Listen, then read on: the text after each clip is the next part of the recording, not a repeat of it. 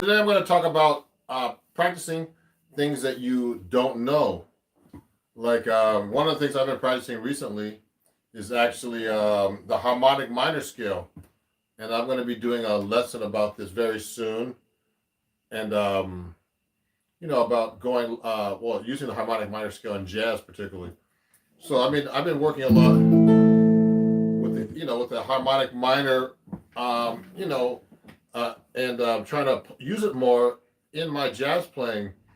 It's funny, I was doing one of these workshops on Patreon, and actually what happened was on Patreon, I actually had to, one of my students there wanted, to know about, was asking these questions about the harmonic minor. So do you use a lot of harmonic minor harmony? I was like, oh, really? Harmonic minor, harmony in my playing? I was thinking, I do, but I don't use it as much as I'd like to. So what's happening is, so I started working on that kind of stuff. And if you have any comments or questions, please send them to me right now. I'm going to be taking them during the live stream, as I usually do, okay? And let me see if I can see any comments here. You can ask about my new guitar here, which is my new D'Angelico XL1, where I just actually got this from D'Angelico. I'm a D'Angelico ambassador now. And basically that means I promote the guitars.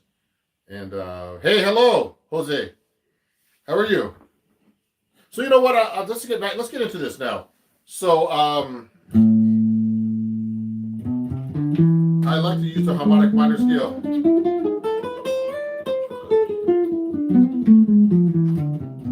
So look at this. So I'm going to keep A harmonic minor.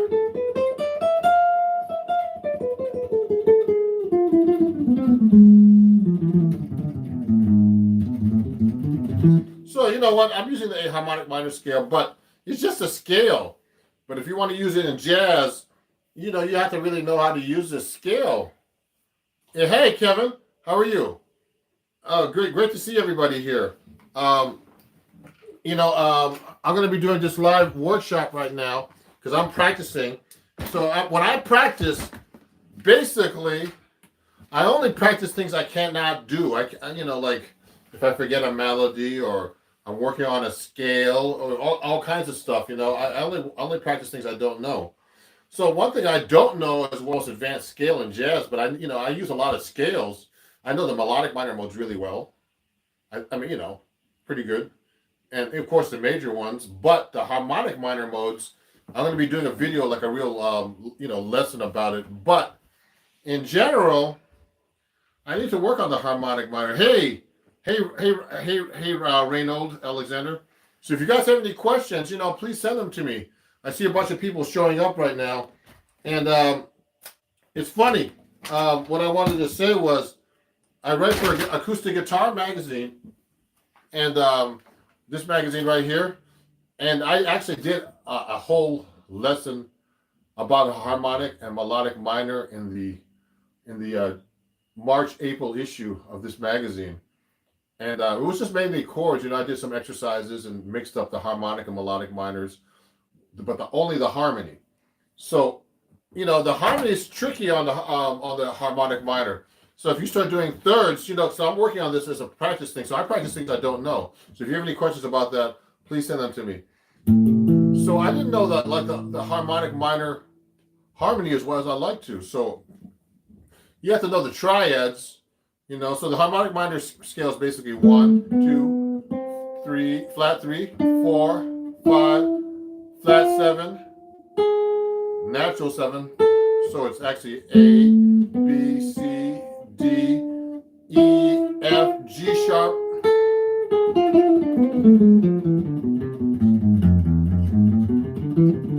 So, I can play this all over the neck and, in different keys.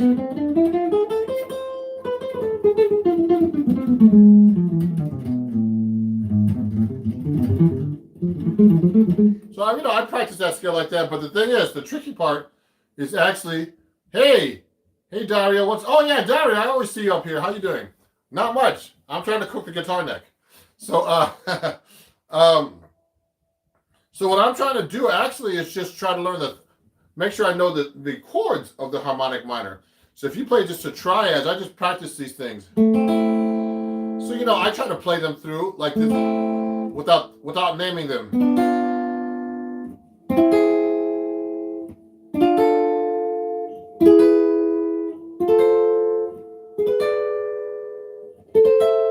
And play them down the scale. See that?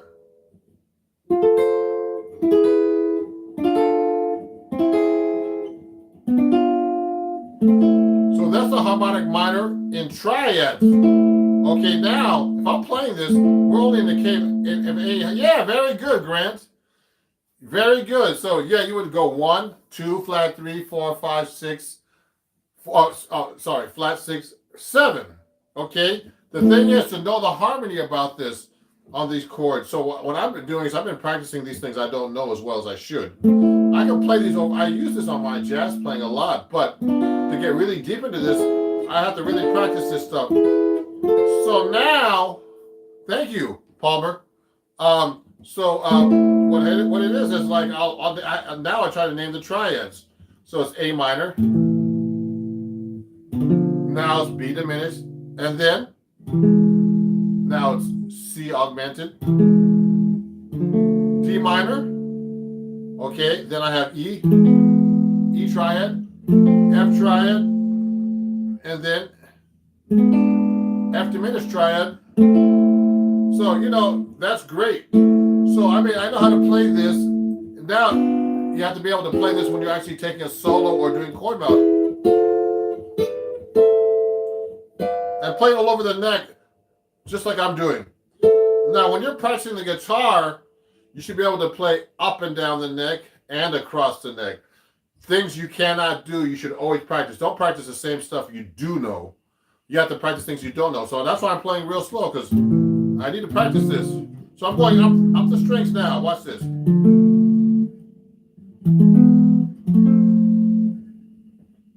Watch this. I'm trying that this way. And then I'm going to try from here maybe backwards. So let's go backwards.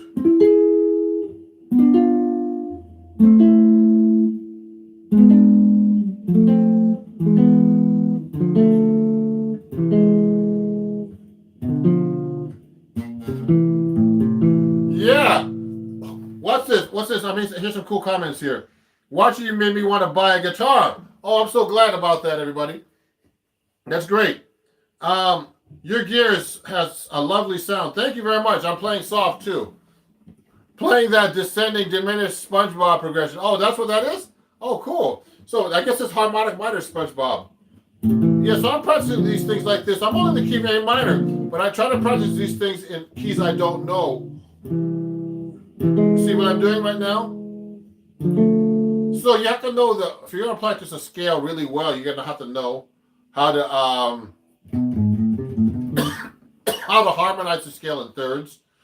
Also, you know, things you cannot do. So when I'm practicing this scale, I'll do things like this. I'll do triads now. So I went up the scale like this. Now what I'm gonna do now. Hope your night has been nice. Yeah, thank you, Tool. So what's happening is now, let me go to a key of D minor instead. So I'll do a different key. So I practice everything in different keys. I'm playing all kinds of keys. I'm playing the D harmonic minor now in the key of D.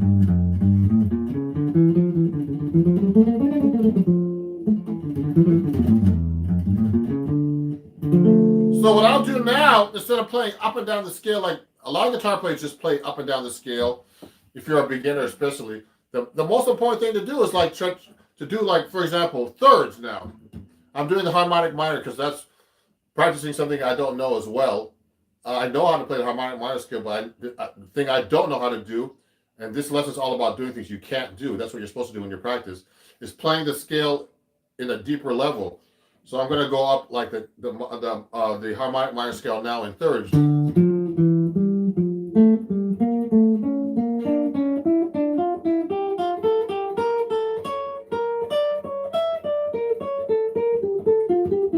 See what I'm doing? Now you're supposed to practice slow. Oh yeah, someone's asking a question here. How do you do that transition? Does it have a formula? No. What I'm doing is I memorize the neck pretty good, so I know what the intervals and the shapes are on my fingers. You have to memorize one of the most important things, everybody, when you want to play guitar in general, or any, you know, particularly the guitar, is seeing the pattern on the fingerboard, you know, and then knowing what you're actually playing. So I'm actually, I know all the notation, the names. I don't need tabs to find this, but when I need to show somebody my finger, I use tabs as a guide to find the notes. But the problem with tabs is you have to know what it sounds like to be able to play it. If you don't know what it sounds like, you can't play the rhythm or timing or anything. So that's the problem with tabs. It's important to know how to read first, then add tabs later, like I do in Acoustic Guitar Magazine when I write for them. So, for example, when I'm playing these patterns, what I'm doing is I practice much slower. When you practice something you don't know, you practice slow. I'm playing kind of fast. What I'm doing is I know the neck so well that I need to just basically just make sure I don't miss. What I'm doing is I'm playing up and down across the neck, and I make sure when you practice that you practice up the neck, like play, for example, on the same strings. Watch this. See what I'm going up the scale? You should be able to play up and down the neck like that. I'm practicing warming. Okay, and across. I'll do it across the neck now.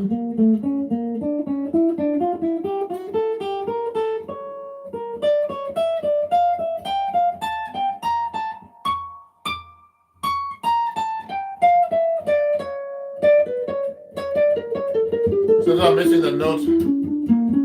So that's what I'm actually doing when I practice the harmonic minor. So I'm just playing the scale in thirds. So you should be able to do it in interval when you're practicing. You should be able to do fourths. It's much harder. Watch this.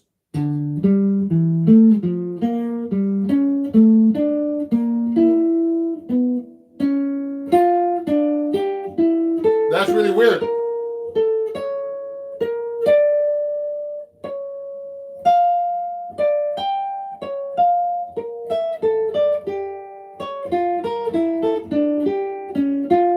So I'm doing fourths now going down the scale. You should be able to do fifths. Oops, I dropped my pick. I dropped my pick of the guitar. Can you believe it? I'll get it out later. So watch this. I'm going to go up like this. Now you can do fifths. So that gets really weird on harmonic minor.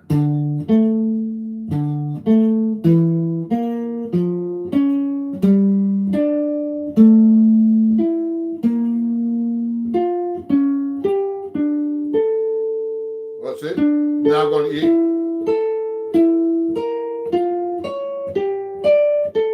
Now when I play something like this, everybody, just so you know, I'm trying to use my ear and find the fingering. But then if I have to think about it, I know what the notes are too. I just have to think about it and stop. So it's a lot of stuff.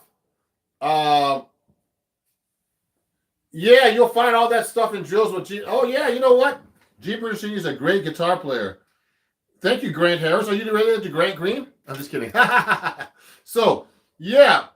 So what do you mean the harmonic minor scale sounds like the blues mixed in? How would it sound? Would it sound more like a chromatic scale? The harmonic minor scale, everybody, is just basically, it's a regular minor scale, the natural minor. So I'm playing a D nat. Let's say I'm playing a D natural minor. So there's 1, 2, flat 3, 4, 5, flat 6, flat 7, 1. All you do is raise the 7. It's a real exotic sound. Okay?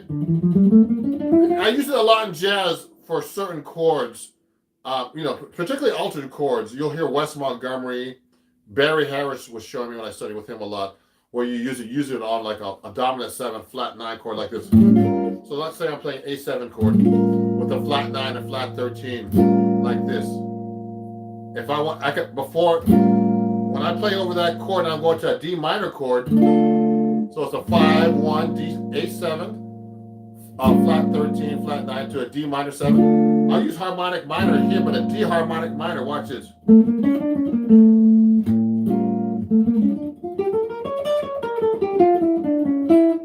And resolve it to the D minor, you see?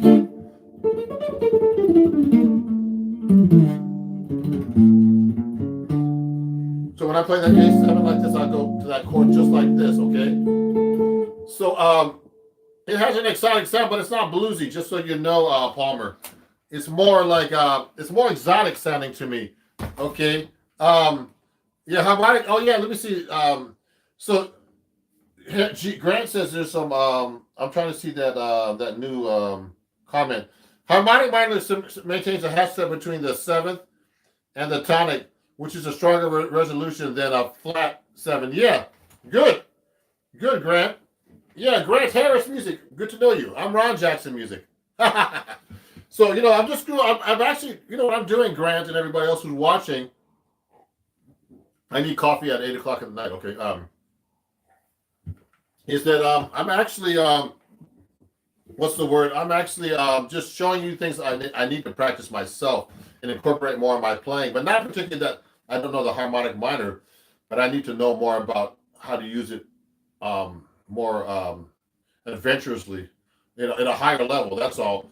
So, for example, another thing I need to do, you should learn when you're doing the harmonic minor, when I'm practicing, because I'm still learning this harmonic minor. So I remember I just did thirds. I'm going to go into key G minor this time. So remember to play your scales all over the neck. In any position, any kind of interval. Everywhere on the fingerboard. So you have to really practice hours and hours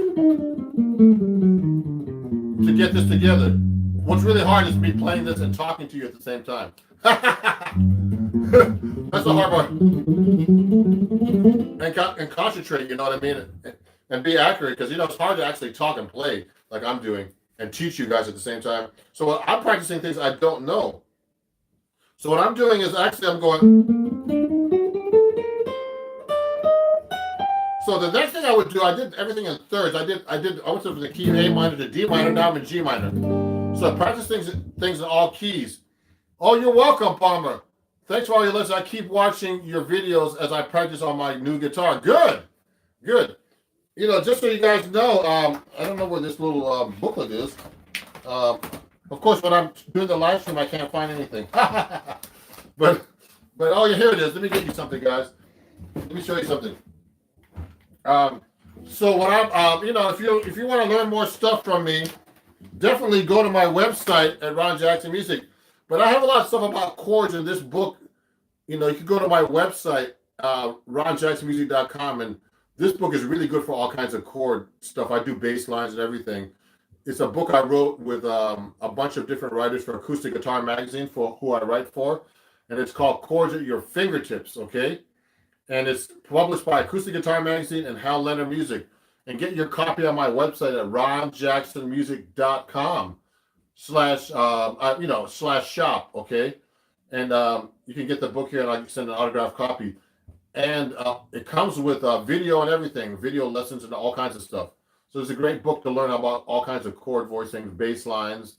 I teach you everything, harmonizing, melodies, all kinds of stuff, reharmonizing, doing jazz, chord melody, and everything. Okay? So anyway, if you want to study with me, let me know during this lesson. I'll show you some other stuff in a minute. So let's get back to the lesson here.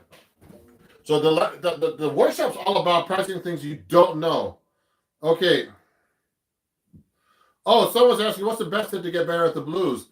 The best thing to do in anything, Vide Sharma, is to actually, learn blues solos off of records. Just like jazz or anything else. Learn things by ear, learn the solos, learn the blues scale, and make sure you know what the, what key you're in, etc. And you start transcribing. Those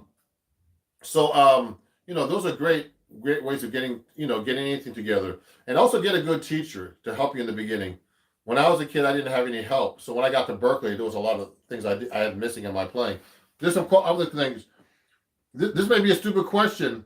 What's the difference between a hollow body and solid body guitars? Hollow body guitars, you can't play them acoustically. I mean, solid bodies you can, because they're made out of solid wood. So if you play with no amp, there's no sound.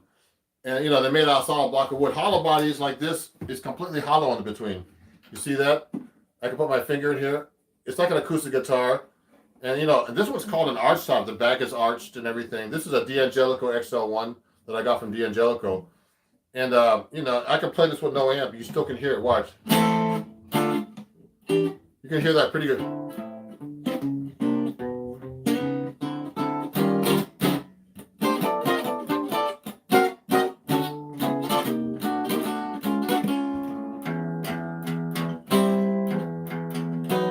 So it sounds acoustic. You see that? So that's the difference. With a solid body, I have a solid body over there, but I'm not going to take it out right now because it's too much work. So that's the difference. Have you ever heard of Christian Van Hammer? He's a very controversial jazz guitar method, which you don't play at your scales or modes or anything like that. No, I don't know him, but that's cool too. I used to hang out with so Pablo Cordano said, have you heard of Christian Van Helmer? No, I've never heard of him, but you know what? I'll tell you something. Another person that's like that, Pablo, is James Blood Ulmer. And, he played with Ornette Coleman, and I used to hang out with him. His whole thing was not that either. So I'm kind of used to hearing that. How are you playing Coltrane changes? I'm okay at that,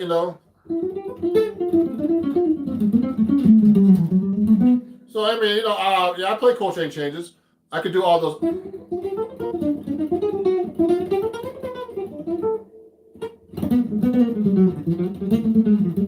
Yeah, so I play Coltrane changes. Of course, I need to practice them more, like everybody else.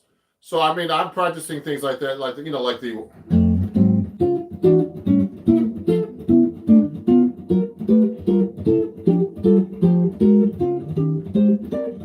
So I'm doing a bunch of Coltrane changes right now. So I use Coltrane reharmonizations in my soloing sometimes. So if I'm playing, let's say I'm playing an F, I'll go through I'll go through the cycles of the Coltrane changes. I'll go like this.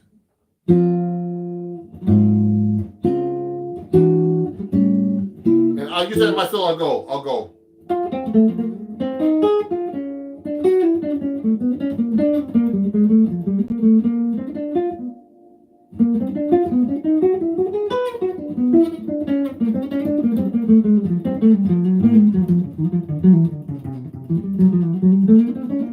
So I'm using Coltrane changes right there. Okay, so yeah, I practice them somewhat.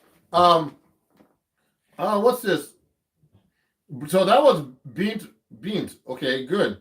Coach just learns phrases from good solos and moves them around the fretboard to apply the different chordal changes. That's what basically, just actually Pablo. That's what basically great players do. They basically take the phrase and move them up and down the fingerboard. What I do is I move them up and down and across the fingerboard. So just so you know, I studied with Pat Martino, and he had me doing these exercises like this. So you should be able to take a phrase. Let's take harmonic minor, for example. So if I go like this. So that phrase, this is G minor. I'm just going to seventh. I'm going 7, 1, 2, flat 3. Now, your goal, one of the things you have to learn as a guitar player to master the guitar is to be able to take that phrase and play it so many ways. That's what Pat Martino had me do. See what I'm doing?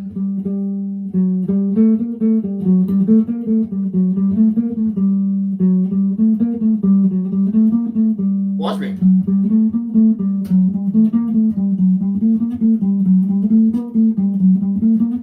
See what I just did, everybody? I basically played the same phrase. How many times did I do that? I mean, I could do it so many different. I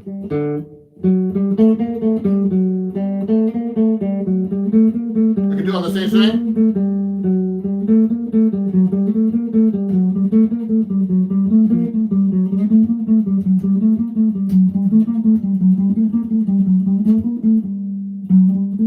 I can only get up to there now in that register. Then if I put it up an octave, you have to be able to do that too. So let me do it.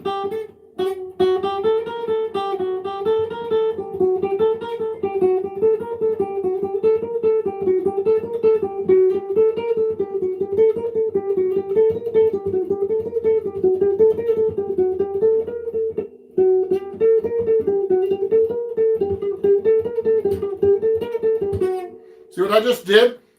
So you have to be able to do that with any phrase, though. So like you have to be able to find every possible fingering in the same register to really master the guitar neck. That's one thing to do. Hold on.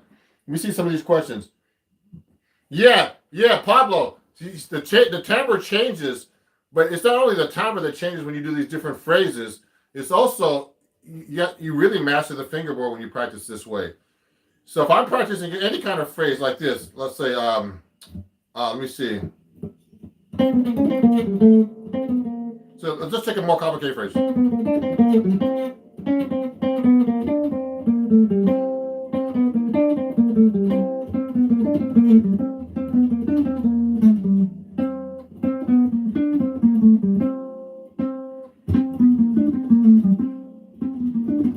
There's more ways, I'm sure, to do that phrase.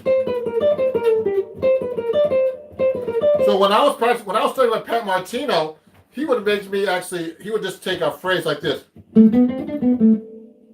would do that phrase, for example. That's a very common Pat Martino phrase.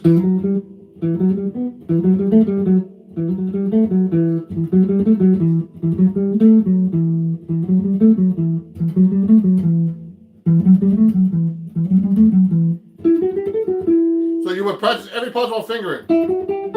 Now, you could do it actually on the guitar. You could do it. You could do it on the same string. That's how hard the guitar is. You could go. Now I did open strings that time.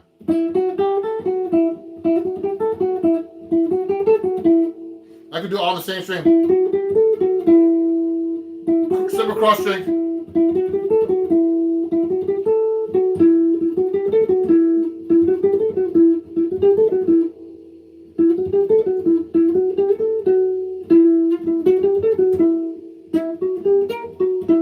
See what I did? I'm trying to reach all the...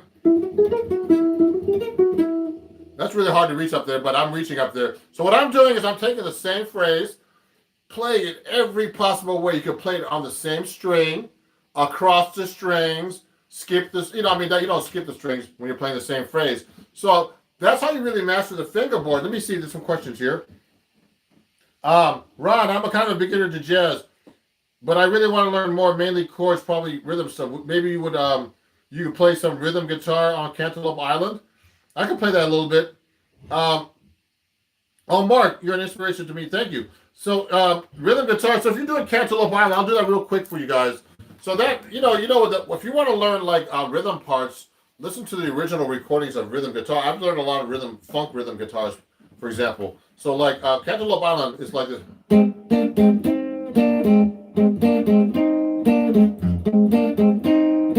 I think that's what Herbie does. But it's always good to go back and listen to the original recordings, everybody, and listen to what people are actually playing and then learn it. I think Herbie was doing this.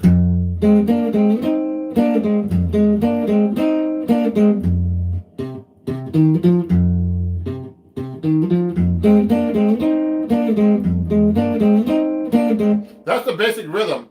So that he's playing on the record, you can also go like this. There's all kinds of rhythms you can do.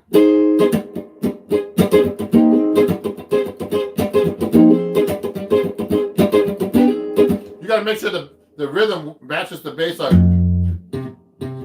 Now, I don't quite remember if that bass line was actually that bass line, but that's the basic copy rhythm he was actually doing in that song. Then you have to change that phrase to go to D flat.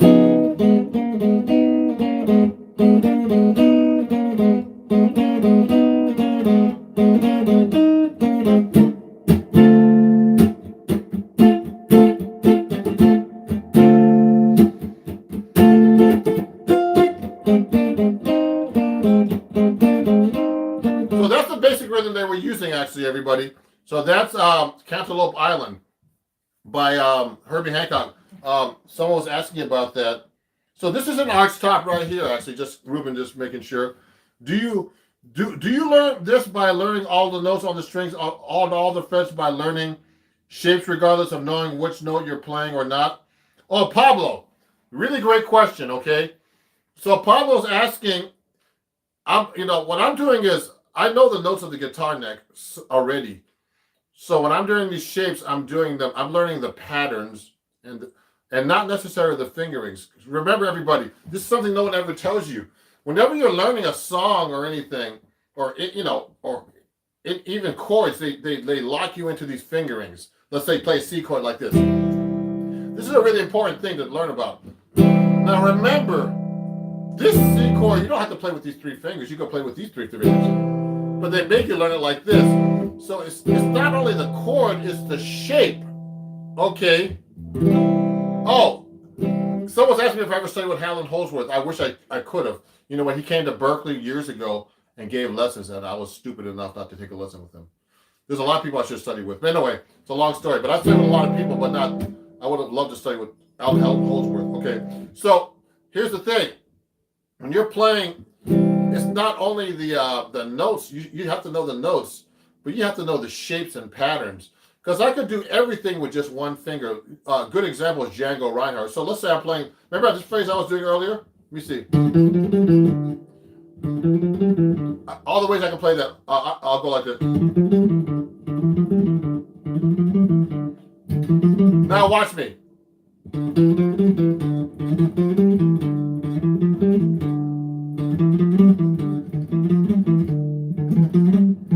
doing it one finger. You have to know your fingerboard from the patterns. Your fingers don't matter eventually, because you're going to try to find it when you're actually playing. So I can use my fourth finger. See, I can jump around.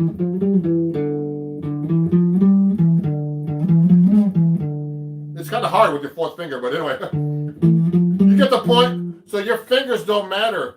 It's the patterns. You have to know how to find the notes. And I know the names of the notes, of course. I mean, you know, to know the names of the fingerboard, notes on the fingerboard is tricky.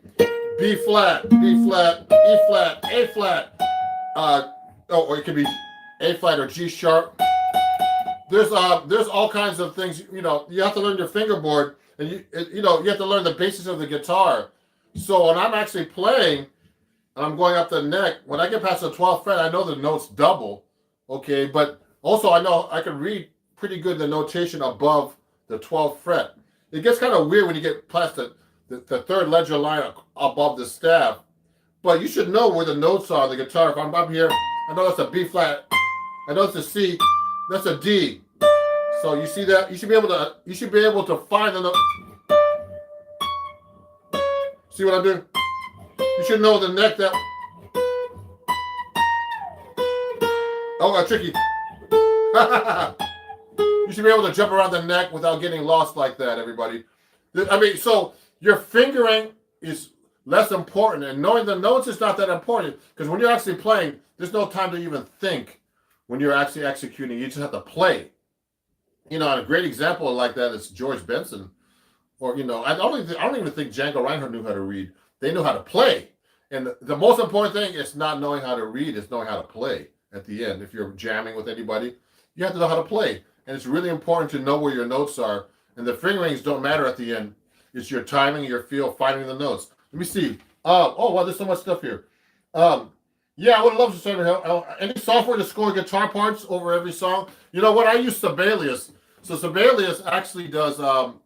There's a guitar program I heard. I forget the name. If someone knows it, just send me a comment. There's a guitar program that scores, but I've been using Sibelius because I don't only score for guitar. I score for all instruments. You know, saxophone, guitars, pianos, basses, everything, drums. I use Sibelius, and there's good tabs there and everything. So, you know, but it's an expensive program. So, all my lessons like this, I have a lesson like this that I put up on my website. If you go to my website, I have all kinds of lessons about all the stuff I'm talking about. I use this and I use tabs. Yeah, Guitar Tab Pro, that's the one. I don't use it, but, you know, I heard it's a good program. I don't just do guitar. So I do 6-string and my 7-string guitar stuff here, you know, that I use. Because I play 7-string too. I'm actually known as a 7-string guitar player now. So if you want to get into 7-string, we can talk about that in a minute. So, what's the difference between A flat and G sharp? It's the same note. But, you know, I heard years ago it was slightly different because of tempered tuning. You know, equal tempered tuning, it changed. They just named the notes the same. So that's what I heard. So it's the same note. It's called enharmonic spelling, okay, in music theory. So let me keep going here. Yeah, so if you're in the key of A flat, and A flat, it's an A flat. If you're in the key of G sharp is G sharp. It's the same note. Okay. Let me see. Do you think sight reading is essential for guitar players? Yes. Okay, sight reading, everybody. This is the thing guitar players are terrible at. You know what? I don't want to joke about it, but it's really true. When you put what's the joke that I put on my I put it on my TikTok and my Instagram reels. How do you stop a guitar player from reading? Put some John Coltrane music in front of them. No, it's true. The only way you learn how to read is by practicing your reading, everybody. And I use this book over here. Let me show you the book. This is how I learned how to read, everybody. This book, A Modern Method for Guitar by William Levitt. It's a really great book to learn how to read out of. Starts you from the very top. You could be just like a beginner guitar player. Well, or you could be a beginner guitar player or advanced. You'll learn how to read out of this book. It's position playing. It's called a modern method because the modern method is not the classical method, okay?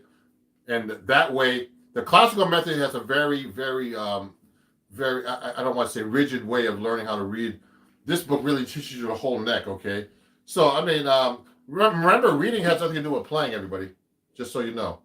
Reading is just a skill. You have to know how to play And and people, I know some great readers on Broadway shows. I've done a lot of Broadway shows, and these guys can read all the stuff in the world. But then you put them to play jazz or something, they'll be like, "Huh? You know songs?" I've had Broadway musicians come to like my gigs, my jazz gigs in New York, and they say, "Wow, you're a real musician, man. You can read and you can improvise. No, you can play, songs, and you can improvise." So reading is important, but it doesn't teach you how to play jazz or improvise or other things, other skills about guitar playing. So, but reading is great because you learn the notes on the guitar neck, which is very important. So let me keep answering some questions here. So how do you visualize the chords under your single note playing? Oh, that's a great question. Oh, you know what? Yeah. How do you practice sight reading? So sight reading, Pablo, just so you know, just start reading music. That's what you have to do. You got to practice reading music all the time to get into it. Okay. There's no no cutting corners. Just put some music in front of you. Start reading. It's gonna take time. You gotta study a little bit. You gotta get a teacher to help you. Maybe I'm a good teacher, so if you need anybody, I'll help you read. And you know what? I'll tell you something. I wasn't a good reader when I was 18 years old. When I went to Berkeley, I got my butt kicked. But I started practicing, and the only way you can get into good reading is to practice every day. You're reading, and just do it a little bit, And after a while, it really helped me when I started really doing Broadway shows. All the reading you have to do, it's like really hard, and it was really funny. I gotta tell the story later, but let me keep going now. So, do you know how to do rhythm technique for a song, the Colcha? I don't know that one. We'll have to skip that one. So how do you visualize chords under single note playing? So what I want to tell you, everybody, I have this lesson on my website. Go to my website, www.ronjacksonmusic.com, and I have printable lessons there. Okay, I'm going to show you the website in a minute. But what you have to do is if you want to really learn how to read notes and everything else, everybody, you have to actually, to be able to play chords under scales, you have to be able to go like this. C major.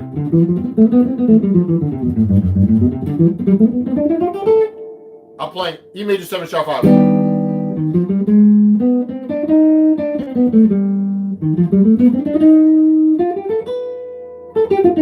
Play the chord. You have to be able to play the chord and then know the scale right on top of it.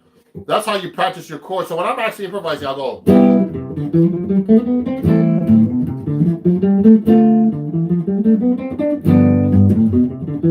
I'm just giving you an example. I'm just trying to show you real quick. So when I'm playing a C major, that was a 1-6-2-5 in the key of C major. Let's make it B flat. I'll make it A flat. So let's say I want to keep A flat. I'll go A flat major 7, F minor 7, B flat minor 7, E flat 7 or dominant 9. So I'll just be able to play the scale. Dorian, A flat, F minor,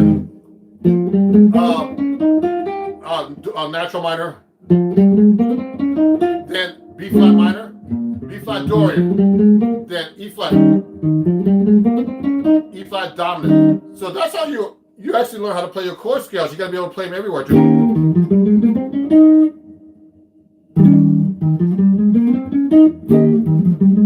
See what I did? I did all possible fingering, and, for that scale particularly. Just like I showed you earlier, everybody, you have to be able to play these scales. So when you start learning how to match your chord scale to the chord, that's how you start really learning how to play over jazz changes.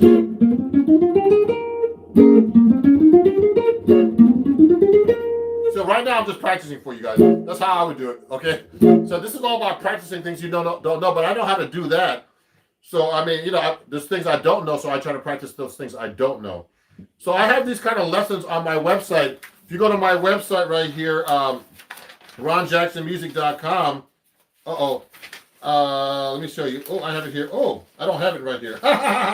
It's okay. If you want to go to my Patreon and join, though, I have those lessons there too. So my Patreon is www.patreon.com/ronjacksonmusic. And you can get lessons there for $3 or less and become a patron at the same time. Help support me and my channel and everything I'm doing as a musician. Okay. And also on another announcement, I don't have it tonight. I'm playing a gig in New Jersey Friday. My first live performance as a leader in about a year, more than a year. It's going to be at, what was that place called? Oh my God. Uh, it's what's it called? Oh yeah, Brothers Smokehouse in what town? In Ramsey, New Jersey. Brothers Smokehouse in Ramsey, New Jersey. I'm playing my own first gig this Friday if you're in New Jersey, and it's going to be a great gig with one of the best drummers in New York City and bassists, and me on 7-string guitar. So come by this Friday. So I'm just going to make that announcement. You're going to see me announce this on YouTube tomorrow. Okay, you're going to come out and watch it. Okay, so let me keep going here. So here's some other questions. Hey, from Indonesia. Oh yeah, thank you. Someone from Indonesia, thanks for thank you for liking my method. Melody lines in pop music are typically harmonized in thirds. Are there any other intervals you think that are sounding good for harmonic lines? So I use thirds a lot. Watch this. So let's say I play a scale. Let's go to key of G flat. I can go fourths.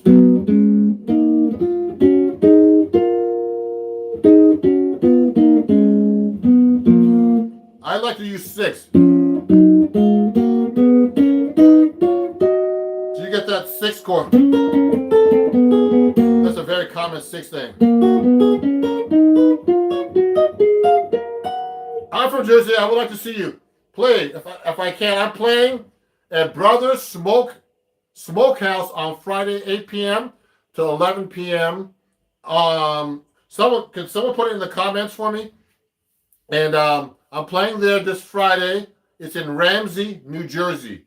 This Friday, May 14th, with my jazz trio. Okay, I just got the gig this weekend. I'm actually doing a big emailing tomorrow, and I'll be posting it on YouTube. Actually, I'll put a little post on it so you can see me. Get like an ad for my gig on Friday. But come on out, everybody. I know people have been dying to go see music, so come out and come die and see me play. No, I'm just kidding. Come by and see me play my trio this Friday. So let me keep going here. How do you explain the difference between Dorian and melodic minor? Oh, that's a big question. So let me keep going down the list. Oh, hold on here. I skipped a couple things. So I did harmonic lines for everybody. William Levin has got me so many gigs over the years. Great recommendation. Oh, William Levin got Grant Harris a lot of gigs. Oh, really? I didn't know that. You knew William Levin? How old are you, man? He died a while ago. Now, you tell me about that later. Please drop the download the link to download the book so I can start learning to read. Okay, what I'll do is I'll go to my Amazon store. Let me show you this. This is my Amazon store. You can get the book on my Amazon store. Okay, someone could write that in, like my friend over here. You can go to Amazon.com/shop/Ron Jackson Music, and there you can get the book on my Amazon store. Just look for books, okay? Go to Amazon.com/shop/Ron Jackson Music and pick up that book, okay? And that's how you can start learning how to read. It's a great book, okay? And you can pick up guitars like this D'Angelico. I have a D'Angelico store on my Amazon store, okay? So you can go there. You can get guitar straps like Moody straps, all kinds of Seymour Duncan pickups, everything that I endorse. Okay, let me keep going. What do you think of George Harrison's guitarist? I think he was great. George Harrison was great, Dave. Sebastian, how can you explain the difference between Dorian and melodic minor? So Dorian, let me just tell you, Dorian is basically, now Dorian has a 1, 2, so if you're playing D Dorian, it's E, D, E, F, G, A, B, C, okay, to D. So that's 1, 2, flat 3, 4, 5, 6, flat 7, 1. Now here's the difference. So melodic minor is, okay, what you do is you just raise a 7. There's one note difference between the melodic minor and the Dorian mode. So it's actually 1, 2, 3, 4. No, so 1, 2, flat 3, 4, 5, 6, 7, 1. Natural 7 and natural 6. So I use the scales a lot. So you have to be able to play these everywhere on the neck. Go.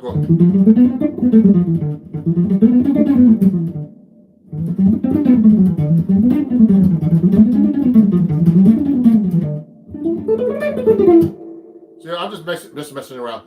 I'm just practicing for you guys. I haven't practiced all day. So you have to be able to play those. So let me keep going.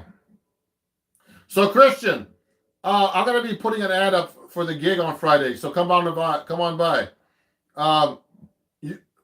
Bro, you're better than Eddie Van Halen. No, I'm not. I love Eddie Van Halen is one of my heroes, guys. Just so you know, when I was a kid, no one knows this. I was a rocker. So I saw Eddie Van Halen. I saw Van Halen 7 times when I was a kid. 7. He was one of my heroes. When he first came out, man, I was like, oh my God, this guy's amazing. You know, it's really sad that he actually passed away. He was a really amazing guitar. When he came out, there was no one that sounded like him. He just broke barriers. And he didn't know how to read, and he was self-taught. So that's a great example of not knowing how to read and you have to have good ears. You have to have all the skills, everybody. You have to have good ears. You have to be able to read. You have to know, how to play with people. There's a lot involved now with playing music. So let me keep going. Let me answer a few more questions. You guys have a lot of questions. So today was about practicing. So always practice things you can't do. So remember that. So we were working on a harmonic minor today, and I was working on that. So let me see. How do you improve your relative pitch? One way is just transcribing. You can so for example, let me see something. I like to use this tuner. So for example, I'm used to hearing like so that's the E note. I know that because I play guitar all the time. Oops, I dropped my tuner. So so I go like that. D A E. So so one good way is learning solfege, everybody. Do re mi fa sol la ti do. Now, being in tune is a whole different story when you're singing, but you have to be able to hear these pitches in your head. Now, when you're singing something, that's another skill. To sing in tune, you have to practice your singing. But to be able to hear pitches, that's a whole different story. You can be able to hear pitches and not be a good singer. You have to be able to find the notes on the guitar. And the best way is actually to learn, transcribe, take off solos from records. That's how I started playing. I didn't know how to read anything, but I was good at learning solos and stealing stuff off records. So I would learn whole solo, I would learn Jimmy Page solos, Jimi Hendrix. I was a rocker. So, and then you move up to jazz, you go to blues through jazz, and all the modern jazz stuff. And it's just a lot of practice.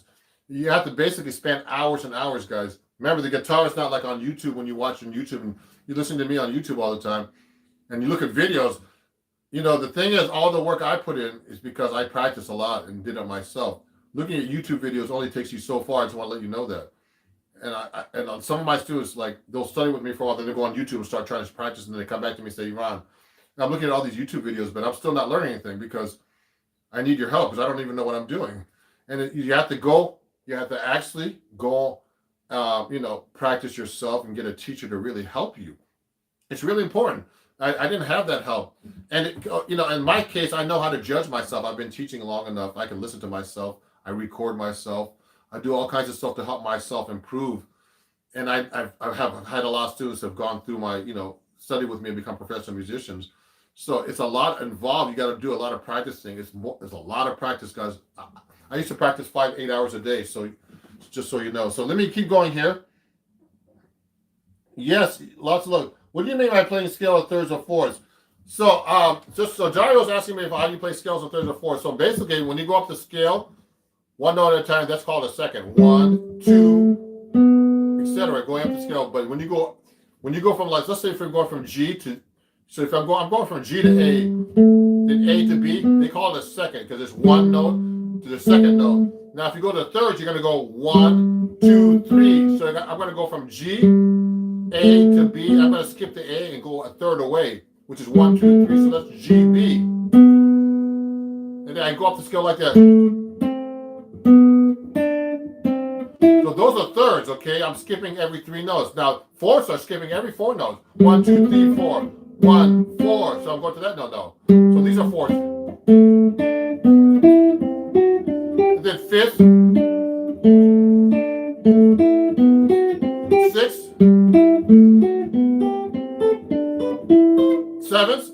harder.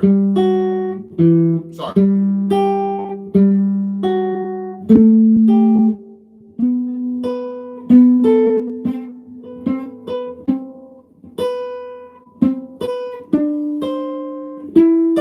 Those are 7. We could do it this way. So you have different ways of playing notes like that. 7, 6. So you can practice your notes like that. You can practice your chords like that. You can go like this. Watch. It gets weird. Those are 7. 6. You hear that a lot in guitar playing now.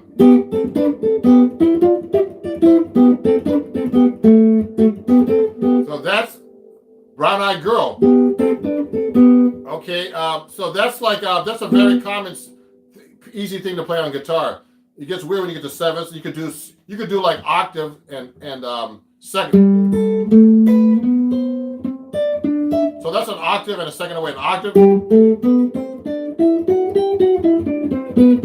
How about, okay, etc. So that's what I like to do. I like to mix them up like that. That's how you do little harmonies and stuff. So let me keep answering these questions. Dang, I was playing today and I wasn't feeling it. You know what I mean? Oh, that's too bad. Okay. What are some tips for connecting scales together when improvising? Oh, that's a great idea. That's a great question, Rocky. So when I'm playing through a song, you know, you got to be able to change your scale as soon as you get to the next chord, okay? Let me see if I can show you something. Like if I'm playing like, the only way I can really show you is if I play you something. You might not be able to hear it that well, but if I play through some chord changes like of a song, I'm going to try to play this through my computer. Oh, yeah. I'm going to try to play this through my computer. The problem is it's going to be hard. It's going to be hard to do this. I can't do this really through my computer. So if, let's say I'm playing through a song like, let's say I'm playing from F major 7 to an E flat 7. So what I'm doing is, so that's four beats each. 1, 2, 3, 4. 1, 2, 3, 4. I should have a loop pedal, but anyway. So if I'm playing through that, if I'm going to play that, I'm going to play an F major scale through that. When I get to the E flat, it'll be here. E flat dominant scale. So if I'm playing a solo, I'm not going to jump to the root. I'm going to go like this. What I did was I just switched the scale without actually, you know, changing my position to go to the root. So I'm actually doing something else different. I need my other phone. And so what I did was you have to be able to play through the chord without switching the scale. That's called the continuous scale exercise. I have that. I actually have that as an exercise. I'm going to be putting it on my website for sale as a lesson. It's called the continuous scale exercise. Basically, when you play through a song, you should be able to change the scale without having to jump to the next note. Just go continuously through the scale. Like if I'm playing the Days of Wine and Roses, it'll be like this. Oh, I need a charger. Charger. I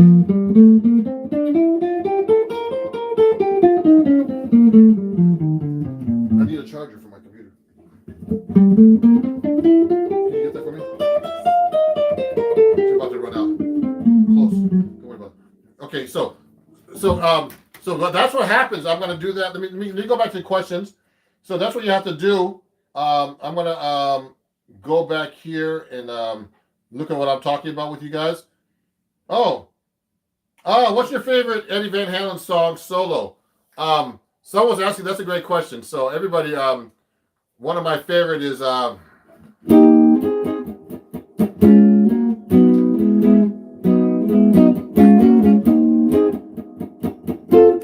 forgot it actually. Unchained, whatever you call that. Let me plug this in. Yeah, great. Is it? Oh yeah, great. My computer was about to die. So with all the comments, but there's so many songs. I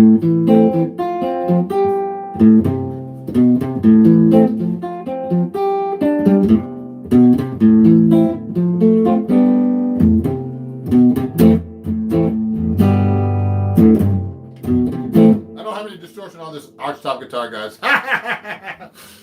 So anyway, even a harmonic minor or even a harmonic minor or melodic minor, Matthew's saying, that's actually a great way to practice.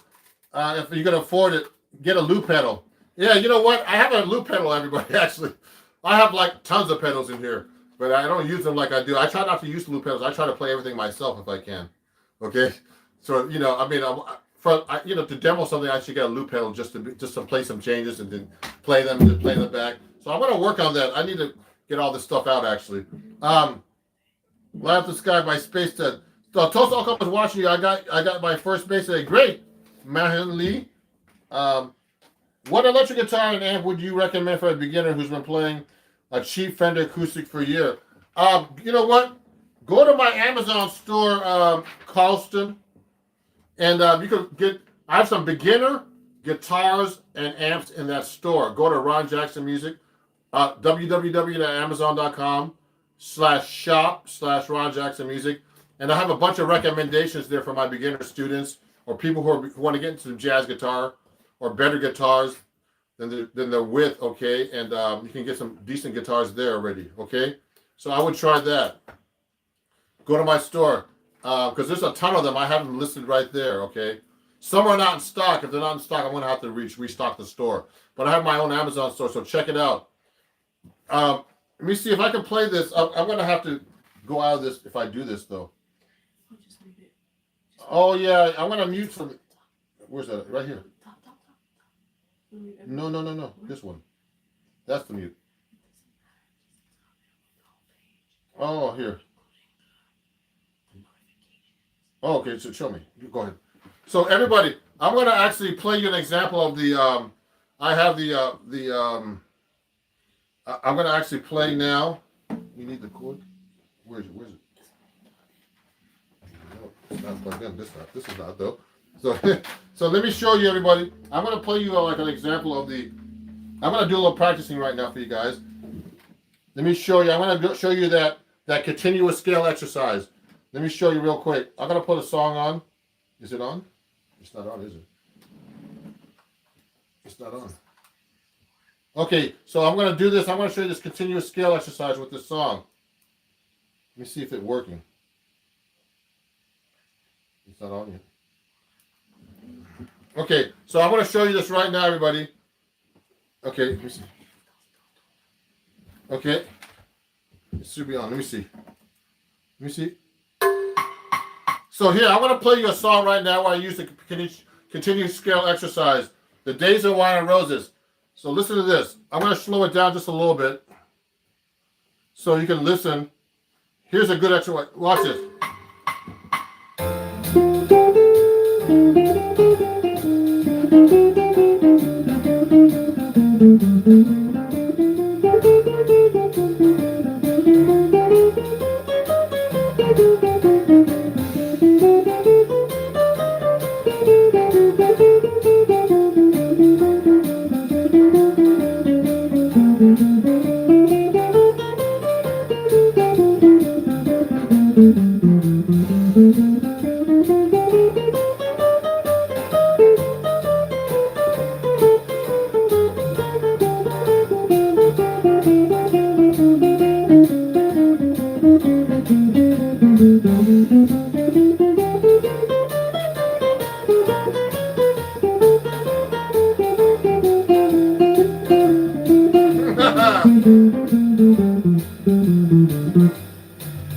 See what I just did? So, I mean, it was kind of weird, but I'm not used to playing like that. But what I just tried to do, I was trying to play the scale all the way through the song. So, you know, so what happens is, let's start from the top. So when I get to the F major 7, I was playing the song called Days of Wine and Roses. I went from F major 7, to E flat 7 sharp 11, and then A minor 7, to D7 flat 9, then G minor, then E flat 7, then A minor, D minor, G minor, to G minor over F, and then E minor 7, A7, E minor 7 flat 5, G7. So if I'm playing through the scale through that, you have to be able to play over each chord without stopping the scale. So watch me from the top again. Watch this. Here we go. One more time. What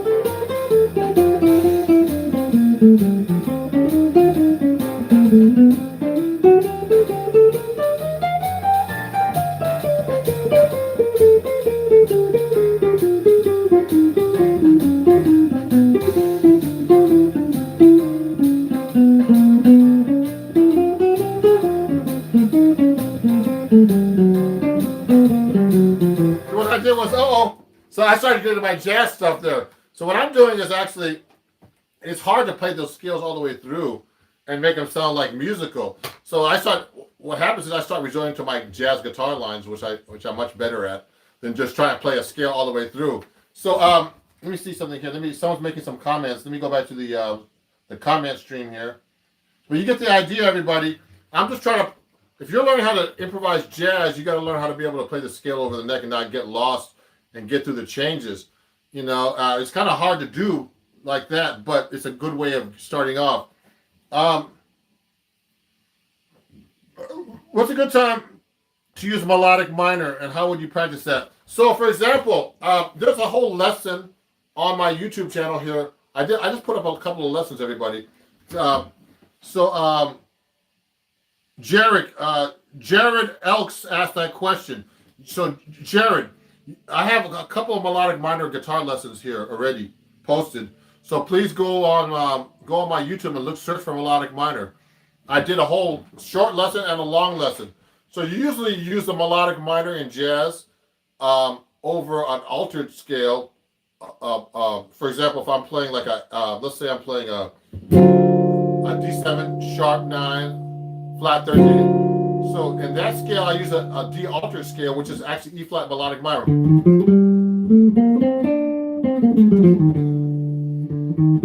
So that's what it sounds like.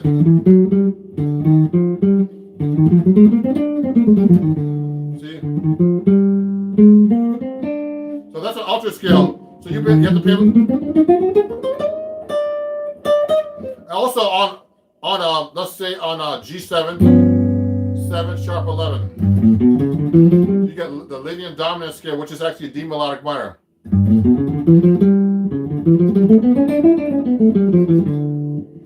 Also on the minor 7 flat 5. Let's do an F minor 7. F minor 7 flat 5 with a natural 9.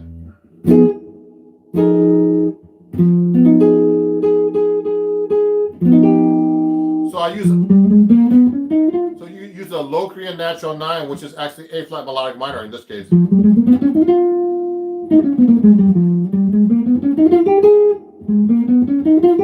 it's an A flat melodic minor. So those are the most important cases, okay, for the melodic minor to use in jazz. Thank you. The bebop scale, oh man, that's a whole different lesson. I got I know all the bebop scales too. So just so you know, there's a bunch of bebop scales. There's the major bebop. Let's do it in the key of A flat.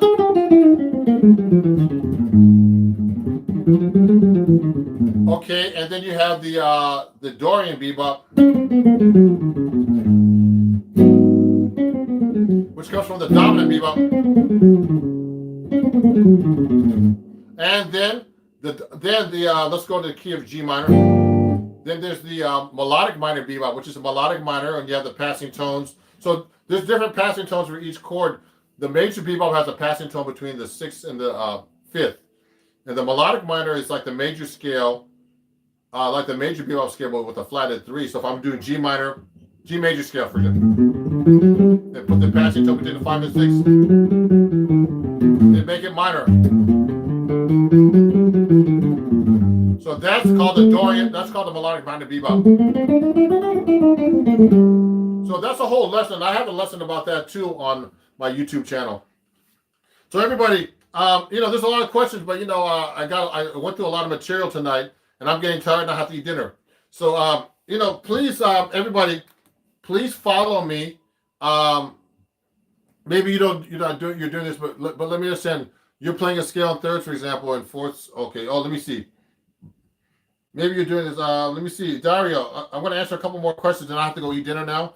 But of course, everybody, just in case, if you're enjoying this, please subscribe to me. And if you like my lessons and stuff, please go to my Patreon and join my Patreon. I have a lot of these lessons already on there, and you can start for $3 a month and become a patron, okay? And up to becoming like me, becoming a mentor to you.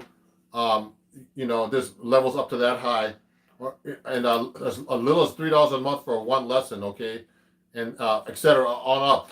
And also, if you're enjoying this and you learned a lot today, I'm also taking donations. You can just go to my PayPal, which is at Ron Jackson Music, and Venmo and Cash App are exactly the same. So just write this down if you'd like to. It's Ron Jackson Music. Is my PayPal, Venmo, and Cash App. If you'd like to donate, $1 or more, that would be great. Yeah, yeah. Someone's trying to help my friend Dario here. If you read, go back to the video, Dario, you'll understand it better. So if you want to donate $1 or more, that would be great. You don't have to, but if you would like to, that'd be great. I'd be grateful. To these things. And I have a gig coming up this Friday here in New Jersey. Here in New York City area, if you want to come by, I'm going to be playing at what's it called again? Yeah, Brothers Smokehouse in Ramsey, New Jersey this Friday. Brothers Smokehouse at 8 p.m. this Friday with my jazz trio, with the best drummer in New York and the best bass player. And it starts at 8 p.m. and we do 2 sets, 8 p.m. and 9:45 p.m.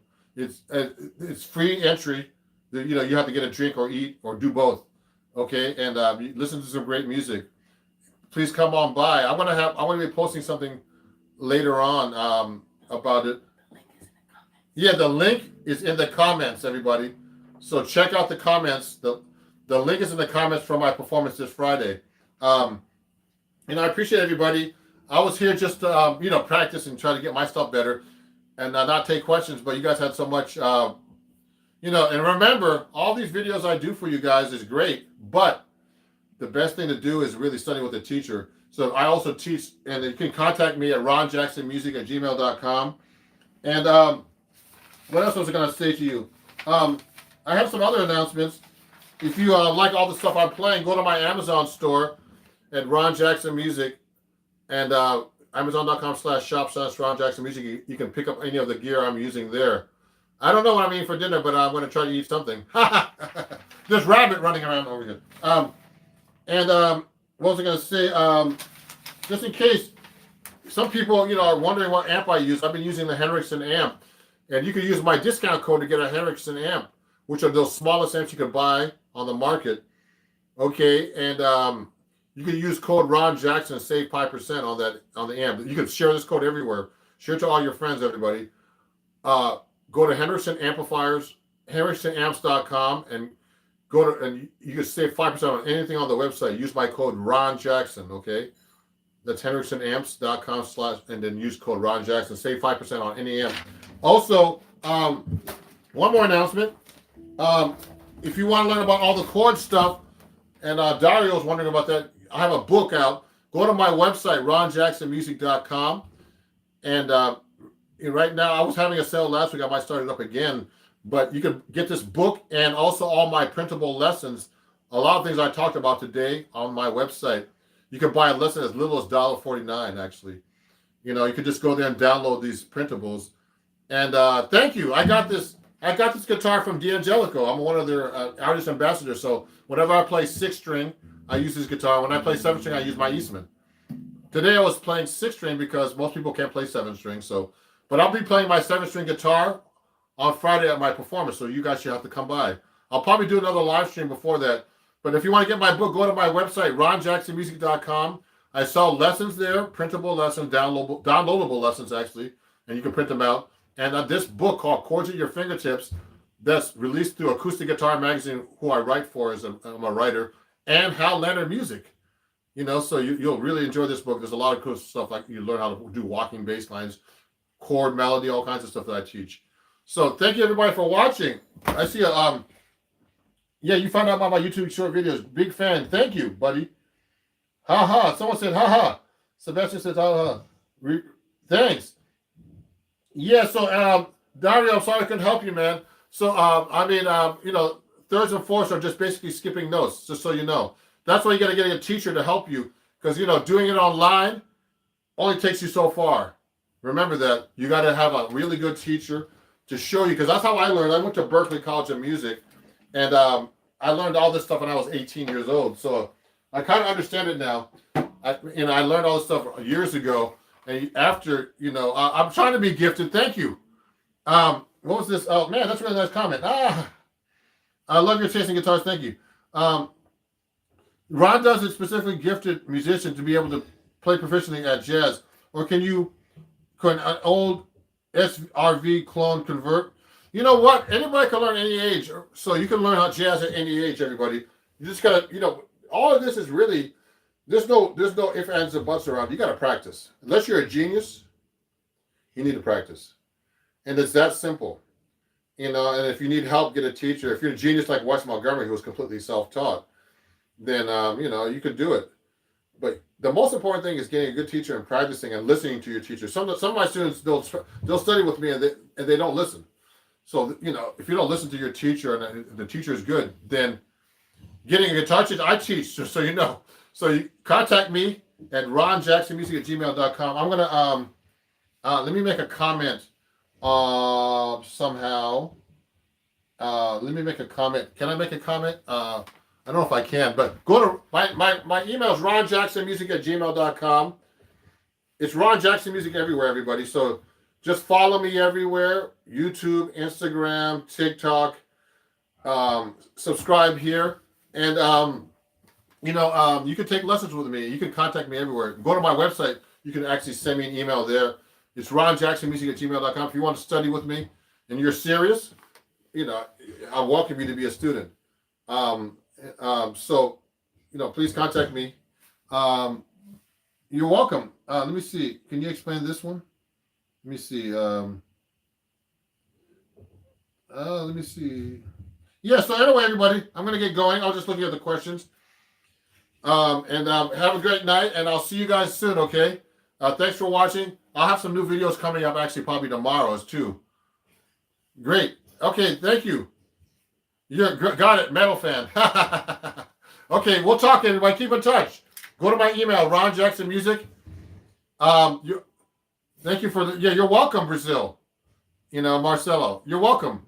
And thank you for watching, everybody. It was a really great show. It's hard to talk and play the guitar and try to explain things and answer questions, but I'm trying to do more of these lives to help all my students out, help all my subscribers out. And if you want to study with me, or or anything, or come to one of my gigs, that'll be great. Come by my gig Thursday, Jared. Brothers Smokehouse, Ramsey, New Jersey, Friday, 8 p.m. No cover. It's but you have to get a drink or eat or something. It should be fun. I'm a good guitar teacher, so someone keeps asking that question. So contact me. Hey, Jared. Oh, it's UK here, 2 p.m. Oh, really? Okay. So we'll talk, guys. Okay, we'll talk. See you guys. Bye-bye. Sorry, I didn't quite catch that. Hey, everybody. Okay, I'm actually live now, and I'm just gotta fix a couple of things here because I had a problem. This is actually going to be public now. I had to change it because of some settings I had. So I'm going to actually fix my stand here. It's Ron Jackson. Send me anything, a video chat. Let me know that you can actually see me properly. Okay? If there's a problem seeing me, let me know. I'm going to actually have to put this camera down a little bit. And probably move this back a little bit. So I'm going to start a little bit late because I had an issue with my camera and my settings, so which was kind of stupid, but anyway. Technology. Let me see if I can fix this thing to make it look better. I might have to lower this a little bit. I'm gonna have to get my guitar out here. I have to lower this a little bit so you can see me. Oh, see, a little high. That's a problem with YouTube. I can't figure this out. I have to load this. Let me do this now. I'm setting up, everybody, so don't worry. We'll be good in a second. Send me a video chat in the stream here. Good. Patrick, how are you, man? And Devonite. Oh, cool. I finally caught you. Good. I'm going to fix this computer up a little bit here. I'm going to put a different thing on the floor here. So, guys, I had to actually, make this a public video because I've never done it before for my early access stuff. If you have a problem getting on, just go to my YouTube. I'm live now,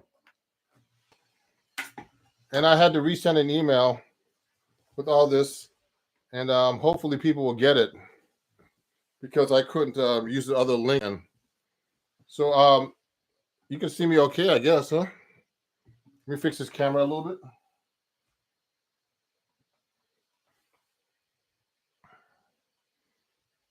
So that's cool. I'm just fixing it up and starting, guys.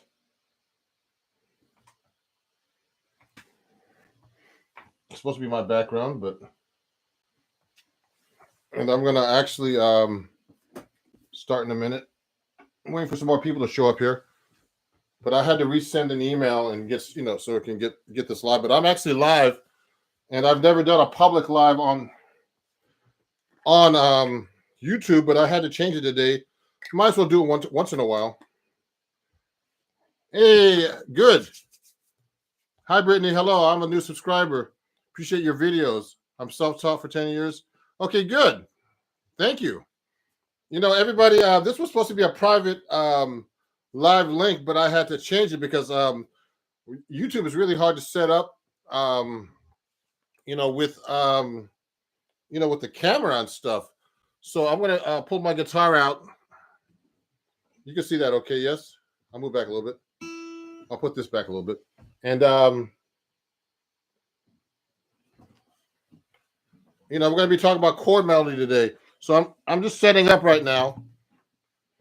And if you have any questions, please send me a message.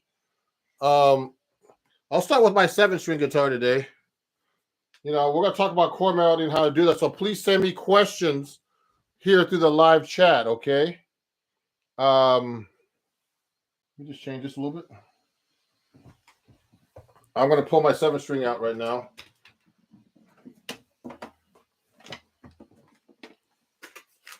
Let me just check a couple things here. If you have any questions, just send them to me already. Thank you. Thanks, Pat. I'll reply to you by actually,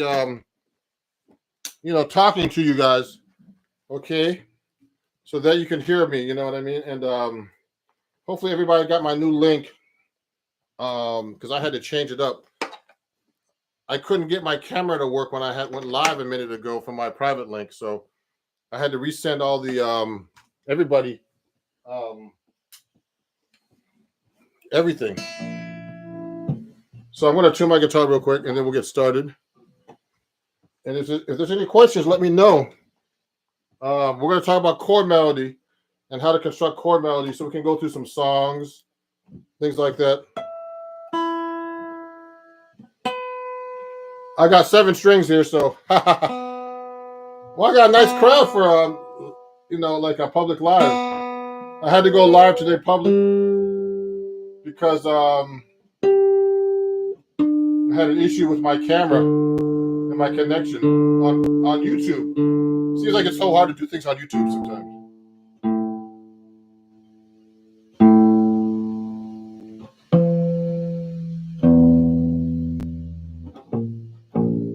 So I have 7 strings here. Oh, Oh, True 5-1. So, sure, Emir is my student. He's going to be coming over later. Great guy. Half, I'm the half Filipino brother, and we're going to talk about different things here. But he said a 2-5. So if you do a D minor, well, I mean, I have my 7 string, so it might confuse everybody. But if I do 2-5, let's say regular 2-5. So if you do try using tritone substitution, you just go.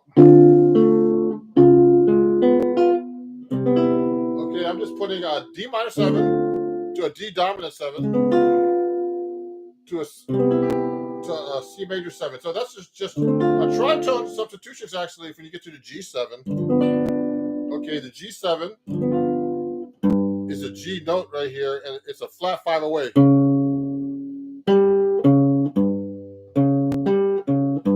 Okay, what happened is the tritones right here, the flat 7 and the third, and this is common with the D flat on the G. So look, the third and 7 is on top, and the D flat 7 has a third and 7, but it switches around. So this is the third now on the D flat, and this is the flat 7 on the D flat. So they interchange. So that's how you make a tritone substitution. So instead of going C minor, D minor to G7, I can go D minor, D flat 7 to C major 7. Okay.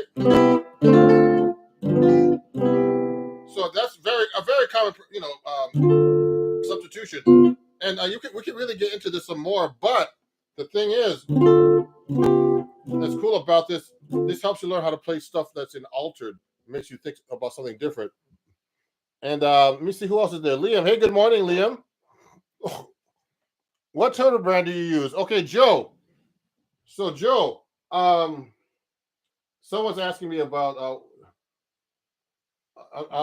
changing my link for today, but I'm live now. So look, this is my Peterson tuner. Look at this. Let me show you on the camera here.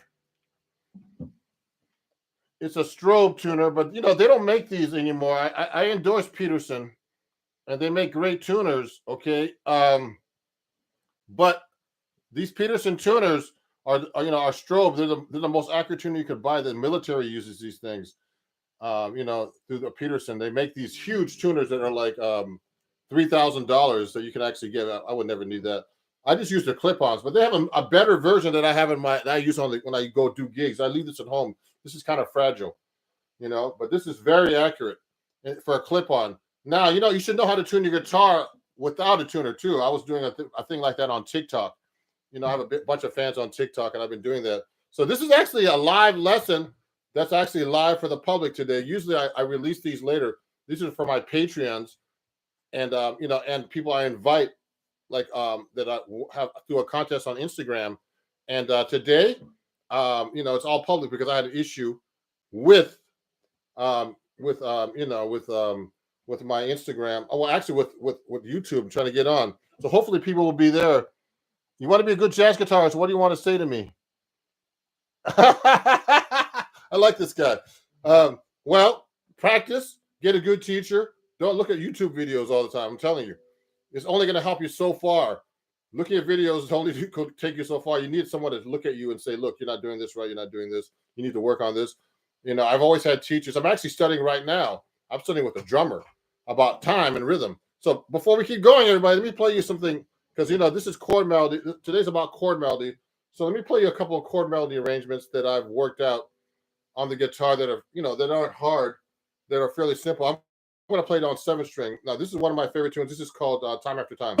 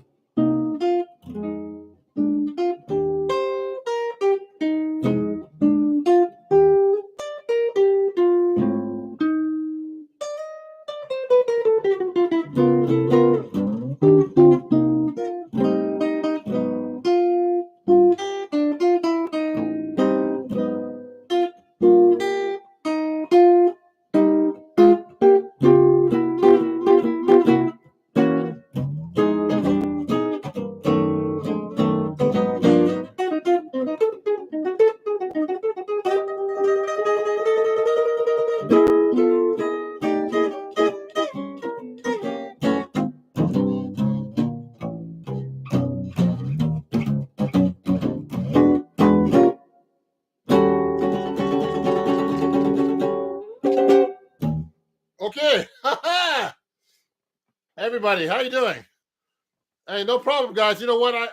This is actually public today because I messed up earlier, and when you work with YouTube, you gotta have your webcam set up like before you go live, and I hit the live button, so now I had to make this public. So I had to let everybody know that I had a different link that I'm going public, and hopefully, hey, hey, thank you, Reggie. So let me respond to some of these comments. I'm going to respond out loud, so you could actually text me here, okay, and then I'll respond out loud to whoever's responding. So Reggie, Reggie says I'm a great guitar teacher. Thank you, Reggie. Reggie's been my student for like 2 years. He's learned a lot. He's a great student. You know, he's retired. He practices guitar all day, which I wish I could do. Hey, don't worry about being late. You're not late. I was late. Um, and Patrick says, "Shh, okay, just amazing. Thank you, Patrick. One man band. Thank you, Kevin. Thanks, everybody. This is public now today because I've never done anything public, but today I had to because I messed up. So it's supposed to be a private link, but it's okay.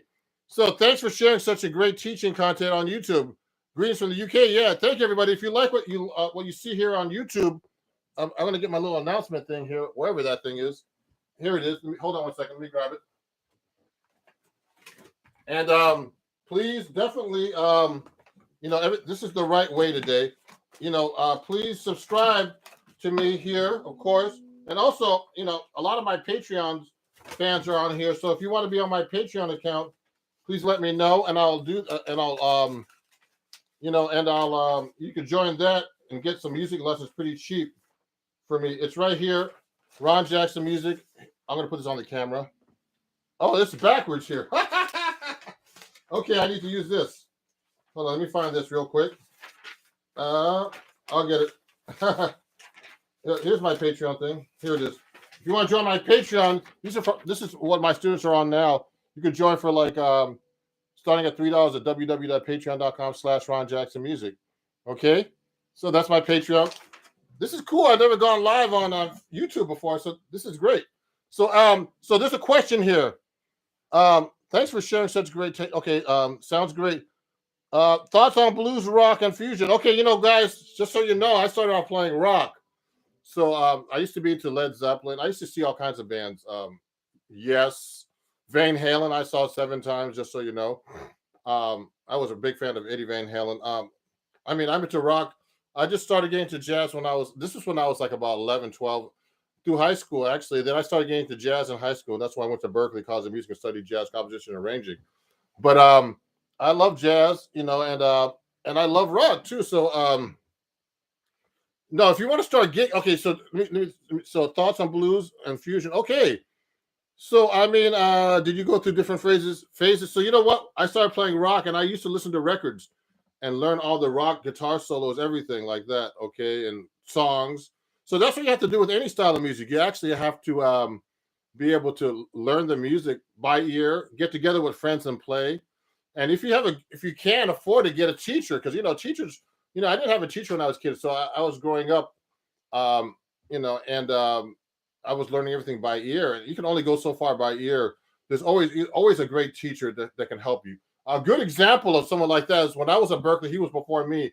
Is Steve Vai. Steve Vai is a highly trained guitar player. Play with everybody. He's rich from playing just his own music. He started with Frank Zappa. He went to Berklee. He was a really well-trained guitar player. He could play all kinds of rock styles and jazz, everything. This guy could read. He studied with Joe Satriani as a kid. He's from Long Island. I live here in New York City area. He's from Long Island, and he, studied with Joe Satriani, who's a great guitar player. These guys can read. These guys play rock. They play all kinds of styles, fusion. They play with everybody. Yngwie Malmsteen. They play with everybody. They're just like amazing musicians, but they're really well trained. So you should be trained. You should get a teacher and study, because teachers, Steve Vai always compliments Joe Satriani for all the help he's done for being his teacher. So it's important to have a teacher, everybody. So okay, let's talk about chord melody. And so if you want to study with me, let me know. I have some students on here that are actually watching, and they're great students. They're great guys, and they, you can only go so far with looking at me playing here. YouTube videos. Okay. So anyway, let's get started here. So let's talk about chord melody. So the subject today from my patrons, and I hope everybody on Patreon got my link, is that is chord melody is very important. So that it means that. So let's say you take a melody like let's think of an easy melody. Someone pick a melody if you want me to pick one, but it has to be not too fast. It can't be really a bebop melody, because it's hard to harmonize a bebop melody to chord melody because there's so many notes. So usually do melodies with like like with whole notes. Like let's say a song like Cherokee. This is a song called Cherokee. It's a jazz standard. And it's kind of fairly easy to do a chord melody with it. So it's like. Now I would take a real book. I want to get the real book out, okay, and actually take a real book and just look at the melody, make sure you're playing it correctly, because it's easy to play these melodies wrong. So I would go.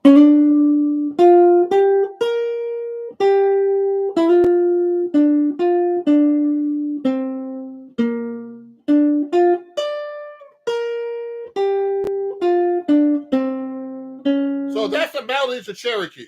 So it starts with a B flat major 7 chord. So an easy way to play that is just put the melody on top of the B flat major chord, major 7 chord. Actually, so if the melody is D, so I just put those 3 notes. Now if I'm making, so I'm just playing a regular old major 7. Now if I'm playing on the 6th string, I'm going to actually switch guitars so you can see better, everybody. Let me get off my 7th string. Hold on. Let me get my 7th string here. Take it out, because I want to get my 6th string out so you guys can understand me. It's not easy. Let me get my 6th string.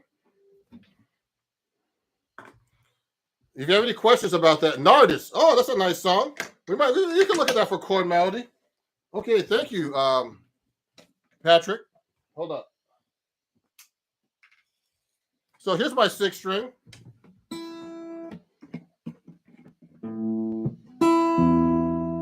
So let me tune this up real quick, and then we're gonna actually we're gonna work on Cherokee right now, just as a melody. We can look at Nardis too. Actually, Pat, that's a great idea. I love that song. I've done that chord melody too. I'll tune it up real quick. The guitar's a little sharp today.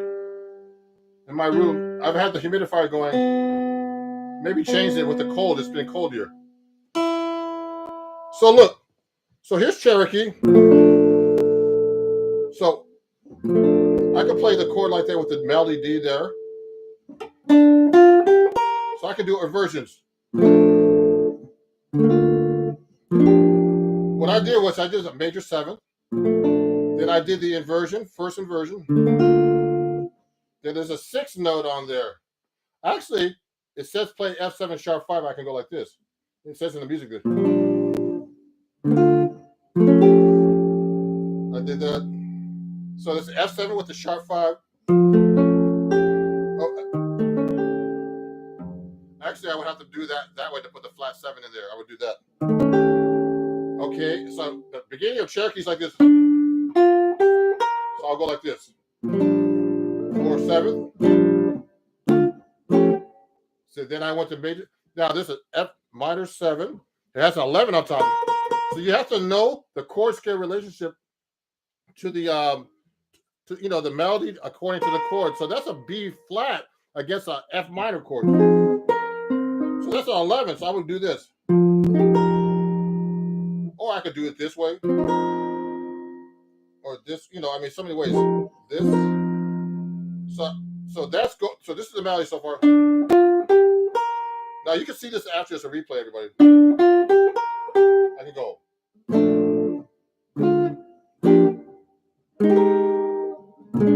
Now I would play that B flat 7. Now the B flat 7 has a 13 on top. So I would do it that way, okay? Or you could do it this way. So many ways. I like that one. That voicing of the B flat 7 13. Okay. I've never done this song this fancy before. I just make it. I don't have an arrangement for this, so we're kind of making an arrangement up right now. This is how you do chord melody.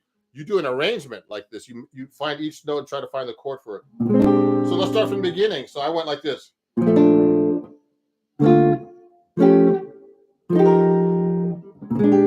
So I just chord melody that whole thing. Now I'm using block chords basically. Okay, there's so many ways you could actually do this. I could do thirds.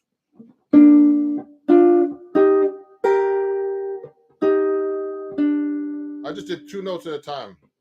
You have to know your chord scales, guys. And now it changes when you get to a different chord too. So this is just in the key of B flat, and then when they get to the F7 sharp 5, that's a whole different chord scale. Okay, and I'm having the flat 7 missing, so it's not really dominant when I'm doing it this way. I'm just doing F5 sharp 5 actually with a 9. This is actually a 9. Against the chord, you should know the chord melody against the chord, okay? So like this. So start from the beginning.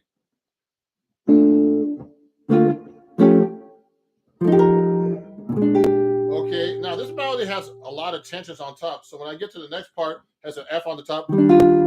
So that's an F on top, which is a major 9 against an E flat major 7 chord. This is an F. Now it goes to the 7th. I can just go just thirds. Then it goes to a D over an A flat 9. So this is actually a sharp 11. So you could play the chord like this actually to add the 9. Okay. So let's start from the beginning one more time. So here's chord melody, Cherokee. You have to memorize it.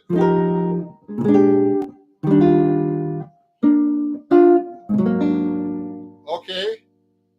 and then it goes to A to actually a C. So I'll just go down, do thirds there, and then it goes to a B flat on the chord with a 6. So you can play it like this. I actually play it this way. That's a 6 like this, okay? See that? And then I went to the, it says a 6 chord, so I can just make it all 6. You have to know your inversions, guys. So these are all B flat 6 inversions. So you have to know your 6th and 7th inversions of your chords. So that takes a lot of practice. I have like a lot of charts like that. Actually, I'm going to put on my Patreon account. If you study with me, I'll give you these things. And then it goes D minor, then C7. So 9 on top. So you have to know the note against the chord, and then the flat 7. Okay. And then it goes to C minor 7 with the G on top. And then D minor 7 flat 5 with an F on top. And then a G7 with a flat 9. So I'm going to do this. Watch it. Put my thumb here to play the G7. I put the flat 9 in. And then it goes to C minor 7, I think. Yep. With the C. And then F7, sharp 5. Okay, with the sharp 5 in the melody. So let's start from the top. Okay, so this is Cherokee. So this is 1A section now. You just learned 1A section of a song. You know, so we're just doing the first section. This is like really basic drop 2 voicings, closed voicings on the guitar, we call them. We call them closed voicings. I write for Acoustic Guitar Magazine, and we call these closed voicings for the guitar because they're easier to play than spread out like a piano. Like if I try to play B flat 6, it would be like this. You know, spreading out like this. I can reach pretty good. This guitar is easier to play than my 7 string. This is an easy guitar. So, so watch this. Here's the arrangement. Watch this. It starts like this. You guys can learn this too. You can watch back the video if you want. Just B flat, major 7, really simple one that you guys know. Then a version, then sharp 5, then F minor 7 with a 9 and 11, and then B flat 13, then E flat major 7 with a 9, and then I'm just doing thirds. Then I did an A flat 9 with a sharp 11 because that's the melody note. Then third, which is the a C and an A flat, and then I'm doing B flat 6 like this. Sorry. And then I'm doing inversion. Then D minor 7, C7, the 9 on top, and then I'm doing the flat 7 on top. And then I'm doing C minor 7 like this. I can do it like this. Then D minor 7 flat 5. Then G7 flat 9. Then C minor 7. See? That's not that hard. No, I mean, I can make this even hipper. You know, let me see some of the questions here before I keep going. Thoughts on the blues? Okay, so Patrick, any advice for someone who's wanting to start gigging? Oh, Patrick, so I want to answer these questions before I keep going. So, Patrick, to get gigs, you know, the best way actually is to know as many people as you can. You know, I know a lot of people, but you have to keep in contact with them all the time. Sometimes I don't. You know, I'm kind of like not introverted, but you know, like to hang out by myself and just do things myself. You know, independent DIY they call it. But yeah, meet people. You know, get friends, and you know, try to get a lot of contacts. You know, people are the best way to get gigs. Actually, I get gigs from people all the time, but you know, right now with social media, I've been actually finding a lot of students, new people that I've never met before. This is really great. And it's actually a good way to meet people too. It's also on social media, you know. And, you know, a teacher can recommend you, like, you know, I could try to recommend students for gigs and stuff like that. And, you know, just get out there and meet people, you know, study with people. You know, your guitar teacher can recommend you a lot of, you know, things like that. Just meet people. That's the most important thing. And, you know, go hustle. Get your name out there, you know, develop your following and everything else. Now, let me see. Okay, JD, good. Patrick, Nardis, we'll go over that in a minute. No problem. I've been trying to learn the tune for a bit. This is kind of advanced, but trying to get it. Okay, so, okay, Odette.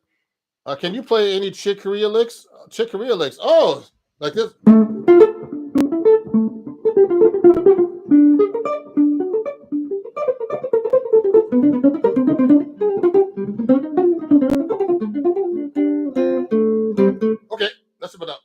surprised that was still. So anyway, that was Got a Match by Chick Corea. I mean, I worked on his stuff for years, so.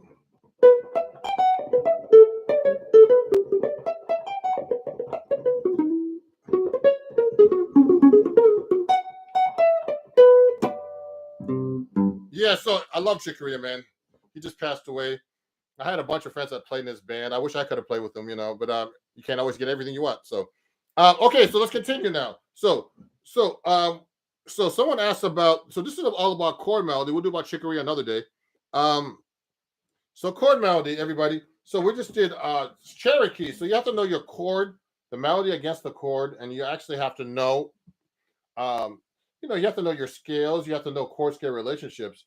But there's different techniques you could use for chord melody. You don't have to play like the chords that are written either. If I did a song like Cherokee, I don't have to play the chords that are written. I can go like this.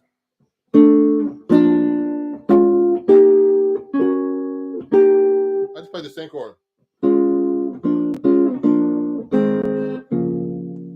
All I did was just one chord. That's constant structures.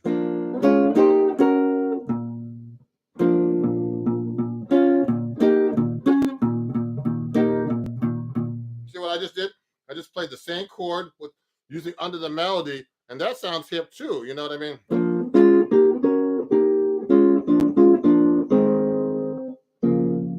See, that's all I did. Something really simple like that. Also, I could do seconds. I mean, I like to do all kinds of stuff. You should be able to voice your chords in different ways, like fourths, thirds. I mean, the easiest way on the guitar is thirds. I can go.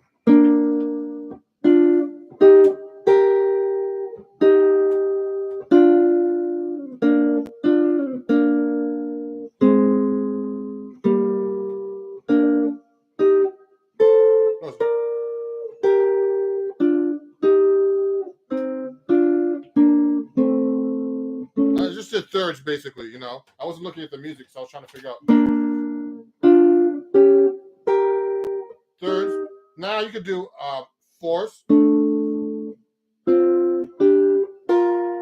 fourths.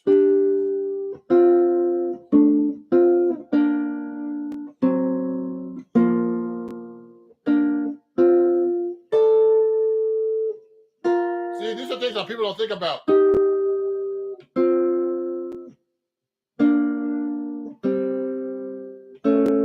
I just did fourths, okay? So these are basic things you could do that people don't think about when they're doing chord melody. I'm only doing two notes. Remember, a chord is what? What is the definition of a chord? The definition of a chord is two or melody notes played at the same time, or two or more notes played at the same time. So a chord could be just two notes. It doesn't have to be like some fancy chord like let me see, or no crazy chord like that, or like this. With a sharp 5 and major 7. You don't have to do a fancy chord to make a chord melody. You can just do a regular chord melody. I just did fourths.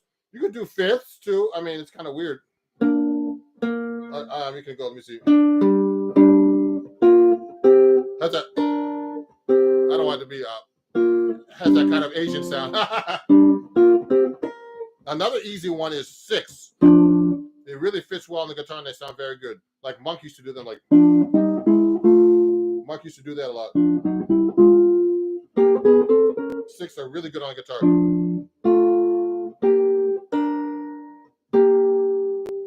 See, I did it.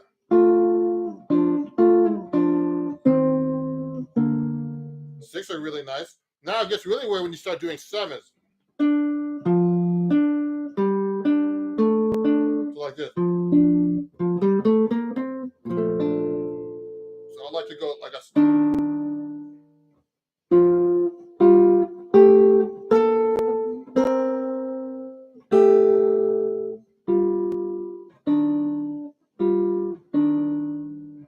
I mean, it doesn't always work with the 7s. Okay, octaves.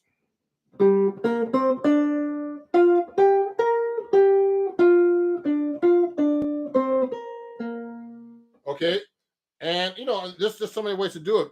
But it sounds much different if you start doing things like this, like seconds.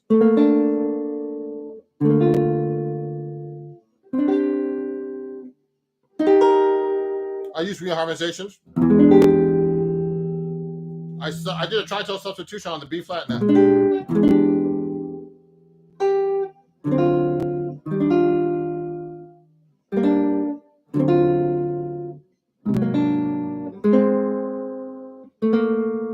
Second.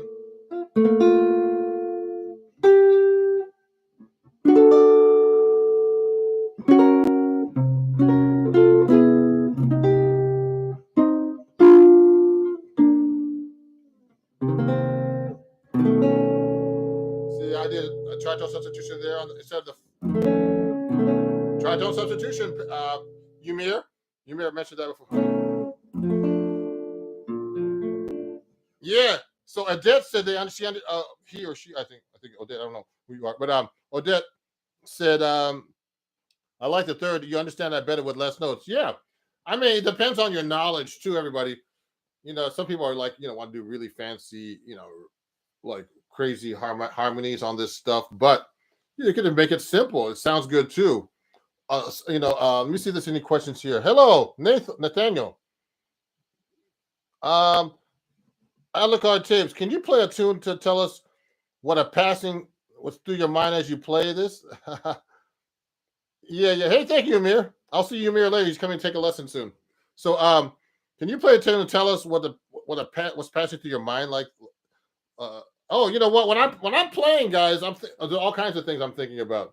I'm thinking about getting some lunch. No, I'm just kidding. There's all kinds of things I'm thinking about, but the most important thing. Oh, let me see. Oh, someone's asking me if they have any written material about this. So look, guys, and girls and everybody else who's watching, if there's some books. So here's a book I want to recommend to you. Please go to Amazon right now or Hal Leonard or wherever you buy your books. And I actually have a book that's out called Chords at Your Fingertips. If you can see that, that's actually backwards. Okay. I'm going to write it down on the thing, but it's Chords at Your Fingertips. And there's a bunch of lessons I have here about harmonizing. Okay. Some of my lessons are spicing up your playing. Jazz reharmonization is in this book. Okay. That I wrote. There's some great players in here like Sean McGowan and Adam Levy that are great teachers too. Jane Miller that are teachers that work for Acoustic Guitar Magazine. This is a book through my where I work for. I'm a writer for Acoustic Guitar Magazine. And I've written a lot of articles about chord melody and all kinds of other stuff. I actually have a new article out right now in Acoustic Guitar Magazine. It's all about the harmonic minor and melodic minor scale. That's a hip scale. It's all about the chord voicings. Okay, so you should know your chord voicings not only in major but in a melodic minor and harmonic minor. And I've been working on that too. I still work. I still practice. I still need to learn new things. I still study. So this book has a lot of things about Chet Atkins style of playing, reharmonization I do in this book. So definitely pick this up if you're interested in doing that. Also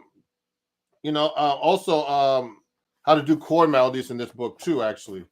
So things we're working on today. So pick up this book. Oh yeah, this doesn't look backwards. Oh, sorry. Okay, maybe I'm seeing it backward. Okay, so that's the book.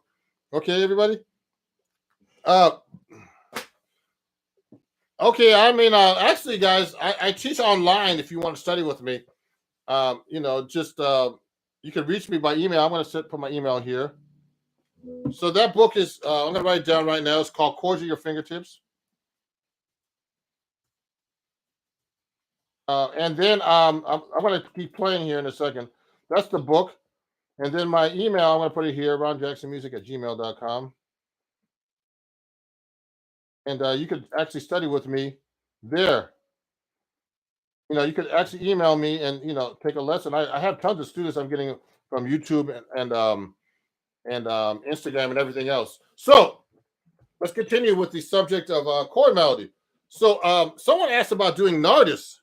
Oh yeah. So when I'm playing, there's all kinds of things going on my mind. There's about the changes, the timing, the chords, the melody I'm going to be using.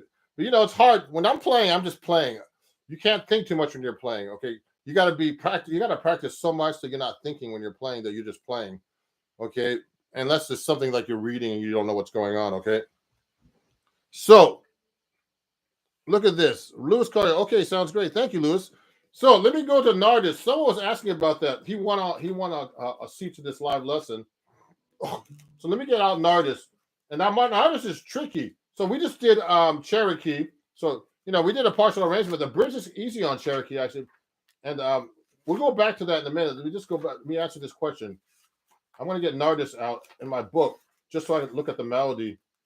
So Nardis is like this. It's a Miles Davis tune. You should know the melody separate also, everybody, if you're doing chord melody. To the song. So like look at this. So I like this song goes. Okay, it does this. There's a counter. Okay, and then it goes.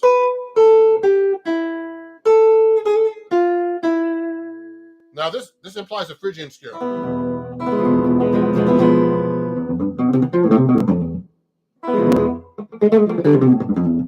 I love that scale. Okay. So that's the third mode of the major scale. Okay. Now, so it starts with an E minor chord. It's really easy on the guitar. It's like, and then goes up to F major 7. And then you can go, the melody's written down an octave lower. So I suggest guitar players always play the melody up an octave higher than it's written in most cases, okay? Go look at the range. So I would go like this. I would play the harmonic. I love harmonics.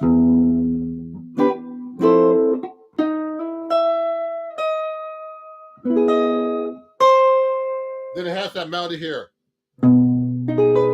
Now there's a line in between, so I would put that line in my chord. So,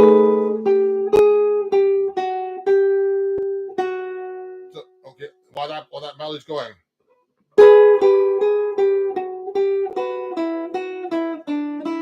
See how I held that note on top?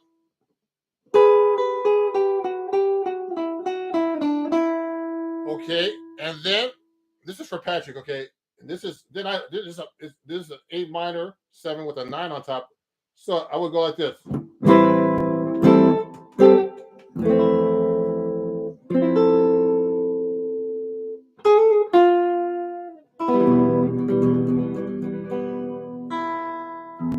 Okay, and so I'm gonna keep going here, and then so that repeats. Okay, so that's the cool thing about jazz.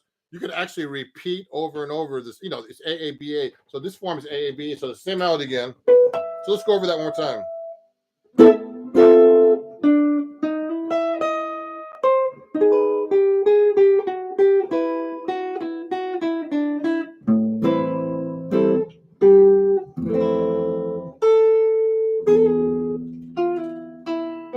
And now the bridge is easy. You just go A minor 9, the F major 7. Now this part, you can play. I can harmonize it third. Now, 2-5, D minor 7.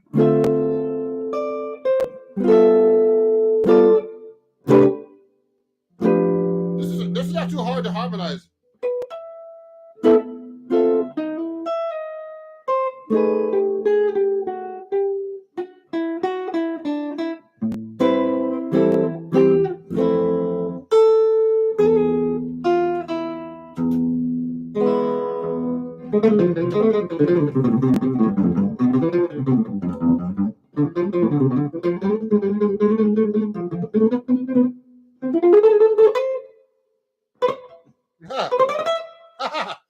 Okay. I'm just messing around there. So look at this. Nathaniel Nelson, how many hours do you practice every day? Well, yesterday I couldn't practice at all because I was too busy. So it depends on the day, but recently I've been practicing 1 or 2 hours. But at one time in my life, when I had more time, and it seems like weird, I don't have much time now because I've been doing a lot of videos for YouTube, TikTok, Instagram, and just stuff for my Patreon. It's just so much. It takes so many hours, and usually I used to practice 5 to 8 hours a day. Now you could hurt yourself by doing that, but you see, there's a note here. Okay. Oh, okay. So you want to go? So you know what? Let me see. We're gonna fix the lighting here a little bit. The guitar's a little too light. So look, so everybody, look at this now. So we're talking about chord melody. So that was an artist. So you can practice that one. That's easier than than most people think. Okay, that song doesn't have too many chords in it. Let's pick another song. If you want to send me a request about a song to chord melody, Oh yeah. So Lewis, I'm sorry, Lewis. Lewis asked me where am I located. So I'm in the Jersey area. Okay, and also what was I gonna say? I do everything online, and sometimes I have people come over, or I can go over to your place, but it's a lot more expensive. So if you want to email me about lessons, just email me, and we'll talk about preferences. I'm in town. Oh, Sean's here! Yay, my student. I'm teaching Sean at noon today. Hi, Sean. How you doing? Sean has a question. Autumn leaves. So this is a great idea. So I'm gonna do autumn leaves. I'm gonna actually. I know this song by heart, so I'm gonna. So let's take autumn leaves. Let's do autumn leaves here. So remember, you gotta play the melody.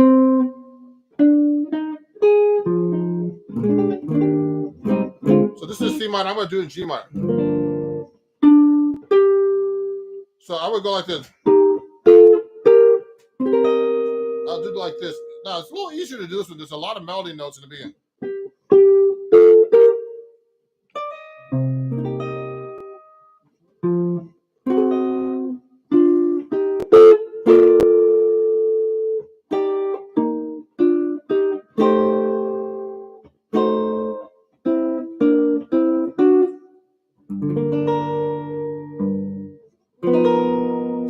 See how I did that? Also, you can do like this. You can do the melody note single. See, I don't like the chord is too thin up there like this, so I like to do this. See,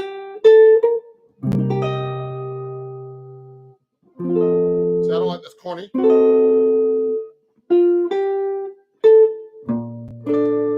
See, I'm doing these stretchy chords.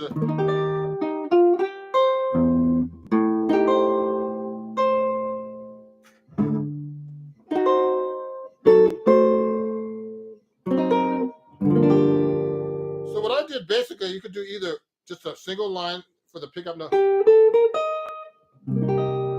then play a chord under it. Use your finger like this to do that kind of stuff.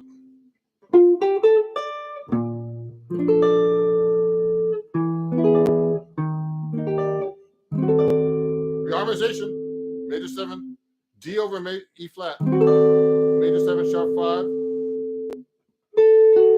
flat 5, flat 9, sharp 9 actually.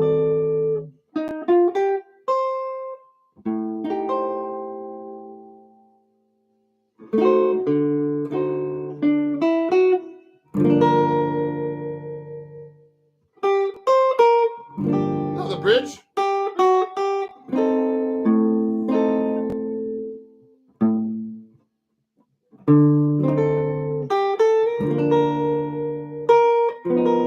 Reharmonization.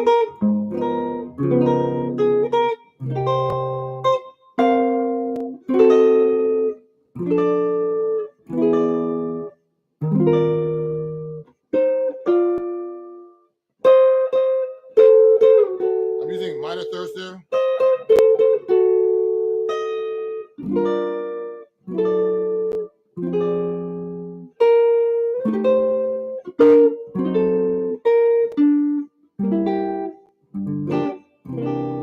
So I'm using really basic.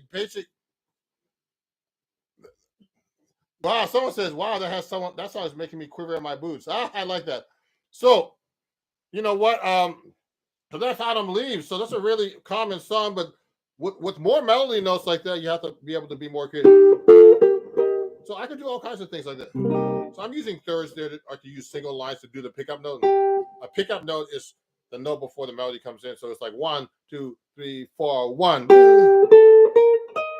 That's the pickup note. So I'm going. So that song is a nice song to do chord melody with. Okay, that's a really basic one, but you can make it fancier and hipper.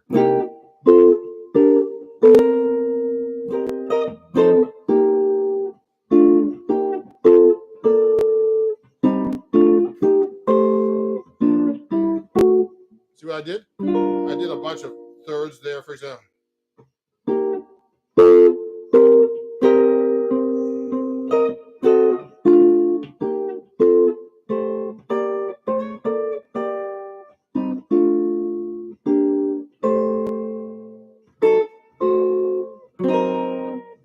Now, you don't have to play the roots all the time in the chords. You can use inversions, reharmonizations, all kinds of stuff that I'm doing right now. So now I'm going to go. No thirds, no roots.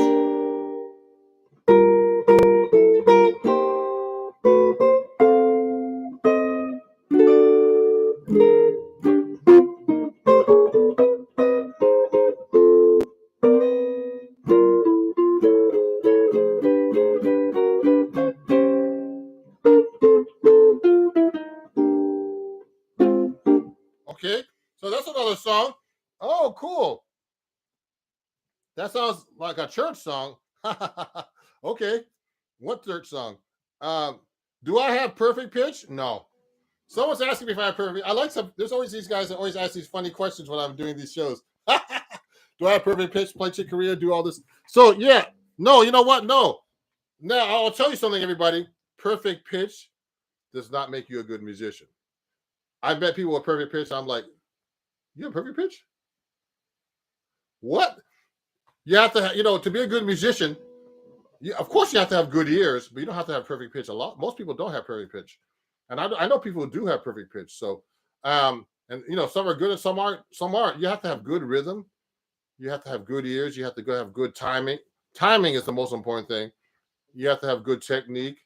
You have to be able to listen to people around you. Perfect pitch is just identifying notes. So, people are really good at identifying colors, and that's what perfect pitch is: identifying notes.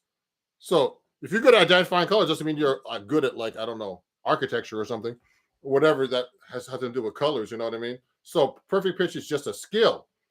Having a good ear is a skill. Being able to pick up things by ear, by being able to listen to music and just.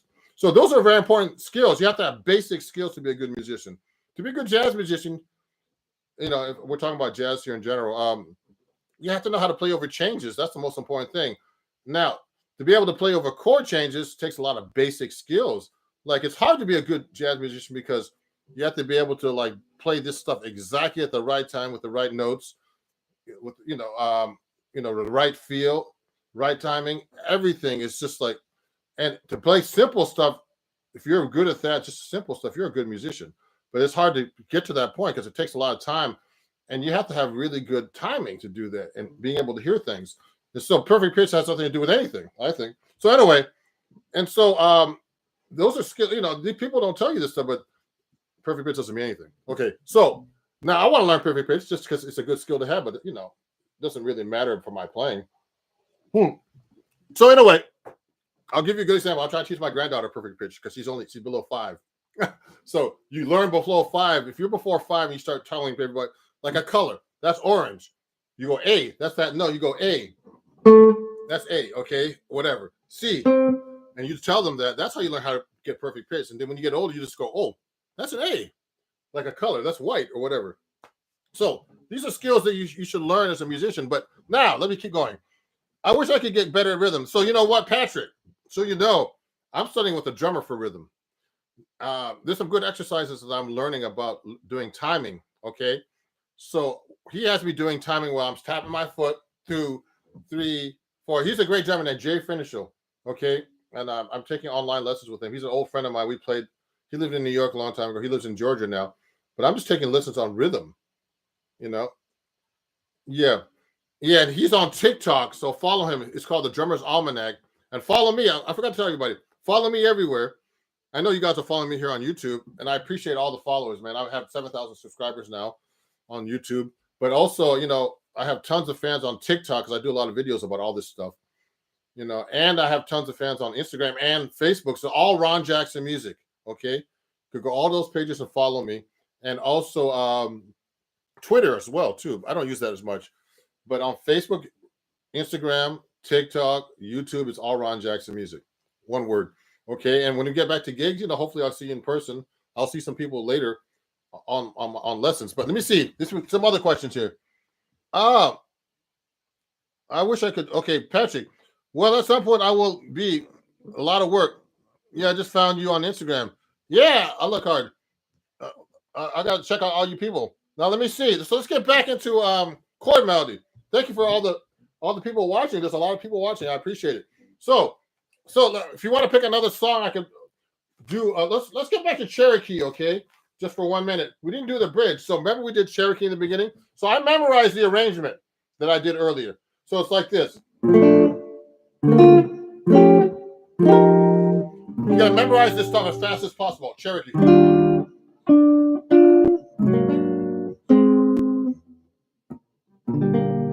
Okay? Then.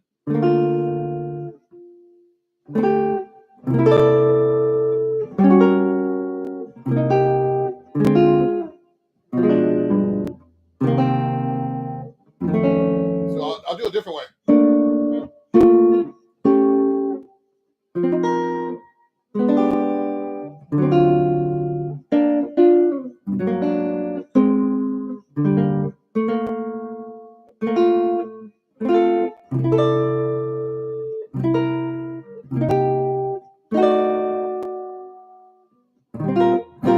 Now the bridge is interesting.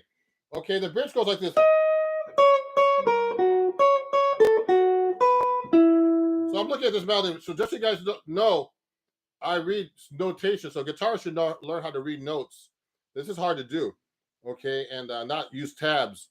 And now I know, of course, I know how to use tabs, but I only do that just to help people learn how I'm playing the guitar. Okay, but learn how to read notation. So I'm doing this all by looking at the melody and knowing what my relationship of the melody is to the chord. So that's called chord scale relationships. Okay, and chord melody, they're very important. So I'm playing on the bridge of Cherokee. It's C sharp minor 9. You should look this up on your real books or wherever you have. And the top note is a 9, is a D sharp. So that's a 9. So I would play a chord like that. Then change to the F7. Now it goes to the 9 and to the B major 7. Okay, and then goes to the 11 to the 5th. I mean to the 7 to the 5th. So it goes like this. And then goes to the 9 of the B flat, B minor 7.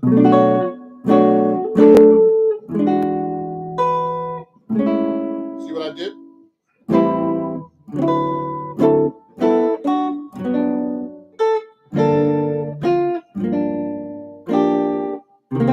See what I did?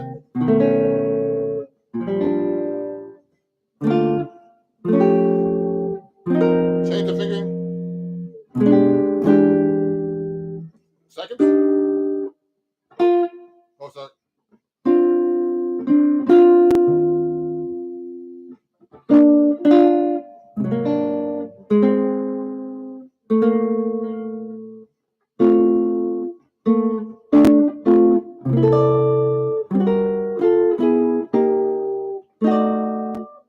So we got a whole chord arrangement now for Cherokee.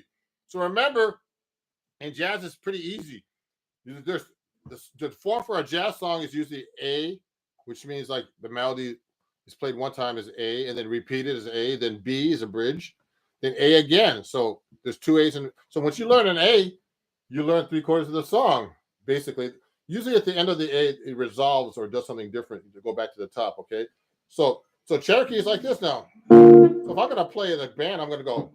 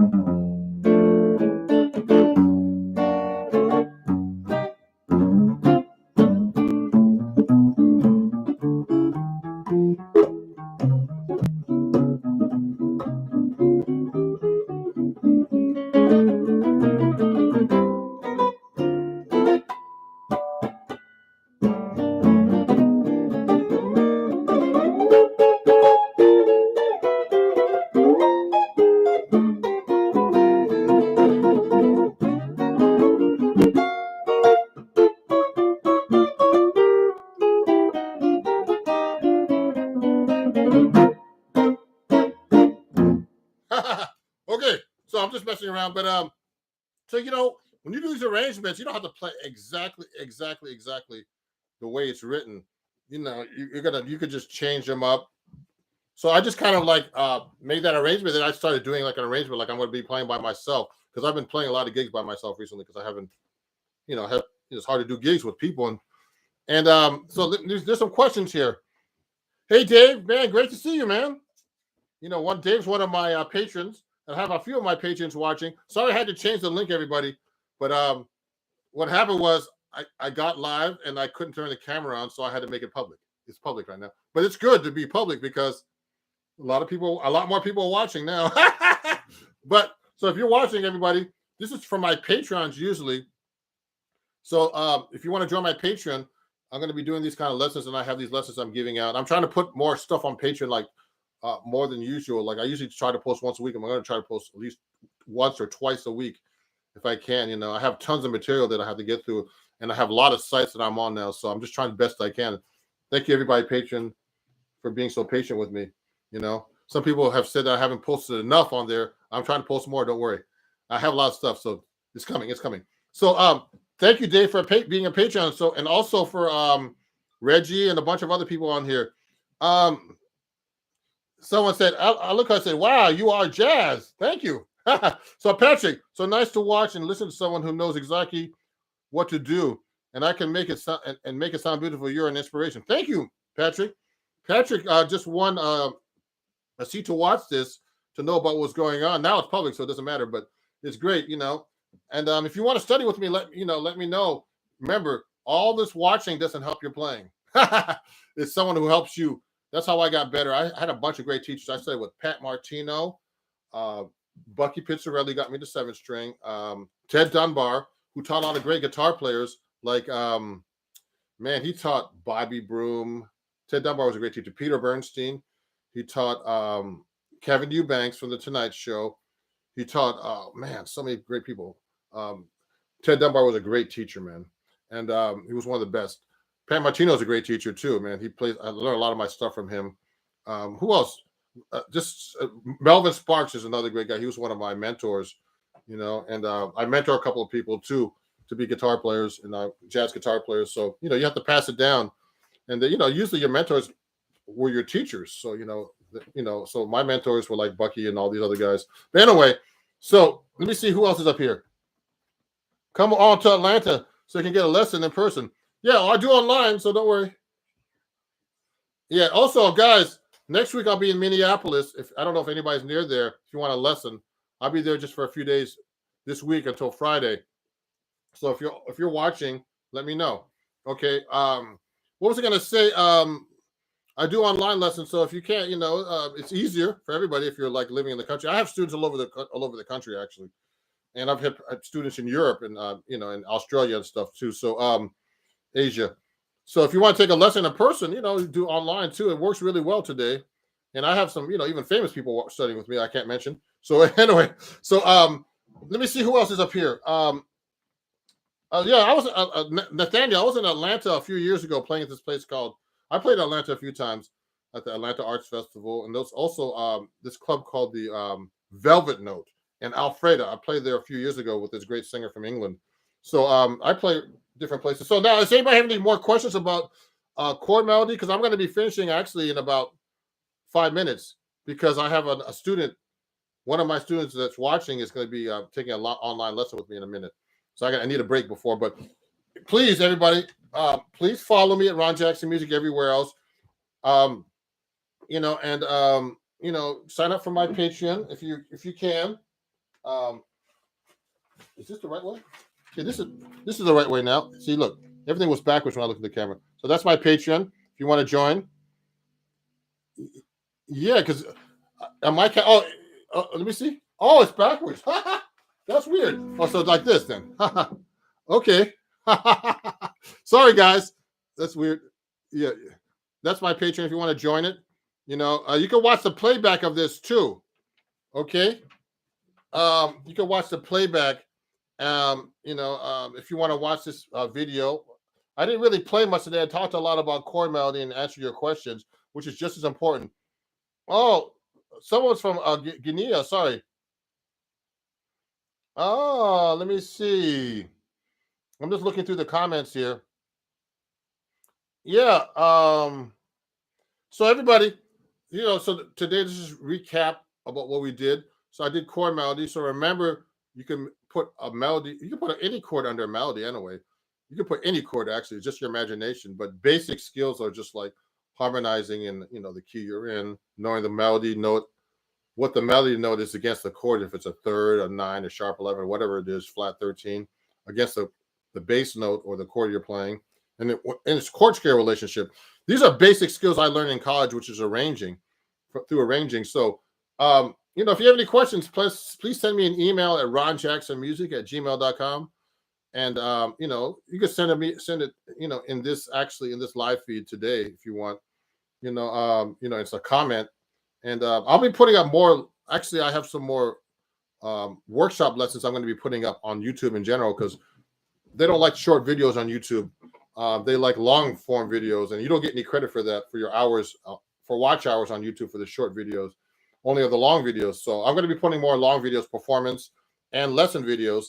So I have a lot of things to talk about, tons of stuff, but I don't have all the time in the world to do all these videos. So the editing takes longer. That's why I don't practice as much, because I'm doing these videos so much.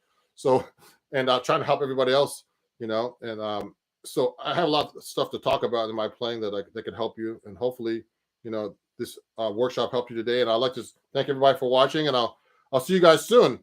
I'm Ron Jackson, and appreciate you watching, and have a great day. My website is www.ronjacksonmusic.com. That's ronjacksonmusic.com, and I'll talk to you guys very soon. Thank you. Bye-bye.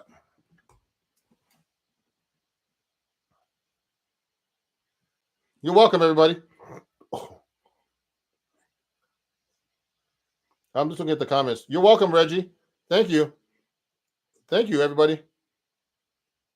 You can make a comment after too, okay? Write in comments after if you have any questions. Thank you. See you soon, Sean. Thank you. Thank you, everybody.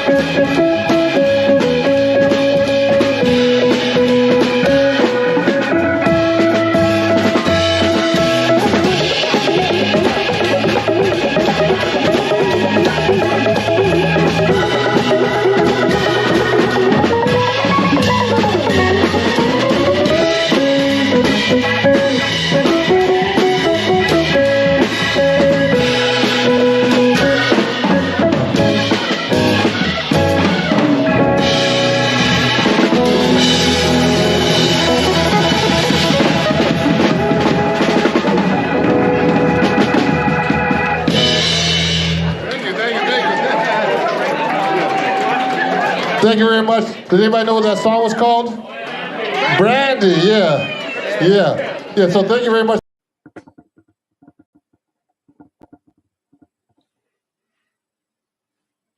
Wow. Hey everybody, it's Ron Jackson on YouTube. I'm doing like an impromptu video on how to practice and how I practice. You can see me practice and how I warm up, what I usually do. Trying to get the background good. I'm gonna go live now also on TikTok and on Instagram.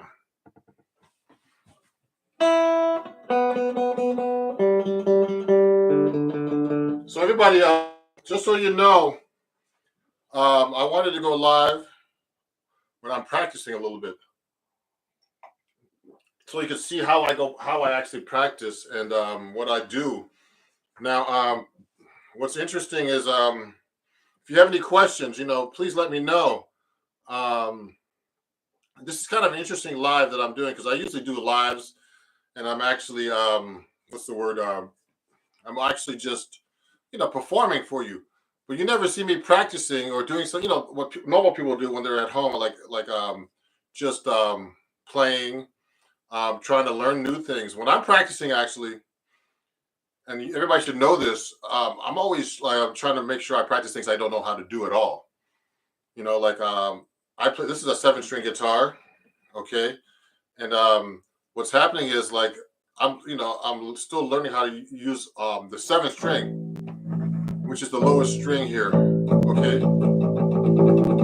So the 7th string is really, to add it to my playing and my soloing is a whole different world. So that's one thing I like to practice when I start warming up. Try to incorporate it in arpeggios. So this is like a practice session. Me practicing, actually. I haven't touched the guitar all day. I was trying to touch it early. I got up around 9:30. I was doing all kinds of business and whatever. That's what happens when you're a musician. So I wanted to do something really different for a live stream for once. And I'm actually streaming to 3 different places, everybody. I'm streaming to my TikTok fans, YouTube, and Instagram. And I have a lot of fans on everything now. I just got past 10,000 subscribers on YouTube. I appreciate that, you guys. On YouTube, I'm going to be doing longer videos. This is going to be a longer video, so you can watch the playback about this. And if you have any questions, please send me some questions. Okay. Can you play Minor Swing by Django Reinhardt? Already someone asked me a question. Could you do the hardest skill you know? See, that's some TikTok people for me. That's pretty funny. So when I start warming up first, guys, everybody, I usually practice with a metronome a lot, and I've been taking drum lessons recently to help my timing. My metronome is actually on my phone right now, and I don't have an old one. So I'll usually warm up and do a little tremolo like this with my pick. You see that? Just get warmed up. My arm's kind of stiff right now, believe it or not. So I'll do the tremolo to warm up with the dynamics. Play it soft, loud, fast as possible. This is a warm up. Because remember, this is my practice session. Now, if you have any questions, let me know. Someone say, yo, can I play the hardest scale I know? Ooh. Do I know any hard scales? All the scales are hard, I think. So this is just warming up my right hand, my picking hand, everybody. Now play the 7th string. Now you notice I'm actually going to be, I'm using the George Benson picking technique, which is like a sideways kind of picking, like this. If you look carefully, my pick is not straight, so I'm going like this. So when I'm playing, you can only do that on flat wound strings. So my guitar has flat wound strings, my 7th string, okay? All 6 strings except for the low A. I tune to low A's, E, A, D, G, B, E. And it's a low A. So there is a wound string. So I can't go sideways on that when I'm picking. I have to go straight. So I have to adjust. You hear the difference? You hear the difference? So there's a lot of questions you guys are asking already. Can't see my pick? Here it is. I use different kinds of picks, everybody, just so you know. I have these Jim Dunlop picks. Also, I use these Pig World picks. They're like this, so you can see that. Okay, they're kind of cool. They're made out of Delrin as well. Different kind of Delrin. It's a little heavier than I'm used to, but these are pretty heavy picks, actually. These are really good. So when I'm warming up, so that's one warm up I do. The tremolo warm up, and I actually have on my TikTok for people on TikTok, and actually on it's also on my Instagram and my YouTube. That's one warm up I do, and then I do this exercise I learned from Steve Vai. Like when he was in college, he used to write for Berkeley, for Guitar Player magazine. When I was in college, I stole this warm up. So it's with your left hand. So I'm just practicing. I'm warming up and practicing for you guys. This is just a warm up. It's a 1, 2, 3, 4 exercise. But what happens is I'll do it on the 7th string because I have my 7th string because I want to practice the 7th string as much as possible. I'll go, and then I'm going to go 2, 3, 4, 1, then switch it 3, 4, 1, 2, then 4, 1, 2, 3. So that's the pattern I'm doing to warm up. Now, I mean, you have to do this slow to get used to it first. Oh. I learned this from Steve Vai. He's a great guitar player, that guy.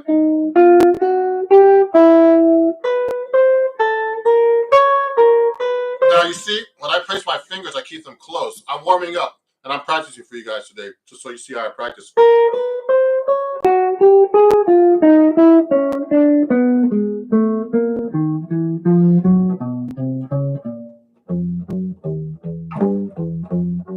See, I'm going up the 7th string.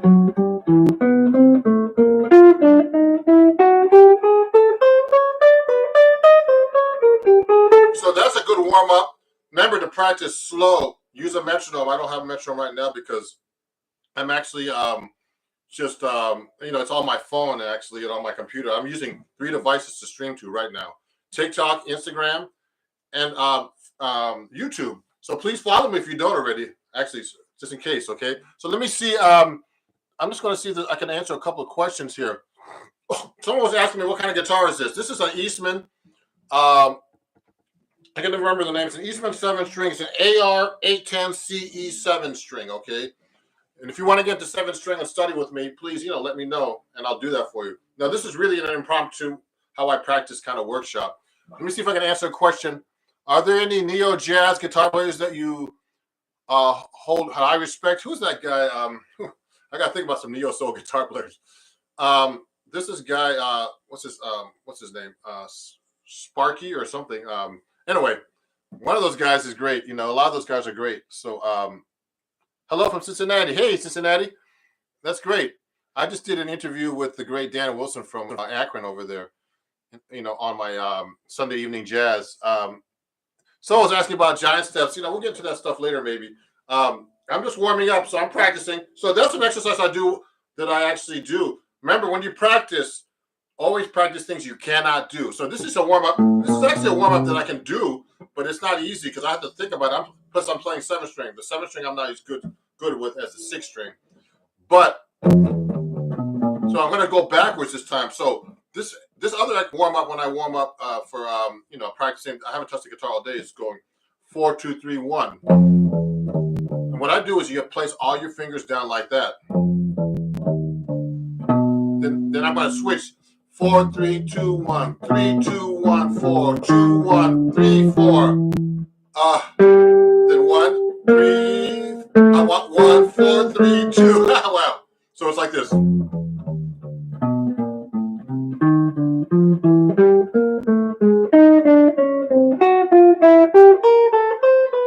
I go up the neck. Then I keep going up the neck like that.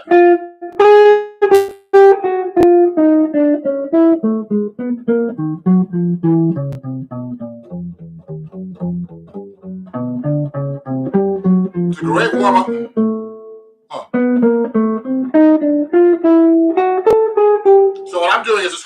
hard to talk and play and concentrate, but that's a good warm up for me to do. I do slow.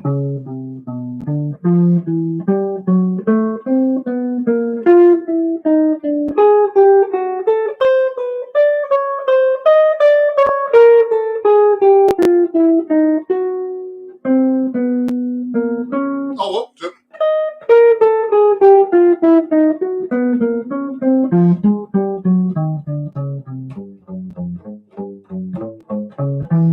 Etc. Okay, that's a really great warm up.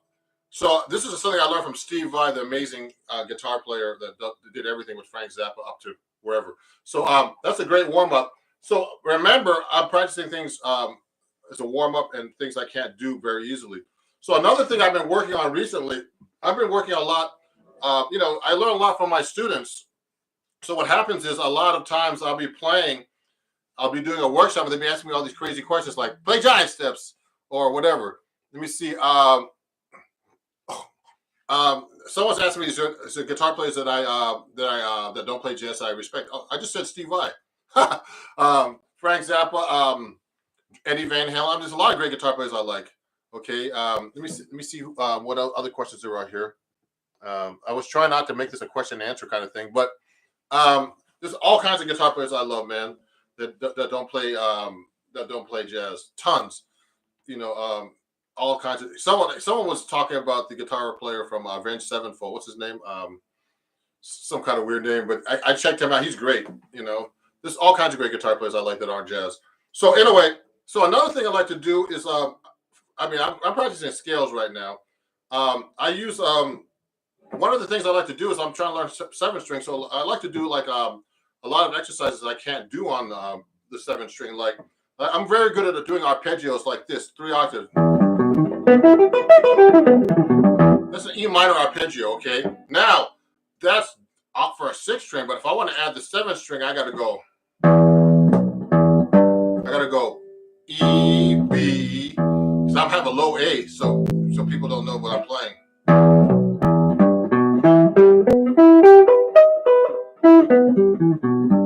So I'll add that note in there. So then if I'm gonna play major,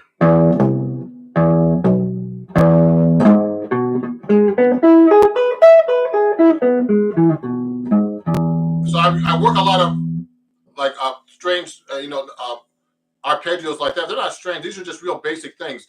And I'll transpose them. So I'll go up another half step, F minor.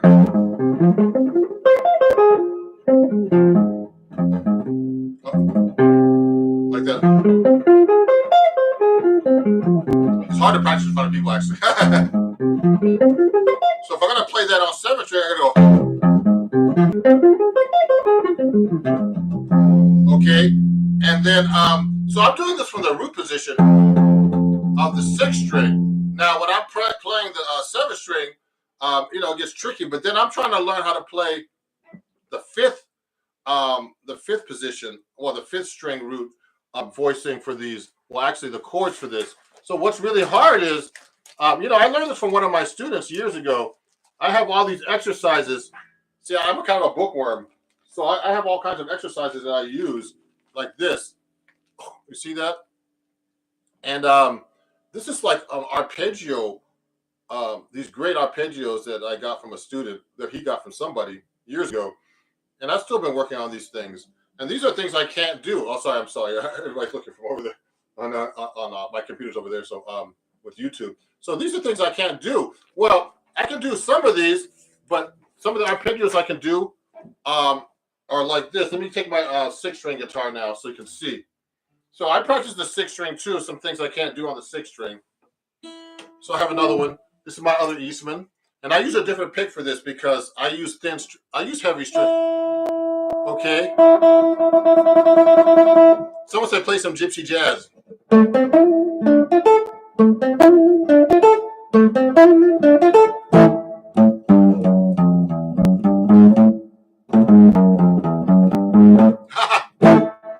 I was just doing a little bit of a minor swing.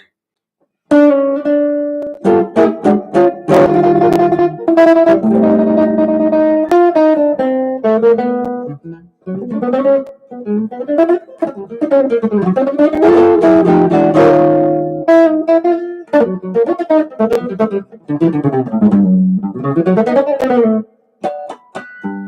anyway, I was just messing around there. The six string is much easier to play than the seven string, just so you know, because my strings here are much lighter. The seven string, I have 12s on the top here, and I don't know what the low note is. These are all flat wounds, and my seven string have 14 on top to a 79 on the low A string. Okay, so that's kind of interesting. Okay, so what's happening is this. So when I'm doing those arpeggios, they're different on the six string now. So I'm doing the E minor arpeggio was like this. So that's kind of easy on the six string. Okay, because first I don't have that seven string to get in my way when I play. So I'll be practicing these exercises like this, going up in half step. Go up in half step.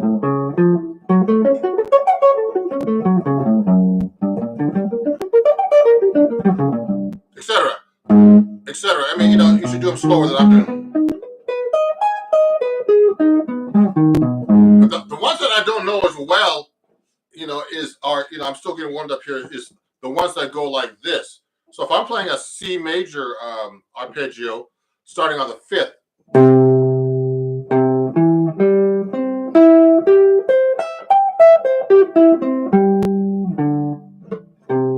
so I'm going to add that note there, the fifth string root, but I'm going to have to go from the fifth to the sixth string to get the full arpeggio. With the low note, I would go.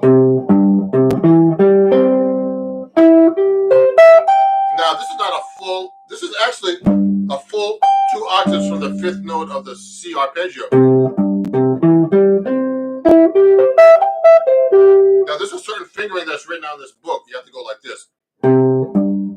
I'll go like this.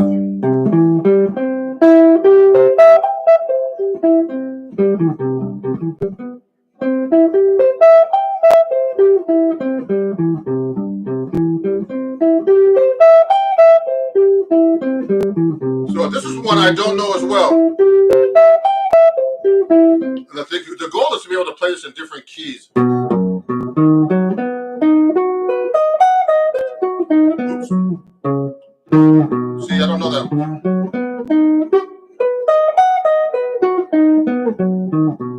When you're practicing, it should not sound good, because that's what practice is all about.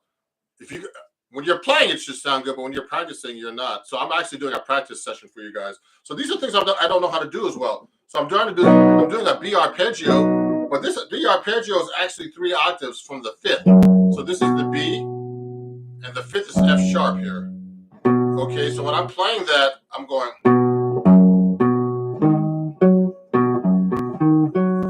Okay, there's another octave. Another octave. So those are the octaves. So that's 3 octaves, okay, all together. And I'm doing that up and down the fingerboard.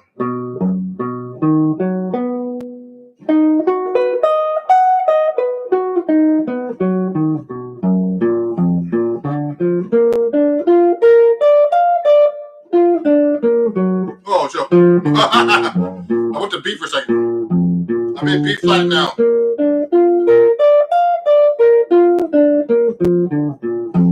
Okay, now these exercises my student gave me a long time ago are in minor as well, so I'll be practicing that in minor, so I'll go like this. So I'm in C back to C minor.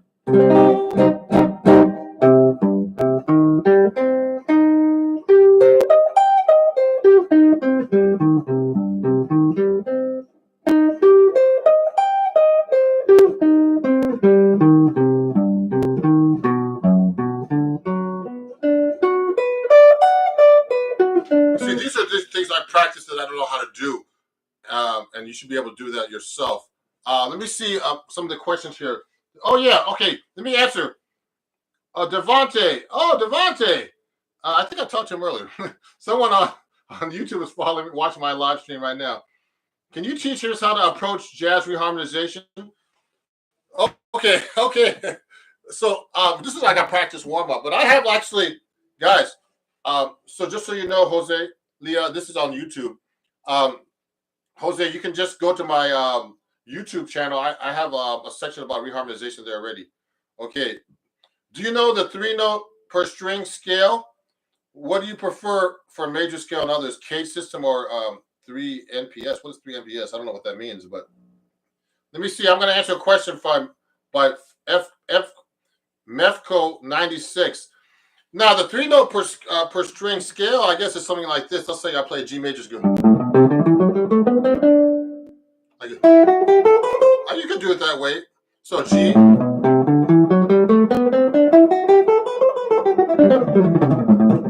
And you know what's really good about that?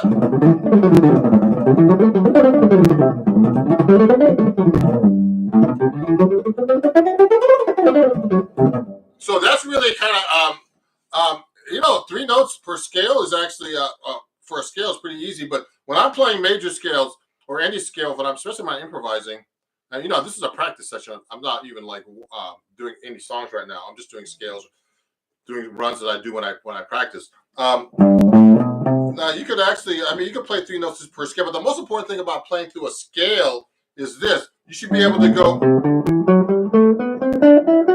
through the neck without getting lost.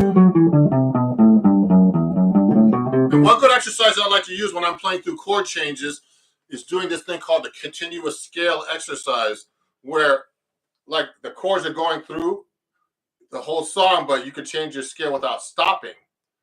So I don't know if I can. I don't have my backing track with me, but if I'm playing a song like if I'm playing like a song like "There Will Never Be Another You," if I'm playing this solo through it, I'll be going.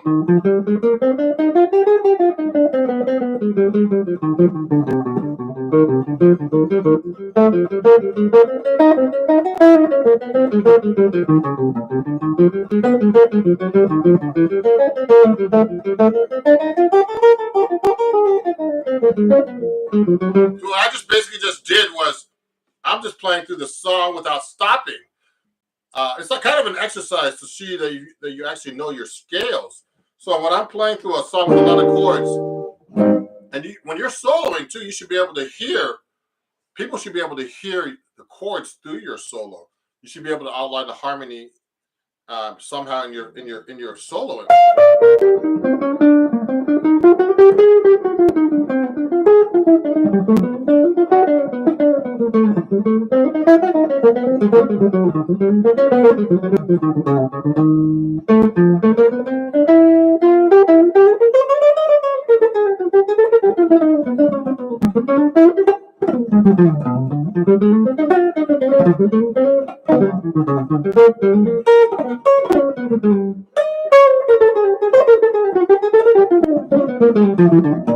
What I'm just basically doing, I'm just playing through the changes, all the kind of jazz lines I know. Okay, but it's a scale exercise. I would just go 1, 2, 3, 4. This is doing another video.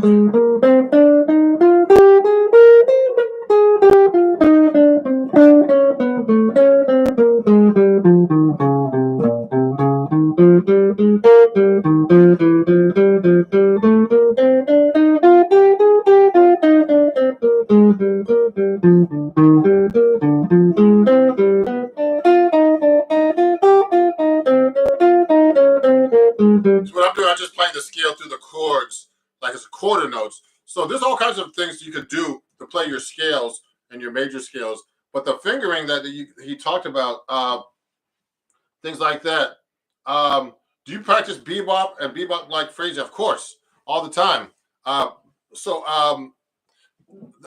play mostly bebop guitar, actually. So yeah, I practice mostly bebop phrasing. I have a lot of exercises. Actually, I put a post on YouTube about the bebop scale. There's quite a few posts, and I study it all the time. So one of the things I like to do too is I need to, I'm always learning new tunes. So one of the things I work on a lot is like fingerings for bebop melodies. So I try to experiment. Like I used to play Donna Lee like this, like this.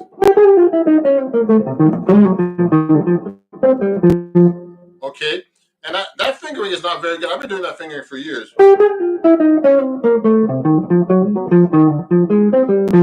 So when I started doing it, I started changing the fingering on that. So I have to relearn the melody because you got to get it up to tempo. So one thing I like to do is, I mean, one thing I did, I just started going.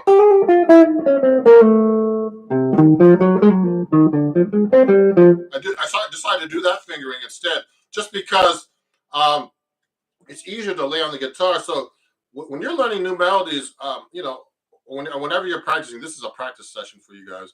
I'm trying to be able to play things that I can't do, and execute them. My fingers are kind of cold today. I don't know why, but it's cold out here in New York today.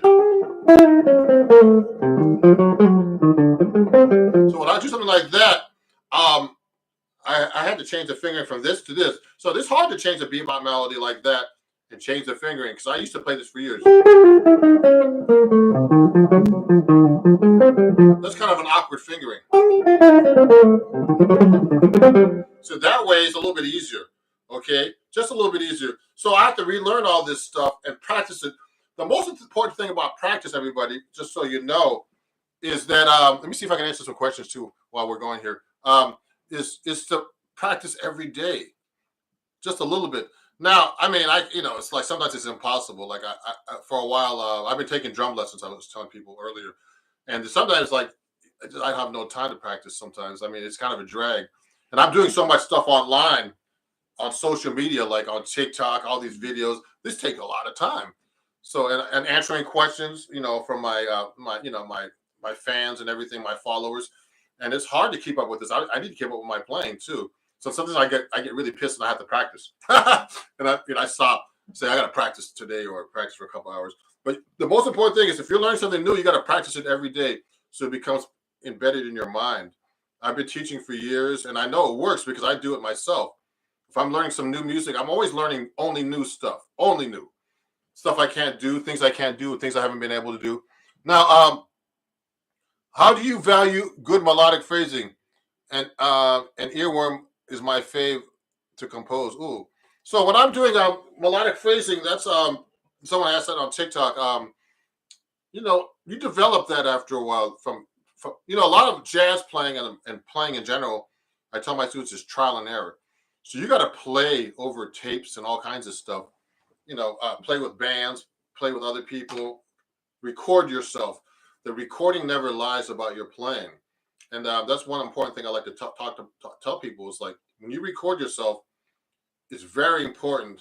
I mean, it's a really important aspect of learning how to sound better because when you hear a recording, it doesn't lie. Only person that lies to you about your playing is yourself, actually. So I know when I'm playing something wrong, and it's really weird. I'll be playing something like I'll be doing sometimes I'll be performing. I said I think I played terrible, but everybody says you sound great, man. I'm like, yeah, come on. So but then I listened back and I said, wow, it sounds actually pretty good because I'm a big, your biggest judge of playing is yourself. And if you listen to your recording, you'll hear everything that you don't want to hear. And so record as much as you can. Like I watch my video playbacks all the time, and I go, oh man, I messed that up. But these little mistakes. I mean, I'll be recording sometimes in recording sessions, and one time I made a little mistake, and I was like, oh, I don't like that. I changed that. No, the bass player, really great bass player, well-known bass player, said to me, that he was like, that was like to him it was nothing, but to me it was a big thing. It was like a little mistake.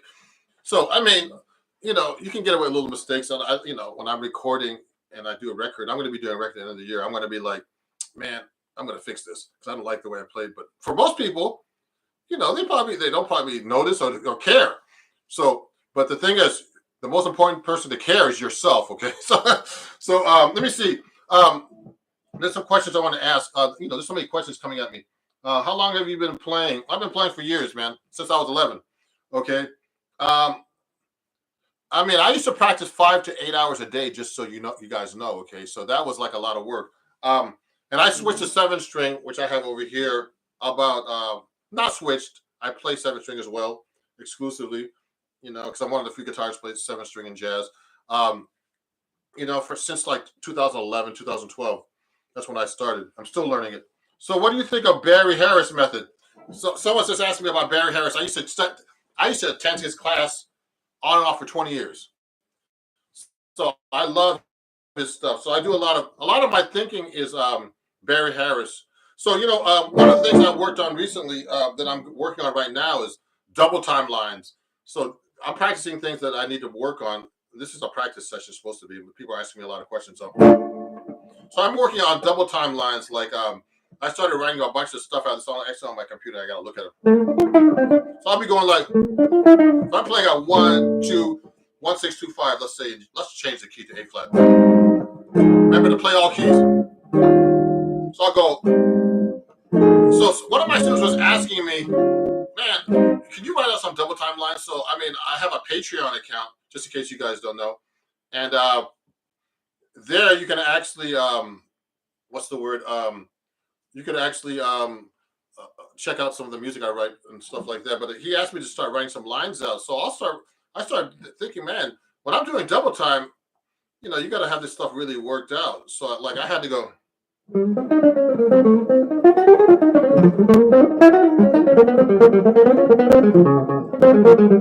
So I'm just doing a double time line on 1, 6, 2, 5. So to write that out was really hard. I mean, I was just playing a double time line I was making up like from my arsenal of vocabulary. So I had to think of all kinds of lines.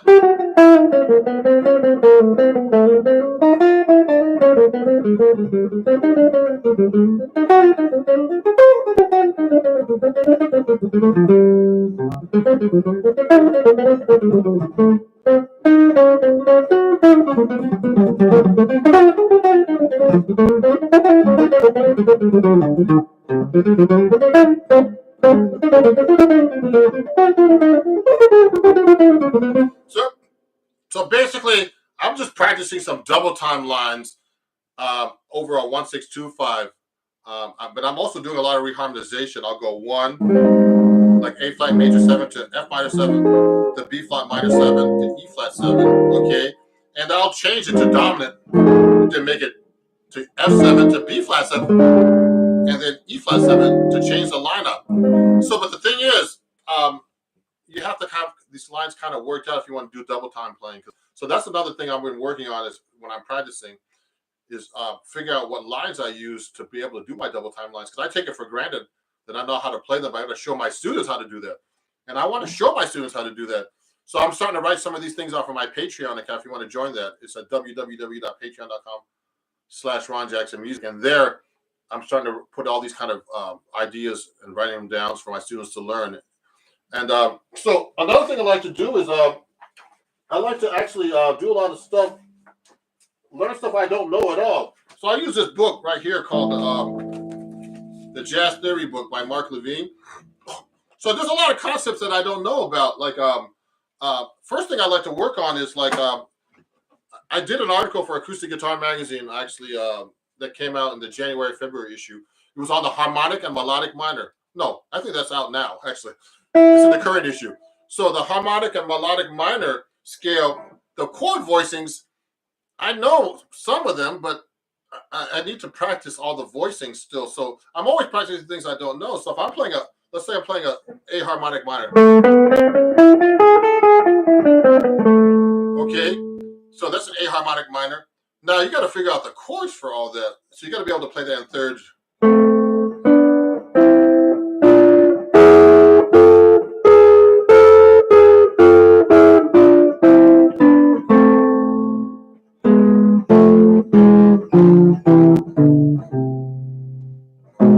Etc.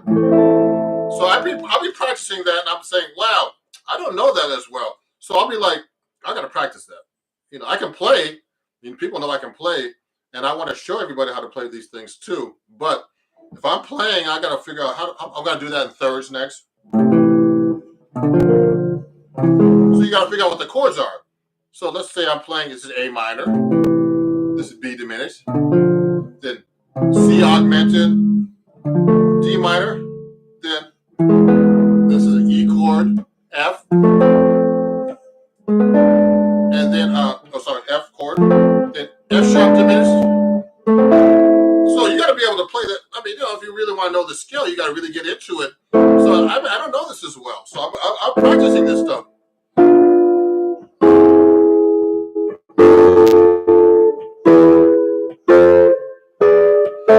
Okay, so those are just the triads. Now you have to do the seventh chord. So I'll go.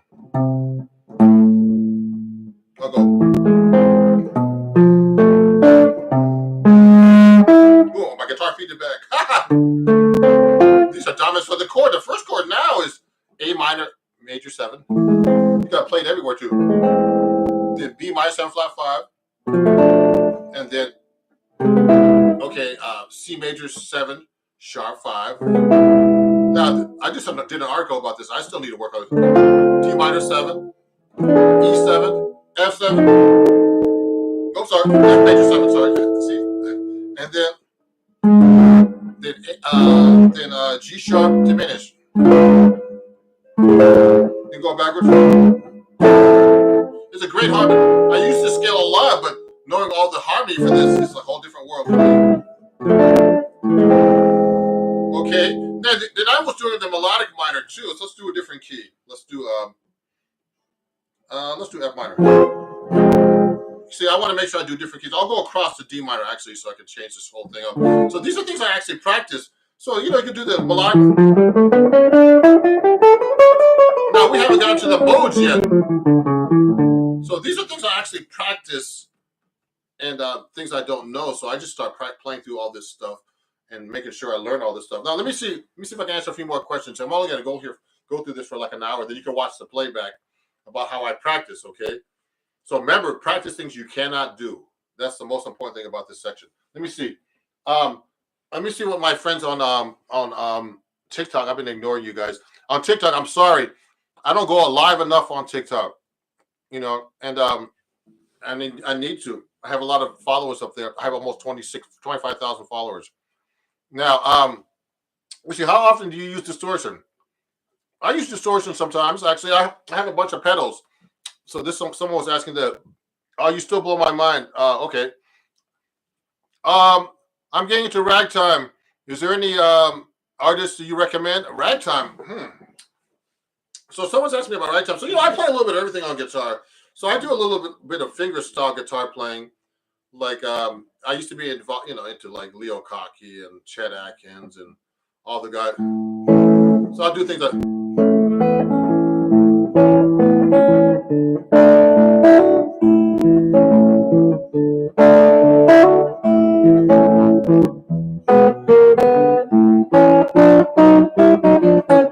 So this is one of my songs actually. When I play this on YouTube, I get flagged sometimes on my own stuff because it sounds exactly like the record. But that's just one of my old kind of ragtime songs. So I mean, I have different influences. I got to think about who. But over the years, I've been into fingerstyle guitar playing, and I use all kinds of styles of playing. So I'm going to do a video about that as far as using pick style. So because I've done a few articles on an acoustic guitar magazine about that too. So I do I do mostly pick style, but I do a lot of hybrid picking. Okay, and I do fingerstyle too completely, but I never use any nails. It's just too much work, or finger picks or anything like that. And actually, I have these slides that someone sent me, like finger slides that I gotta actually open up and do like a unboxing and review for my social media fans here. So that's a good question. Let me see. Hey, my student Amir is online. It says, "Nice surprise for lunch break." Yeah, I'm just doing an impromptu like a practice workshop. Like I never go live enough on TikTok and on YouTube, so it's great to do this. Now, someone's asking me about the Bear Harris. So I use the Bear Harris method all the time. Part of the Bear Harris method is actually that you should be using a lot of passing tones during your scales. That's what it's all about. And approach notes and rhythms, all bebop. So let's say we're playing. Let's go to a different key. Let's go to D flat. First, you got to know your scales really well in every position, every key. Someone's asking me about 3 fingering scales. I never think about that, but I guess I do that sometimes. So it's easy to play just a major scale like that fast, but that's not musical to me. Or playing fast cannot be musical sometimes. It just sounds fast. So and I can play fast, but what does that mean? I usually play what I hear. So if I'm playing like bebop, like Bear Harris's method is like it's basically it's the bebop cats method, and I used to go to this class all the time. It's putting half sets between the whole notes. Now that doesn't mean a chromatic scale. So people say if you put a half set between all the whole notes, you can do a chromatic scale. No, because remember in the major scale you got to know that it's whole, half, whole, half. If you go up the neck, you'll see that. So if you're playing like a passing tone, you'll go like this. passing to the second. So this note in between is not a tension. It's called a passing tone because it's off the beat. So if I'm counting, I'm going 1 and 2 and 3 and 4 and 1. So what these passing tones do, it helps you create cool melodic lines. It also keeps the rhythm steady and even when you're playing eighth notes, particularly, which is like the basic rhythm for the most common rhythm for jazz actually is the eighth note. So I like to. I mean, but this is a whole class or whole lifetime of work to work on too. So that's the concept, and also doing approach notes. So if I'm playing a D flat major chord, to be able to do approach notes like approaching each chord step. This is a real basic one, the half step, and mixing up those approach notes with the half step.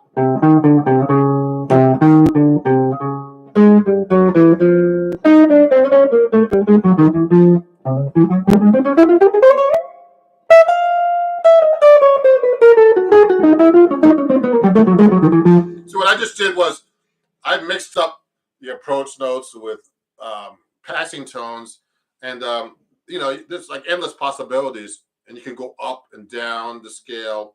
It's easier to ascend down the scale than go up a scale, just so you know, and even playing phrases up. So that's a good thing for people to know about. So these are things I'm always working on because I mean, there's so much to work on. It's like never ending, and whenever I pick up the guitar, I'm like, man, I play like crap. So so I have to practice. Now, if you start thinking you're a master, then you might as well just give up the guitar or any instrument that you're playing. Just you should always find something you cannot do. So that's what this was what this whole live stream is about: practicing things I can't do. So there's another thing I like to do is like I like to read a lot, and I've been using a lot. I don't have where's that book at? I don't have it in front of me. I like to read like hard music, like I take these saxophone books and stuff and read through them, with the metronome. I've been trying to do this kind of stuff really, and counting. My drum teacher has me counting, tapping my foot like this, 1, 2, 3, 4, reading and saying out loud 1E and 2E and 3E and 4E and 1E and 2E. And that's for 16th note stuff. For jazz, I'll go 1 and 2 and 3 and 4. And then you have to play the rhythm or play the melodic line and still keep counting and tapping your foot. And then he has me tapping my foot on. This is the guy from. This is my friend Jay from the Drummer's Almanac. He's a great teacher.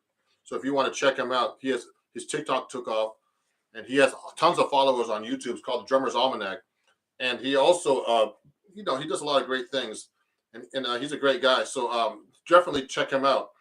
So he also has me tapping my foot as eighth notes, like 1, 2. So I'm tapping my foot like this in eighth notes. 1, 2, 3, 4. Then I'm going 1E and 2E and 3E and 4E and 1E and 2E and so what I'm doing is eighth notes on my foot, 16 notes when I'm talking and playing whatever I'm playing. Then he has me doing exercise where I'm doing I'm doing the offbeat 1 and 2 and 3 and then saying 1E and 2E and 3. It's like really hard. Then playing. So these are really great exercises if you want to get into like your rhythm, because that's my most important thing that I need to work on, I think, is my rhythm and timing. Especially when I'm recording with a click in the studio and stuff. It's like, nailing it, on time or ahead or, behind, whatever, any kind of timing. So I'm starting to work on that with polyrhythms and all that kind of stuff. So let me see what else is this. Monty Craig. Hey, Ron, who's this guy? Now, someone had, Jimmy, any advice about improvising on jazz blues? You know what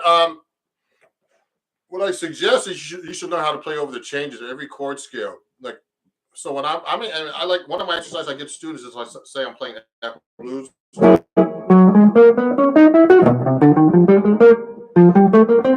so I was in a different key.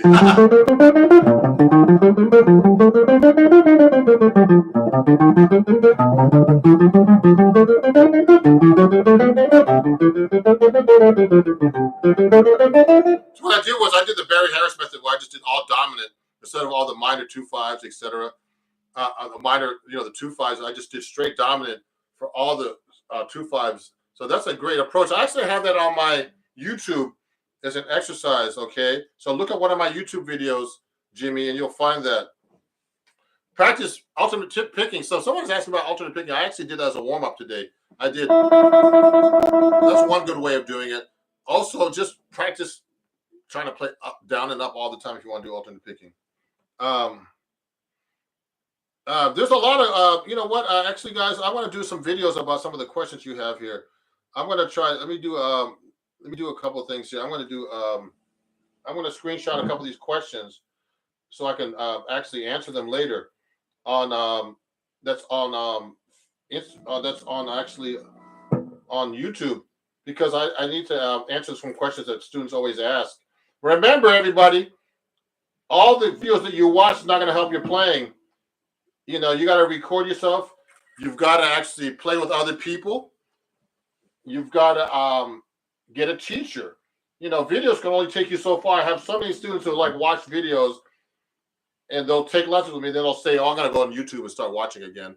Then they come back and they say, "Man, it's great watching these YouTube videos, but I mean, I'm not learning anything because when I play, I still can't play or whatever. I still can't do that."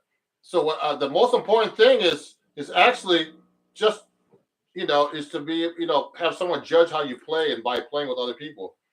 So there's a lot of questions here, but I'm going to try to answer these later. Let me go to my TikTok and say a couple of things too. Let me see who else is on Instagram here as well. I'm just trying to see who else here. There's 8 new messages on TikTok. On TikTok, I can't save the video, unfortunately, because they don't let you do that. But on YouTube, you can watch this after if there's any questions. I'm actually getting tired, guys. So I was supposed to be practicing for you guys, but I'm answering a lot of questions. I didn't know you were left-handed. Someone's saying I look like I'm left-handed. No, sometimes when you live stream, sometimes there's like a mirror image. So I'm right-handed. So I think on Instagram, looks like and on TikTok I'm left-handed, but I'm not. Okay, I'm actually what's the word? I'm right-handed. It's just the way it films. Okay, so so anyway, guys. So this is how I practice. I practice things I don't do. I mean, I have a lot of books I work on. A lot of things about harmony theory. I'm particularly working on the harmonic and melodic minor scales recently. Arpeggios, using the 7-string guitar. Let me get my 7-string back out. Learning how to use the notes. I'm trying to learn how to use the notes without getting lost all the time.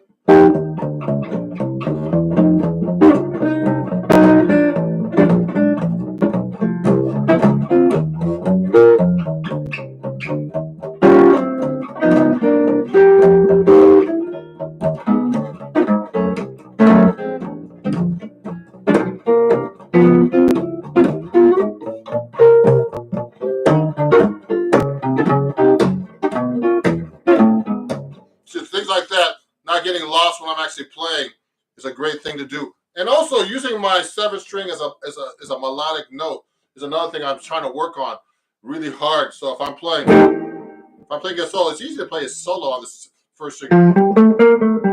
So I'm going.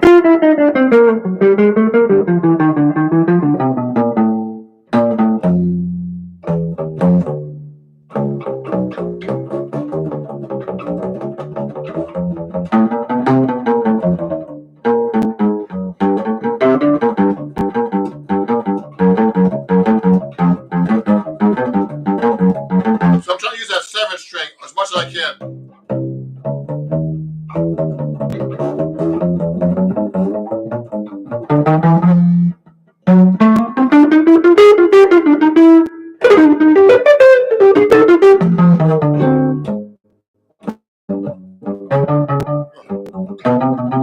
See, I'm trying to use that 7-string. It's really hard. So, because what happens is when you're playing the 7-string on the 7-string guitar, you usually use mostly as an accompaniment note, but I want to be able to use it as part of my solos now. Sometimes it gets into the bass register with the bass player, but hopefully I could throw it in there sometimes so it doesn't get them pissed off. Because sometimes bass players get mad if you start playing in the register. I've had that.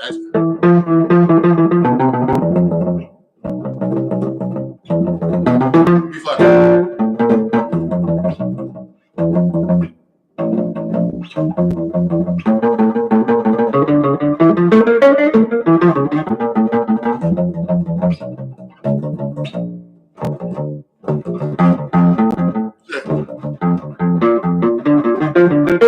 So I'm trying to use how that seventh string down there as much as I can. And seventh.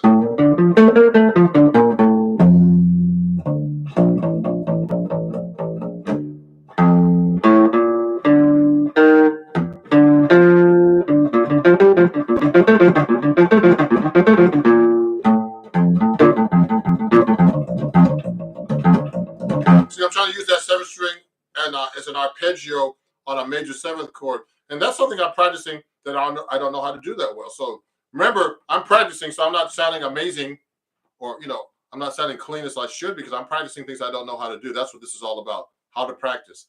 Practice things you can't do. You're not supposed to sound good. You're supposed to sound like you're practicing and trying to learn something.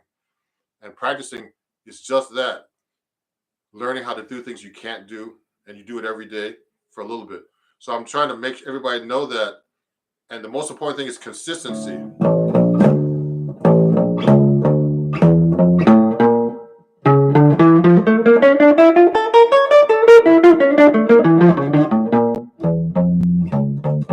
what I'm doing is I'm just working on the seventh string and really trying to get under my finger so I can actually solo on it when I'm taking a solo. Because you know what, right now I'm practicing, but when I'm actually trying to play a song and I start trying to do that, I get lost. Because what happens is I'm like, man, you're at the moment, people are watching or whatever. I'm doing a live stream recently, and you throw that note in, you're like, uh-oh, how am I going to do this? I've been practicing, but this doesn't mean you can play it. Practicing is something that makes you get better with time. You have to repeat it over and over. And when you come out and actually play, you'll be able to do it without thinking about it. That's what practice does to your playing. So the most important thing is get a lot of practice in, and practice the right way. Don't practice things you already know. Practice things you can't do. You know, improve a melody, chord changes, whatever. Let me see. There's a lot of there's a lot of sorry. I like this guy. Someone said to me, I gotta screenshot this. Someone said to me, practice playing bad to get good. That's great, Ron. What the hell? You know what? I used to have roommates with some great. I used to be roommates with some great musicians in New York. I don't have roommates anymore. So these guys used to practice, man. They be practicing the same crap. I'm like, oh man. But when they play their butts off. Because when you practice, you're not supposed to sound good. You're supposed to practice things you can't do. That's what you're supposed to do. If you practice things you know all the time, when you get out of the gig, you're never gonna get any better. So that's what I'm trying to say. Jazz and Blues fans to me. Hey, there's a lot of great comments here, guys. Thank you for watching. I have a lot of people watching on. I've never had this many people following me on YouTube either. So everybody, I'm going to get going in a second because I'm kind of like tired. Wait a second. Let me see if there's any question. What extra notes are you given? The extra note on my seventh string. Sorry, guys, on TikTok. This is a low A. I think that's what they mean. So this is a low A note. So this is a standard tuning guitar. Okay, E A D G B E and low A. Okay. Now in rock they tune to a low B on the seventh string, and in Brazilian music they tune to a low A. I mean low C. Excuse me. Now the reason why this is tuned to a low A is because of George Van Epps used to do this tuning. Okay. So I'm trying to practice today. I guess I won't practice much because I'm doing this for you guys. This is supposed to be a practice session, trying to show you what I do when I practice, but. I get a lot of questions, and it's great. I got actually. But if you want to study with me, please, it's all on my links here, on my Instagram, on my link tree. If you want to donate, always need donations. You can just go to my link tree on my profile, or any video that I have. You can join my Patreon to learn how to study with me for real. I can put that in the comments, but anyway. Just PayPal, all that. Everything is Ron Jackson Music. Just so you know, everything is Ron Jackson Music. So if you want to donate or anything, if you learned something new today, and if you want to take lessons with me, just go to my contact on Instagram or on my link tree. It's all there on my contact information. I'm getting new students all the time, especially since I have all these followers now, and I appreciate you guys watching me. And thank you. I got to do this is like a celebration too. I have 10,000 subscribers now on YouTube as well, 24,000 on TikTok and on Instagram. So I appreciate you guys watching. So this is how I practice. I'm going to try to take a break after this and practice by myself this time, so I can get something done. But thank you, everybody. Let me see if there's any questions. My guitar is an Eastman, just so you guys know. So look at this. It's an Eastman. Oh, shoot. I have that covered up, guys. Sorry. I put a GoPro on here. When I'm filming a lot of my lives, I didn't do it today. I use a GoPro camera. This one, a GoPro 9. And I get some great videos, like looking at the guitar like this while I'm playing. It's a really great thing to use. And I usually reshare my videos with the GoPro camera because the live streams, the sound is not as good, or and the video is not as good. So I actually do that. And I have a tuner on here, and I have an instrument attachment. So it's kind of cool. I try to make my live streams interesting and fun and informative. I'd like to thank everybody for watching, and and keep watching my videos. Please follow me. Please share with everybody. And hopefully, you can watch the playback now on Instagram and on YouTube, but you can't on TikTok. They should do that, So let me see. You're welcome, everybody. If you want to donate or anything, let me know. Ron Jackson Music at PayPal, Cash App, Venmo is all the same. Okay, and I hope you learned something new today, and I hope I answered most people's questions. Let me see. There's a lot of questions. How's your day? Everybody asks me funny questions. What kind of guitar is that? I already answered that. What is the most effective pentatonic scales to practice? Just your regular minor and major pentatonics. You could use them on different things. I miss performing. Yes, my day is great. Eric Clapton, I love him. I love everybody. Everybody plays great. So, okay, everybody. I'll see you. It's time to go. I gotta eat. Take a break. Get some coffee. Thanks, everybody, and I'll see you guys soon. Okay, let me end on YouTube first. Bye bye. You can watch the playback after. Okay, bye YouTube. And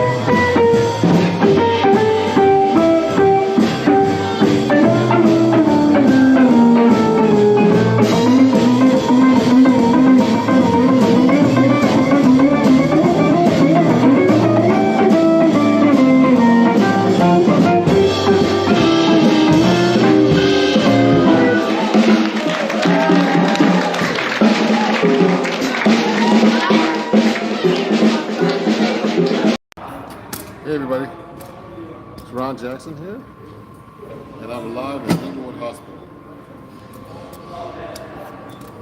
So let me see what's going on here.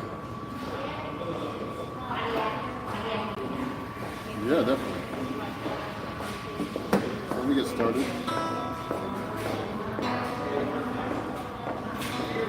Turn this way a little bit.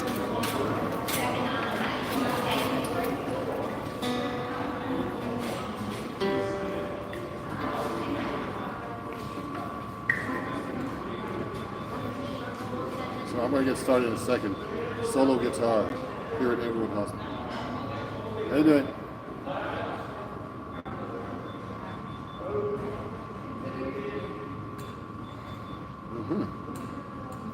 So let me get started here.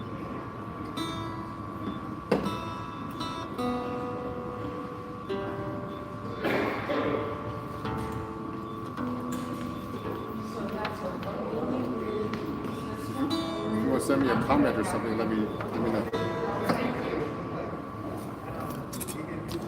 I'll put it back a little bit more.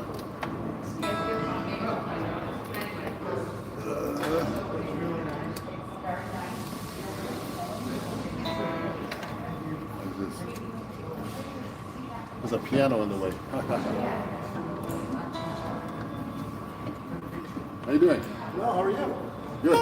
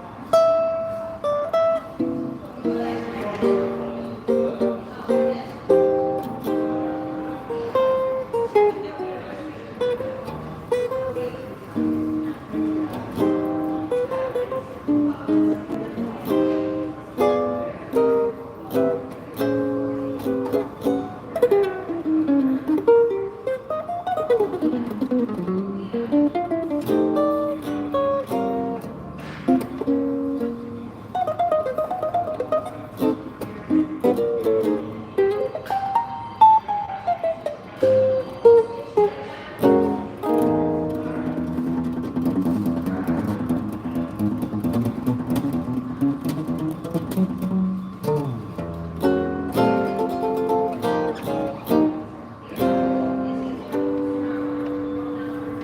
you guys for watching. Wow, this is cool. So I'm live. And you know, if there's any super chats or kind of any comments, please make them. Hey.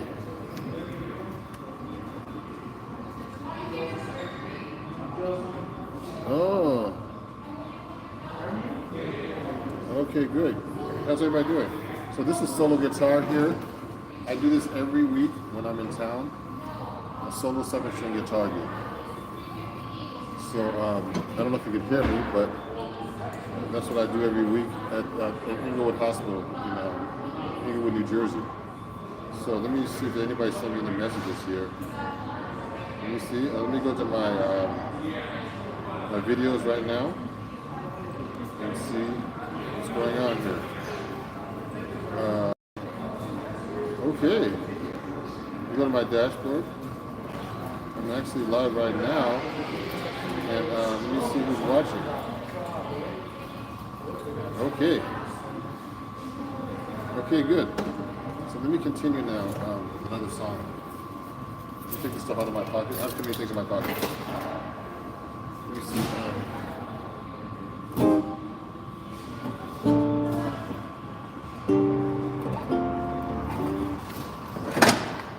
Here we go.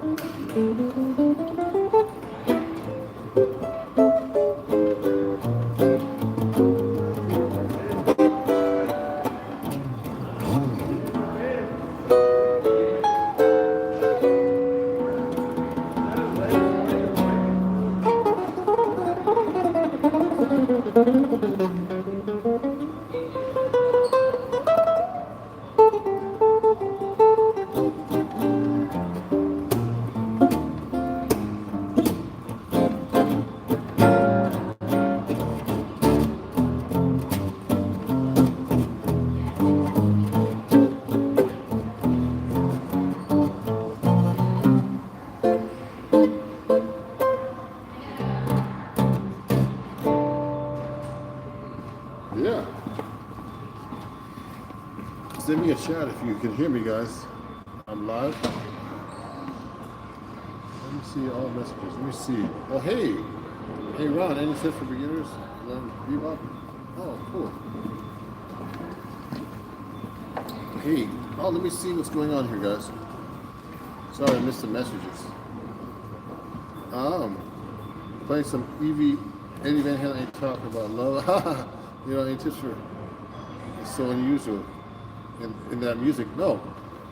So you know, 7-string was used in jazz before rock. Just so you guys know. Okay. So yes, 7-string's been around for quite a while, and you know, if you enjoy what you're doing, you know, I have a super chat here. Let me see if I can make a comment. Let me see. Oh, okay, hold on. Let me see. Let me see if I can do something here. Oh, okay. Chat messages are visible. Let me see if I can make a chat, reply to some of these comments.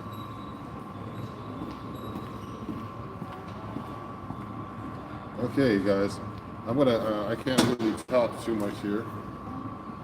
And, because, yeah, okay, yeah, so unusual. So let me continue, guys. Because, I'm on a gig, solo guitar, 7-string guitar. And if I can chat with you guys, I'll try to chat on my phone right here. Send me the questions. And if you want to give me a super chat or anything like that, that would be great. Let me see. Let me go to my channel right now to see what's going on. Okay, hold on. Right now, let me go. So let me go to my channel. Because we're live. Yes, let me see this right now.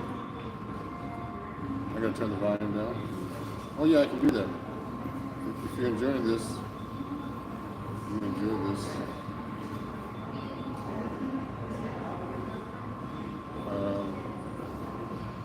There is super chat.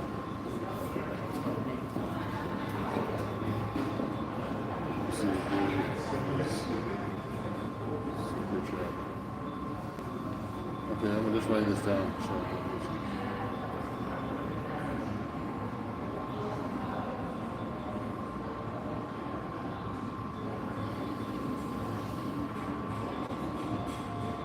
Let me see, yes. Now, let me continue, guys. Let me continue, guys. Okay. I haven't done a boss in a while. So I'm going to use my 8.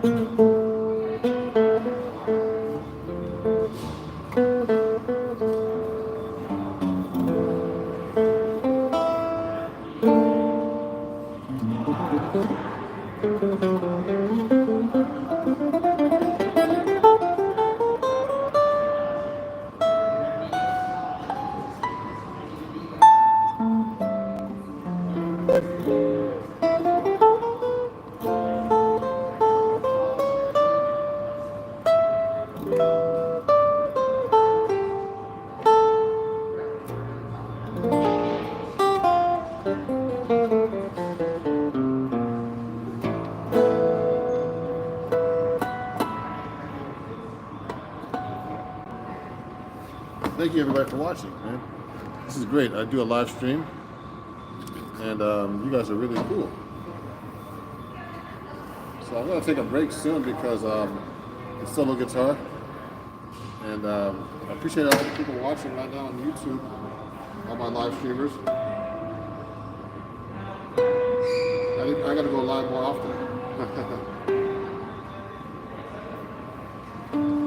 So I'm gonna take a little break right now and come right back, okay? So we'll talk, guys.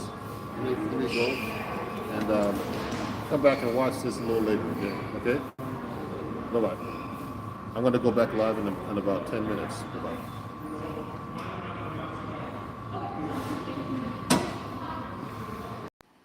We had an issue earlier where I couldn't go live. So let me see if I can go live now without any issues with the connectivity.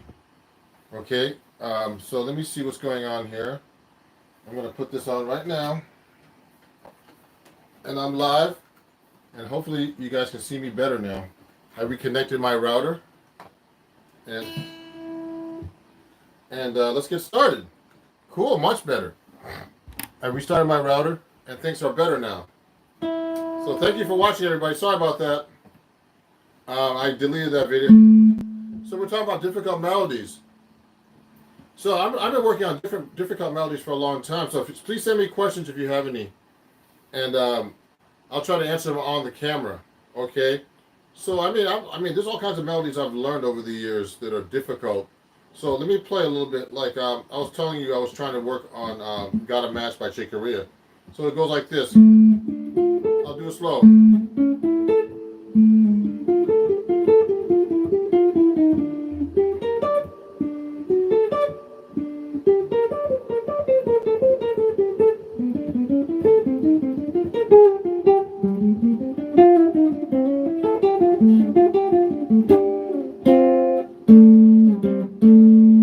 So yeah.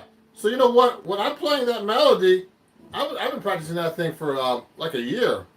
You know, and the thing is, it's not playing it that slow; it's being able to play it fast. But I would practice this so many different ways. I would go like this, and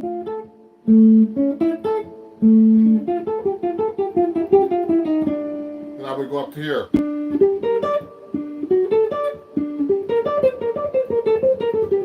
So you know, so that lick is cool because you can play that actually so many different ways. I mean, I can go like here. I did it here. I mean, I don't want to play an octave.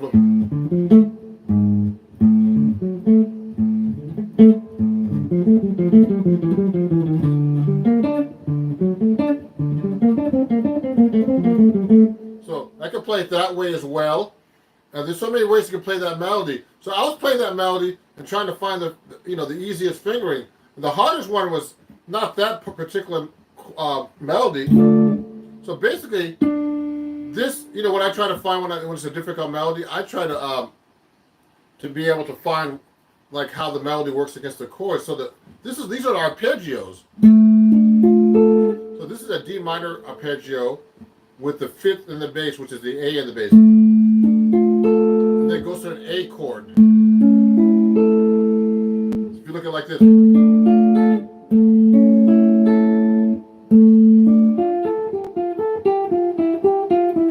It does the same thing. Now it does that line and then goes up to this line. This is the same thing in G.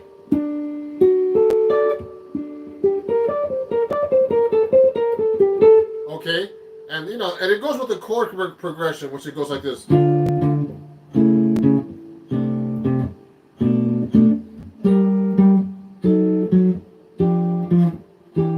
It's basically that progression, which is like a D minor. It's like Stairway to Heaven.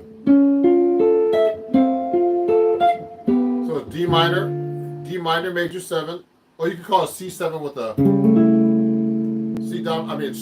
A7 dominant with the C sharp in the bass, which is the third. Then it goes to a D minor 7 with the 7th in the bass, which are B minor 7 flat 5. So the melody kind of goes around that, like this, etc. Okay, so when I try to learn these difficult melodies, I try to see how they go around the chords as well, because it gets complicated and it can be really weird, if you don't learn how the chords go with it. So, let me see some of these questions here. Good day, sir. I'm a new follower. Oh, great, Van. Everything is fine. That's great. Can you show us the difference between jazz and blues again? Well, okay. Let me see. Van's asking me. Van Man? Is that what your name is? Okay, I like that name. So Van. Blues is blues, jazz comes from the blues. So blues is just blues chord forms are basically I don't want to say simpler, but they are simpler than jazz chord forms. So let's say you're playing a blues in E. Or let's pick a different key, G. So blues would go 1, like a 4, and then 1, and then and it goes for 4 bars. 12 bar blues, for example. Now it goes to the 5 and the 4, etc. in the blues. Okay, now in the jazz song, we would like reharmonize this basically. So we would go like instead of going 1, 2, 3, 4, 1, 2, 3, 4, 1, 2, 3, 4, 1, 2. We would do all these fancy chords, which are like is taking the blues and developing it into a more modern sound. That's all. So jazz is really just an offshoot of the blues. It's a more modern. It's a much more modern form. And harmonically, and with your guitar licks and all kinds of stuff. Lines and stuff. And also, but the thing is, if you're a jazz musician and you don't really know the blues, you don't have that feel of the music of this. So you need to know the blues, in my opinion, to be able to have a good jazz feel in a way, because that's where it all came from, the blues. So blues, and I don't want to make it so simple, but the blues is really important, and I don't think jazz is a better music because you're not playing the blues, or because you think jazz is better than the blues. No, I think jazz is part of the blues. It's just an offshoot. And yeah, someone just mentioned how blues evolved into rock and roll. Yeah, rock and roll is from the blues, obviously. So is jazz. A lot of music's from the blues, okay? The American blues.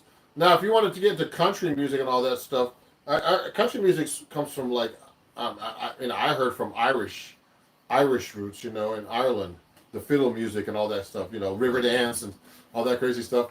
So anyway, so that's a great question. So anyway, I'm talking about difficult melodies. So for example, when I'm learning melodies, I work on really hard melodies for some bands and for myself. So take a look at this melody, guys. Now, I know most of you don't know how to read music, or I hope you could read some music. Now, guitar players are very guilty about not reading music, but I'm used to reading music, actually. So this is a song by Thelonious Monk called Skippy. Now, this is a really hard melody, and it's really funny. I recorded this on an album, no problem playing it, but if you don't play this stuff for a while, you'll forget it. This is a really hard melody. You see all this? It has an eighth note with a 3/16 note triplets, all kinds of crazy stuff. 16 notes. This is all a jazz tune too. So Monk really wrote really hard stuff. So that melody sounds like this if I'm playing it slow.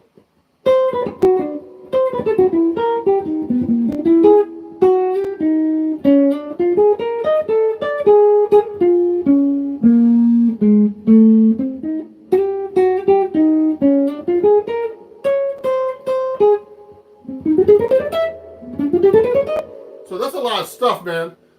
And that melody, if I'm just doing it off like this, it's really hard to play. And and there's some weird fingerings that I have to practice. Now, I used to play this perfect, but during the pandemic, I've been practicing other stuff and going live a lot. So you start forgetting these melodies. So what you have to do is you have to try to find the right fingering. And now this is a really hard melody and a lot of difficult chords. The chords go like this.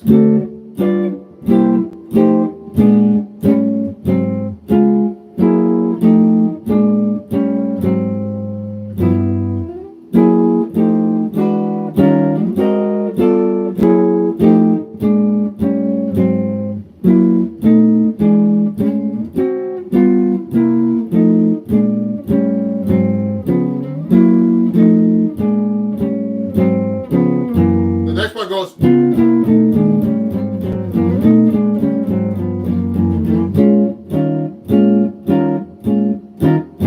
So, you have to be able to play all that stuff too. Thank you. God bless me. Thank you, Lynn. Oh no, it's not Lynn. Sorry. Fanny Robert Beats Bez Studios. Wow, you got a lot of words in your name there. Mine's just Ron Jackson Music. So everybody who's watching this, please, if you're not subscribed to me, please subscribe. I have a lot of cool content coming out, and a lot of cool, honest content where it's not unfiltered, and I try to answer your questions as best I can. So please send me some questions. So we're talking about playing melodies. So I'm talking about this Monk tune called Skippy, which I recorded almost about 10 years ago, and I played this fine, but I haven't been playing this at all So we had a gig the other night, and see how all those melody notes there. So I mean, what I do is I practice these things really slow. Like I'll go.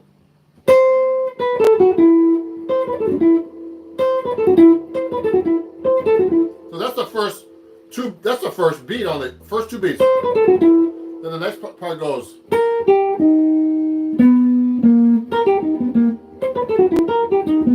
So that's the next part of the line, and I'll go like this. So that's a lot of notes.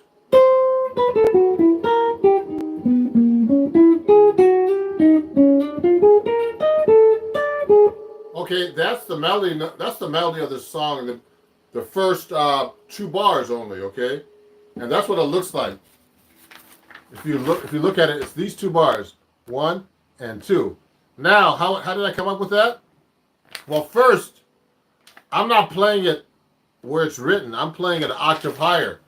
That means I'm not. It's written here actually. It's written here actually. It's written here.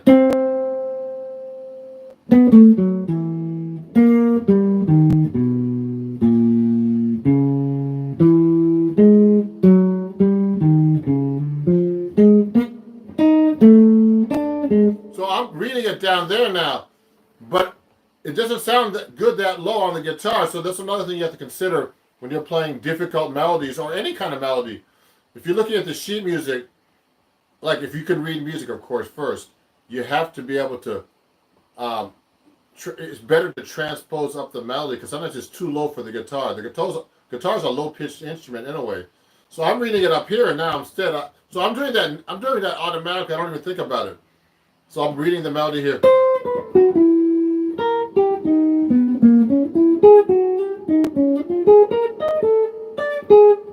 Okay, so that's a really hard part of the song.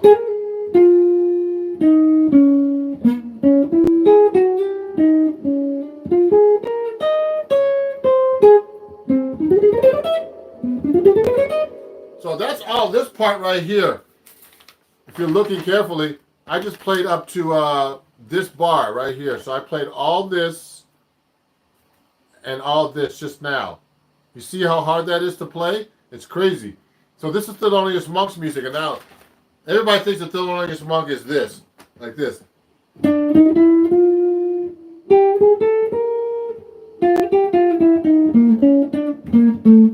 a blues.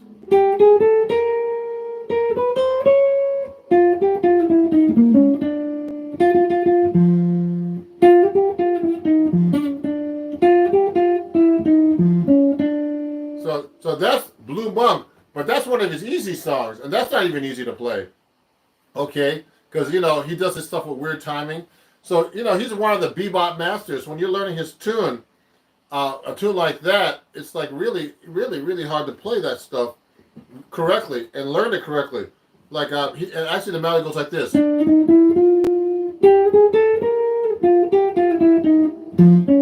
It's that note.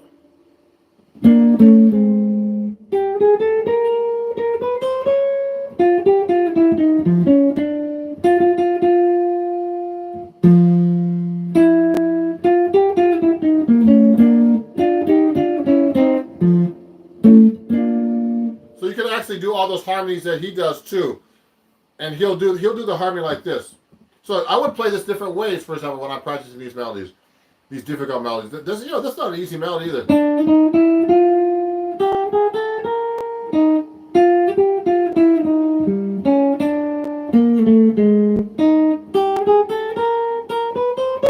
So I try to find different fingerings for the same melody. I can do it here.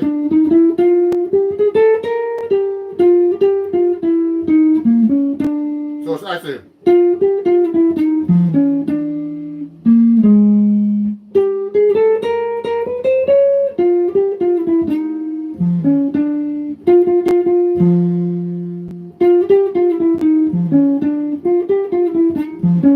See what I'm doing? So I practice things like that so I can really know the fingerboard and play these difficult melodies. Thank you, fan Robert. God bless you. So so that's an example of me playing a difficult melody, like a monk melody. So I would practice it real slow, and like that. So for example, another song I've been working on It's right here. It's in my book. I don't know if you can see this stuff on the screen, but this is like, oops, I hit a different button. For example, so this is a song called let me try this again. This is called Celia by by Bud Powell. I've been working on this since the pandemic. Okay, and if you look carefully, it goes like this. It's a really hard melody. It has a lot of rhythms in it. It has 16 notes, 16 note triplets, eighth notes, etc. See all that? And so when I'm practicing a melody like this, I try to find the right fingering. For example, I'm playing this up an octave first again. No, this is actually, yeah, I am playing this in up an octave. No, I'm playing this in the right range. So it goes like this.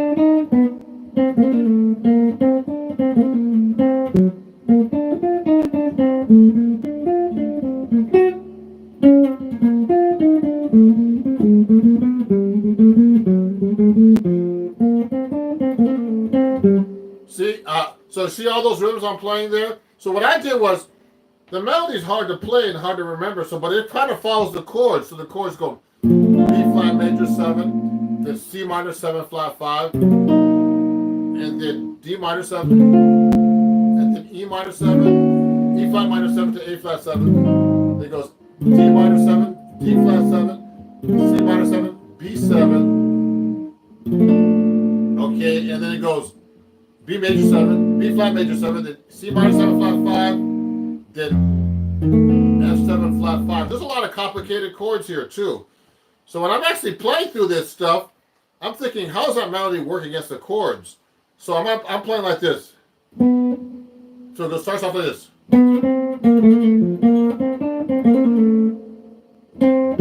So when that melody is being played over that B flat major 7, then when I get to that C minor 7 flat 5, this part is this. So that's, I can see that note goes on that C minor 7 flat 5 chord. Then it gets to the D minor 7 chord. See,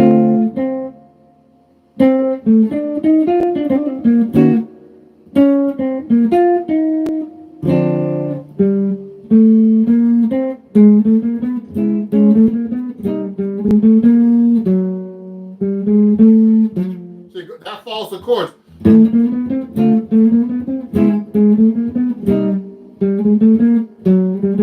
It all follows the chords right there. So I try to find these little hints in the melody of these difficult bebop tunes where I can see how the melody works against the chords. So it goes like.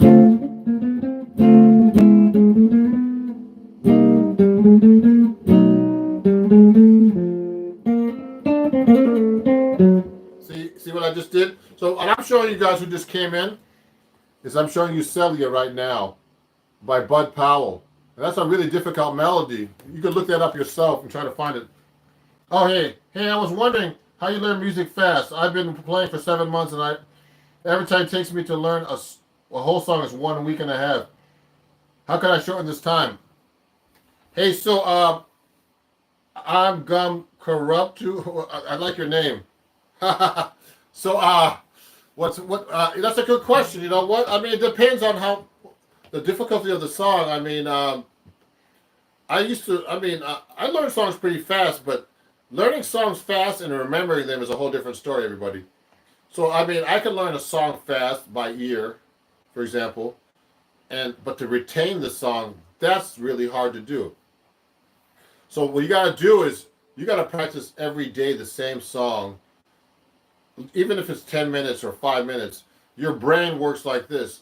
Your brain retains all that information if you repeat it over and over and over. So I learned that from teaching my students and from experience myself learning. Like if I had to learn a Broadway show or something really difficult, a lot of difficult music where there's a lot of guitar parts and all kinds of chords. Even and I'm only reading music too. The best way to memorize something is to really practice it every day. and also listen to the song if you're learning a new song, and say if it's a rock song or whatever, any song, it can be any song. Listen to it so it's in your ears as well, and you remember what it is. To me, also the hard part of learning a song is learning the form of a song. Where where the verse is, and then where the chorus comes in, and where the bridge comes in, where the guitar solo. If you're doing a rock song or a pop song, those are called arrangements. So you have to remember the arrangements. Now, when I'm learning a song like this is really hard because a lot are involved. I can remember the chords much faster than I can remember the melody. Okay, it's easier to play the chords, but playing the melody and the chords is it's a whole different thing. You got to memorize all this stuff. What are ways of earning money as a starting guitar player? You mean earning money playing? I don't know. It's like you got to try to get gigs, man. Try to get your own gigs, or have people say, look, tell people, look, I'm a guitar player. I want to. Can you hire me to play? That's the best way to get gigs. I do things like this. Watch this. Like right now, I'm doing a live stream, so I'll go like this.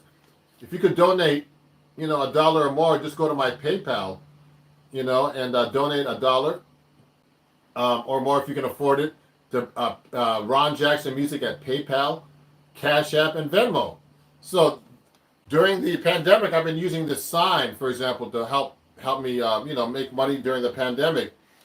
And what's happening now is, like, since I have a lot of followers on YouTube and Instagram, I'm starting to monetize. So that's what you can do too. You can get a lot of followers. So for example, with Instagram, I have a lot of followers. So now I can do swipe ups and make money. Selling my videos. I sell books, all kinds of stuff, guys. If you want a book from me, you can buy it from me. Go to my website. That kind of stuff. That's what I do to make money playing this. Also, like, I'm doing badges now on Instagram, and I make money for people donating. So you can do these different types of things to make money. But to make gigs. But you have to be able to show people something that they want to learn. You can't just say, I'm going to start playing guitar and make money. You got to be good enough to show people, and you got to be good enough to be able to get gigs. So I have to hear you. And one good way to know how good you are is to have a teacher like me listen to you, and hire a teacher. I have quite a bunch of students from YouTube and Instagram everywhere that I have, I got because they've seen my videos and they like me, and they like my honesty about playing, and I'm not perfect when I play either, because basically when I'm coming on YouTube and playing for you guys, I haven't even touched the guitar. I just started playing right now. So, because half the time I'm trying to set up this stuff, So anyway, that's how you make money. Let me ask you a question. Hello, sir. Hi, Buenos Aires. What are the ways of earning money? That's great. So that's a great Alexa Loy. Yeah, Alexa Loy. Okay, that's a great. So we're talking about learning difficult melodies. So when I learn a song like Celia or anything like that, it's really hard. But like sometimes I retain some melodies easier. So a lot of this stuff, these melodies, these difficult melodies, you have to learn. You have to kind of memorize them like this.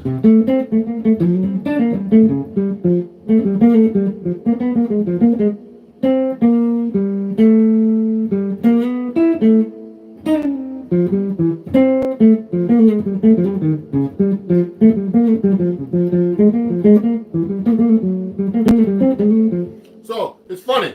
I don't play that melody much at all, but I still remember it. It's kind of weird. There's some melodies I know, and I've been playing that melody for years. Okay, and anyway, what I'm gonna have to go soon. But if you have any more questions, please let me know. Hold on one second.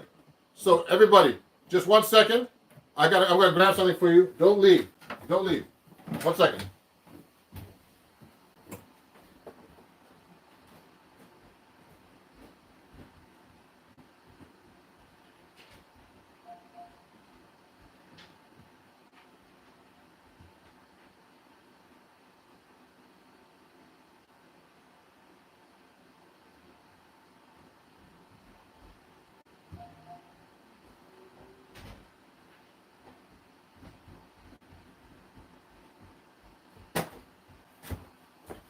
So everybody, look at this. Don't leave. So look, if you want to really learn some cool jazz stuff, look at this. Go to my jazz improv workshop this coming July 18th at Lively. Just go to my link here in my bio, and you can find that, and you can actually join my live workshop. Then I can show you all this stuff, and I can see how you play, to see if to help you get better playing gigs. Okay, so that's a cool thing. Let me answer this question. Oh, this guy retracted his message. Oh. So anyway, it's really important, everybody, to practice every day these melodies and do things like that to help you get better at playing. So we're talking about difficult melodies today. So let's keep going now.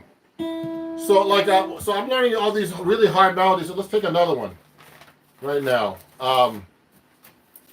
You have to practice these things all the time. Here's another difficult melody. Take a look at this. Oh yeah, good question. Fanny, Robert. I would practice. I mean, it depends how good you want to get.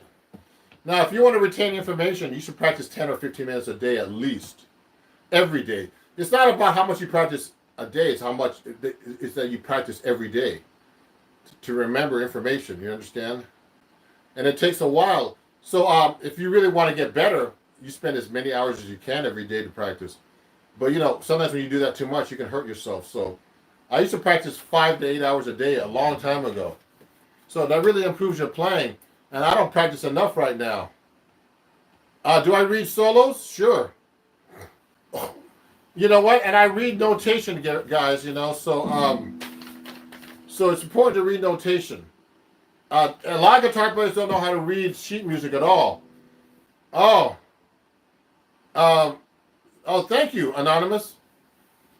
I know I'm trying my best. I don't know, but when I'm reading, I read solos. I read all kinds of stuff.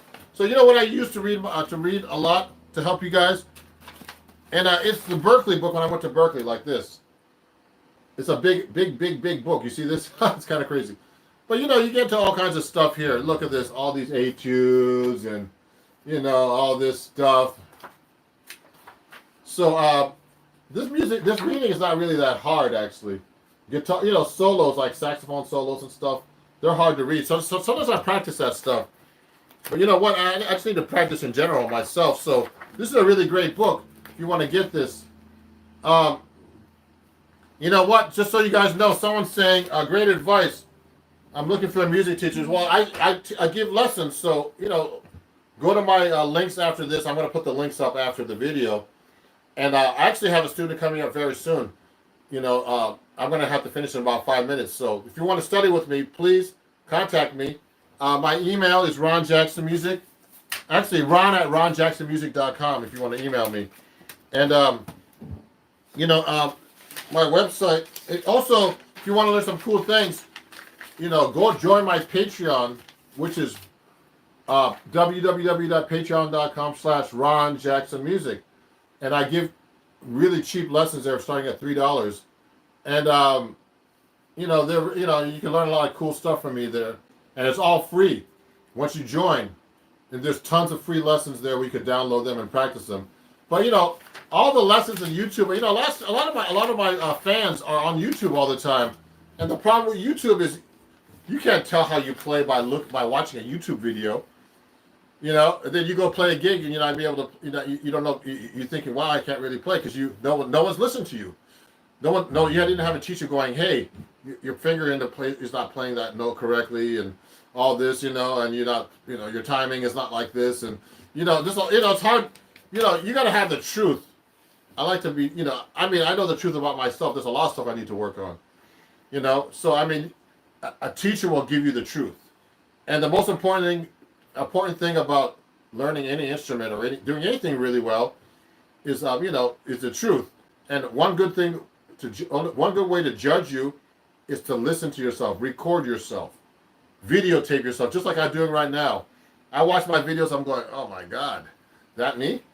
Man, I did a flub there, and I'll do this now. and you're the worst judge of yourself. So if you really want to get into music and really play good, you got to record yourself. You got to study. You got to play with other people. Okay. So anyway, let me see. Let me see. Let me answer these questions. Okay, every day. Yep. I read solos. Oh my God, sir, you one of my favorite. Okay, how long have you been playing guitar? I've been playing guitar since I was 11. Alexis, what do I prefer, jazz or blues? I like jazz and blues actually. I love rock too. I started off playing rock. I love all styles of music actually. There's only two types of music: good and bad music. Remember that. That's a good quote. Okay. Yeah, thank you. Someone loves my shorts, Overberg. Thank you, Anonymous. What should be the ideal way to learning new songs for everyone? Someone asked me that question earlier. You know what? You got to listen to the song. You got to practice the song every day and memorize it. That's the best thing to do. And I try to listen to different ways people play these songs. Like you might hear a rock song played two different ways. Always hear the original version. Now, if you're learning a song that that's never recorded, that's a whole different thing. But listen to the song and play it every day consistently for like a couple of weeks. Then you'll really get the song subconsciously. Your brain works like that. Your brain will remember these things after doing it over and over and over. It's like driving a car. In the beginning, I drive a 6-speed manual transmission car. If you don't practice stuff every day, you'll forget it. But once you know it, you can do it all the time. Just like guitar. But you can lose it with guitar. I know great musicians who stop playing, and then they lose it because they don't practice every day. So you have to keep it up with music, okay? Does everything that applies to electric guitar also apply to acoustic and vice versa? Everybody, if you play electric guitar, you should know acoustic guitar. I have a ton of acoustic guitars. So let me show you one right now. So this is a 6-string acoustic. Look, so I play acoustic guitar. You should learn acoustic guitar first if you play.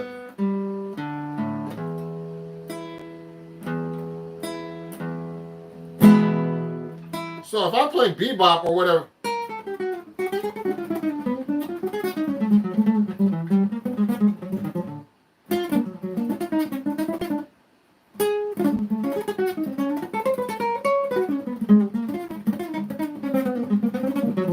So, when I'm playing my acoustic guitar, it's very important to know how to play acoustic guitar too, everybody. You have to start off with that. And, they're all different, but you should make any guitar sound good: acoustic, electric, solid body, arch top, steel string, nylon string. Yeah, these are nylon strings, everybody. So I have a nylon string. I have like a steel string. I have tons of guitars. You can't see them. Look at this. Let me get another one. Here's another guitar. Here's a steel string. 1 second. I got a steel string here. So this is my humidifier. I throw that in there. Steel string.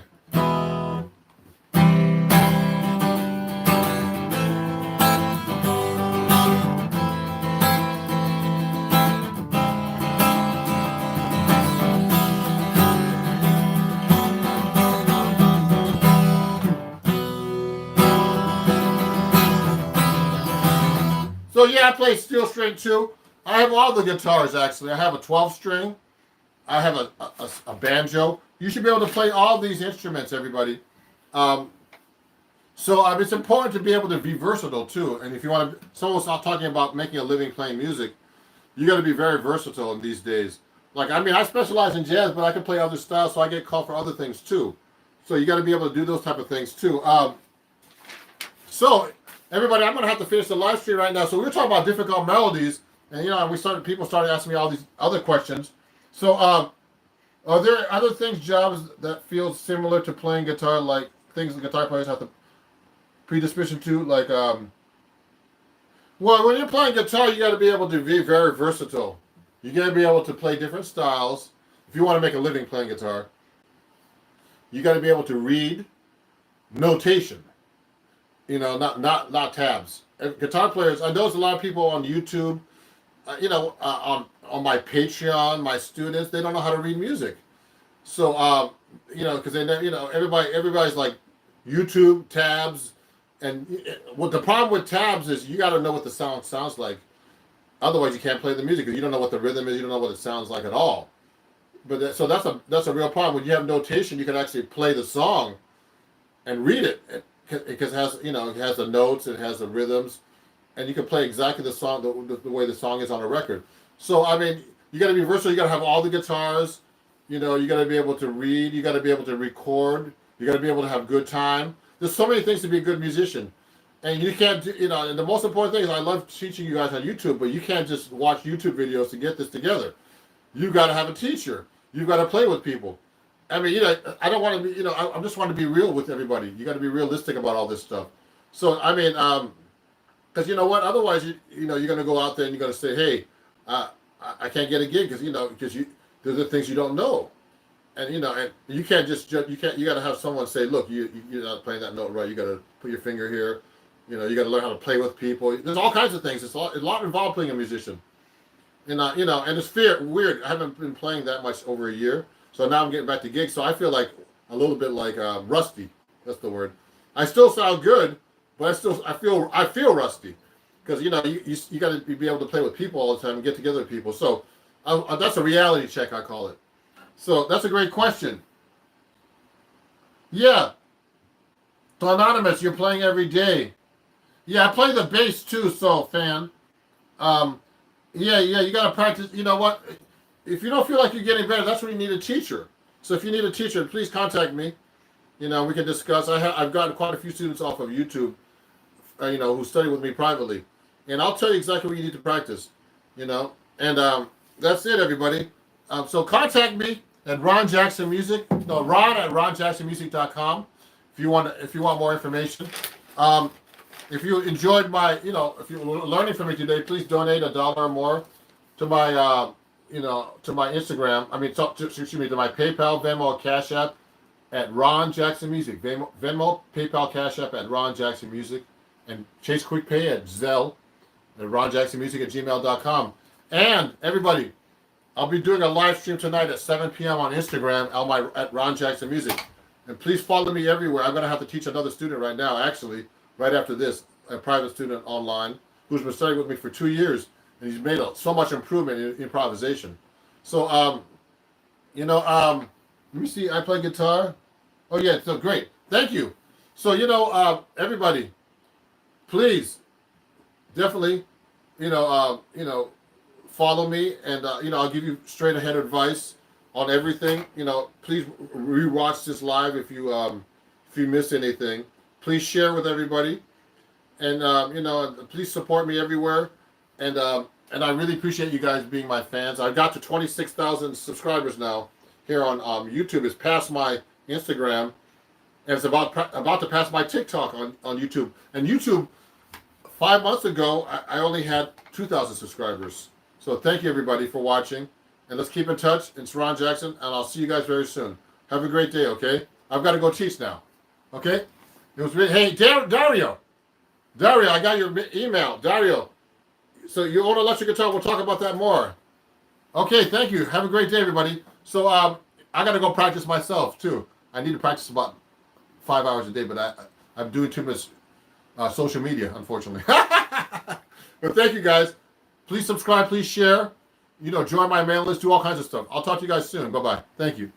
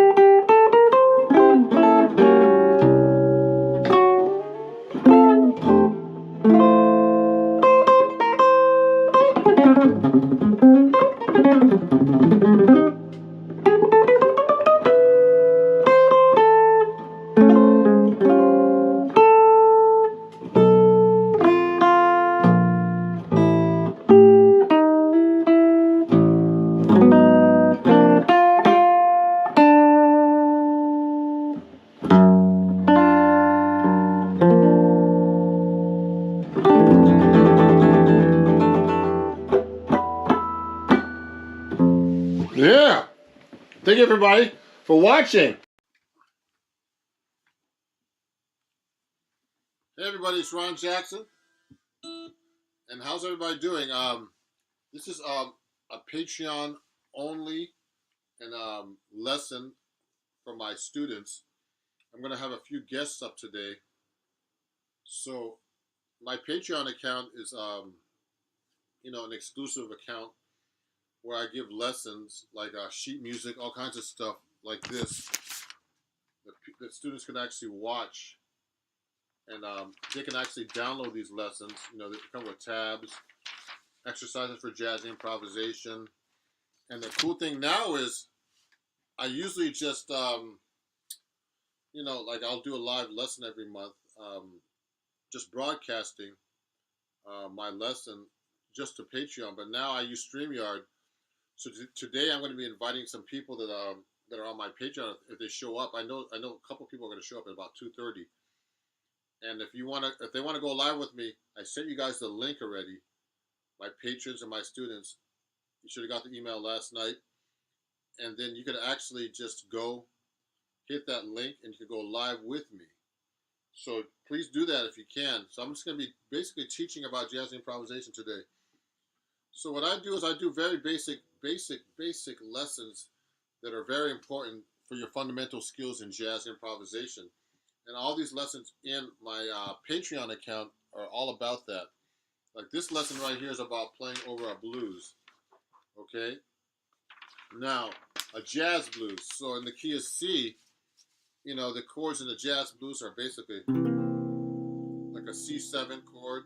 Okay, C dominant 7 for 1 bar, 2, 3. These are the chords I played for you.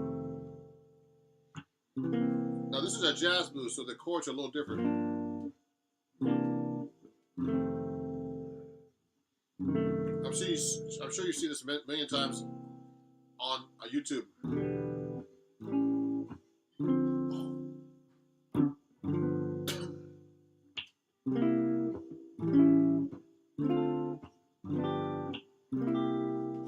So today, I'm only going to be taking questions and comments from my patrons themselves, because this workshop is usually just my patrons, and once a month, or my students, or special guests I invite that they've won a contest to be able to become to come on my live lesson. So any patrons that got my link by email, you can actually join me now. Hit the StreamYard link, and you'll go live with me, and everybody can watch you on YouTube as well. So today is public, okay? So when I teach somebody a blues, like a C blues, the blues chords are C7, 2, 3, 4, F7, C7, G minor 7, C7, F7, F sharp diminished 7, C7, E minor 7, A7, D minor 7, G7, then C7, A7, D minor 7, G7. So that's how you actually play a jazz blues. The jazz blues actually is just the history. You know, um, back in the old days when the blues started, it's just an evolution of the very very first blueses that came out. I heard that the first blues was just one chord. I got the blues, yeah. I got the blues all day long. Whatever. And then when they get to the F chord, they never changed. I got the blues, yeah. And someone said, "Man, you gotta throw an F chord in there." I got the blues, yeah. And then when they get to the 5 chord, I'm just shortening it. I'm just making it shorter. I got the blues. But before all that, they actually just played the same chord I heard until they started making it more complicated. Then they made the traditional blues, which is the 1-4-5 blues, which most guitar players know.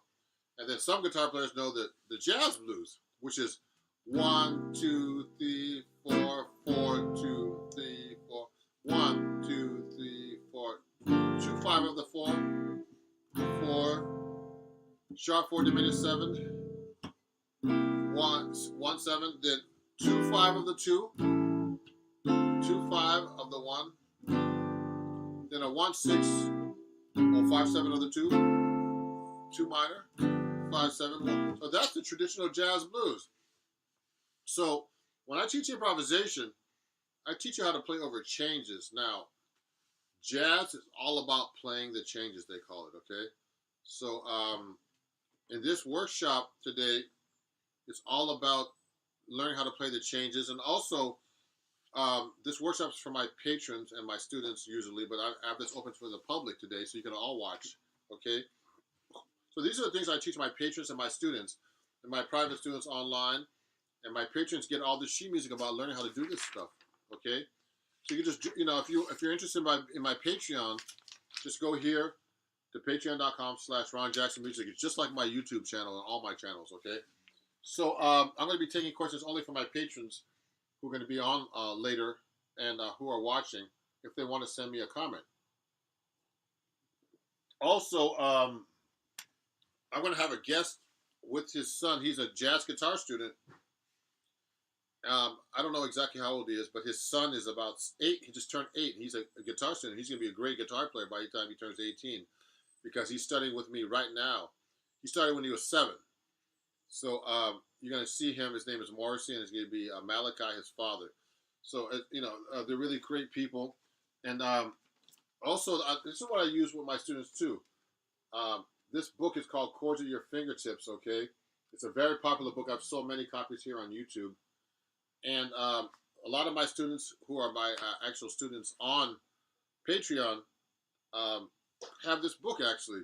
So I'll talk about this book a little bit today. So learning how to do walking bass lines, chord melody, all kinds of stuff, okay? And also, right now you can get this book discounted. You'll see the link on my description here. You can get this book at 20% off because I'm actually doing an Indiegogo for my new album. So you can actually get this book 20% off if you get it right now while it lasts, okay? Right now I have about 20 copies. I'm gonna have to reorder some more if I run out here on on Indiegogo on my campaign. So go, just hit that over there. And hey, Glenn, okay, Glenn is one of my patrons. Let me show this right now. How you doing, Glenn? Do you want to? If you want to join me, Glenn. Um, well, I don't know. Actually, I don't know if you are one of my patrons. You're welcome, Glenn. But thank you. You're welcome. I'm here to show this to the public. Um, and Glenn, if you can, if you want to support me, definitely join, be a patron. This is mainly for my patrons, but also I'm doing that campaign for my new album. So you can actually, see the link. Someone's gonna post a link probably soon about that too, on the comment chain here. Okay, and so let's talk about playing chord changes. Yeah. So for example, if I'm playing changes over a blues, you have to be able to play the scale through it. So one of the exercises I like to use that I teach all my students is just playing eighth notes to scale on each chord like this: 1 and 2 and 3 and 4 and, or 1 and 2 and 3 and 4 and end on 4 and going up the scale. So this is on a C7 chord. It's a C dominant scale, or mixolydian we call it. Some scales have two names, okay, or more. Sometimes some scales have more than two names. So on a C7, I play a C dominant scale. So it's very important, everybody. When you play the guitar, you just don't play up and down the scale like this, and in the same octave. You got to be able to play this all the way across the neck, up and down the neck. Watch it.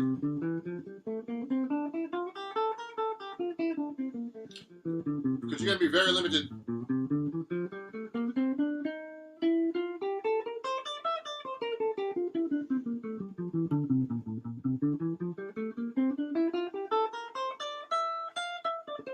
See what I'm doing?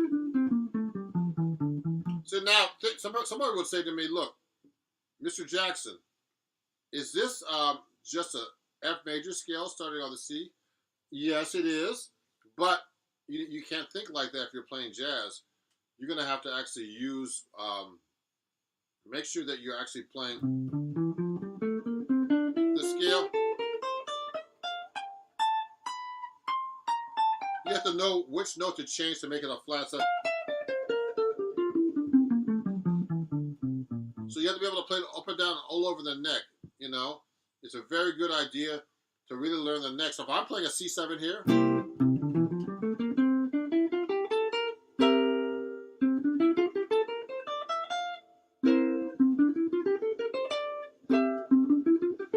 I'm playing all these different C7s.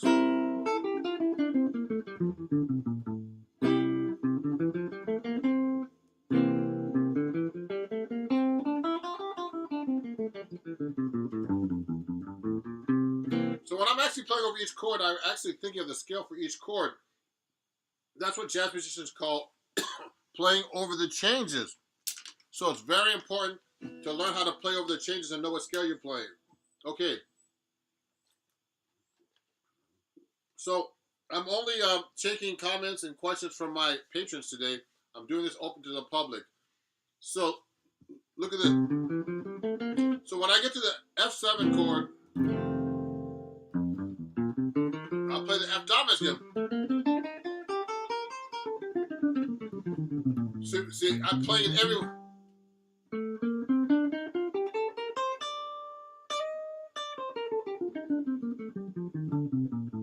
Oh, Tom is one of my... Tom, thank you for joining me. Tom is actually one of my patrons. How are you doing, Tom? Hi. He's watching on his other YouTube account. Just switch so you can see. Just thanks for the invite. Sadly, I don't have a mic or webcam at the moment. We'll enjoy the stream though. Cheers. Okay. Oh, that's too bad, Tom. It would have been great to have you on the live stream. Okay. Now, Tom is actually one of my patrons, and I appreciate you, Tom. For, right now it's been very busy, Tom. If you look very carefully on my Patreon, I'm doing an Indiegogo campaign trying to raise money for my new album. And Tom is one of my longtime patrons, a really great guy, and I really appreciate him. And please, go to my link in my description here, and you can actually support my Patreon account, where you can actually get this book that a lot of my patrons have, and my students, called Chords at Your Fingertips, at a very reduced price. And you can take guitar lessons with me very cheap on my new, on my campaign to help support my new album. Okay, so you just go to the link here. Just go to Indiegogo / Ron's new album. So let's keep talking about this. And let me see this right here. Oh yeah. Okay. Cool. Oh, nice, nice. So now let me go.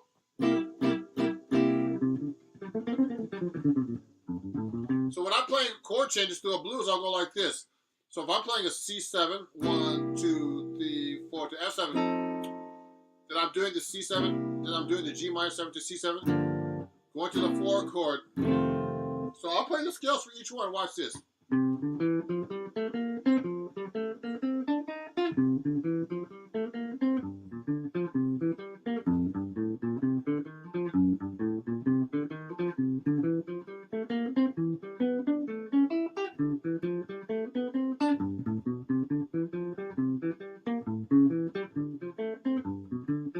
Now what I did was I played through all the chords of an F blues, okay? And what I did was, I'm going to move over here a little bit so you can see my neck better. What I did was I played through all the chords, all the scales, and that's a really great exercise to learn how to improvise, everybody. So, but you have to be able to you can't just play it in one area. You can't just start on the root. You have to be able to go like this. What I did was I played the same exact thing, but I did it in a different position.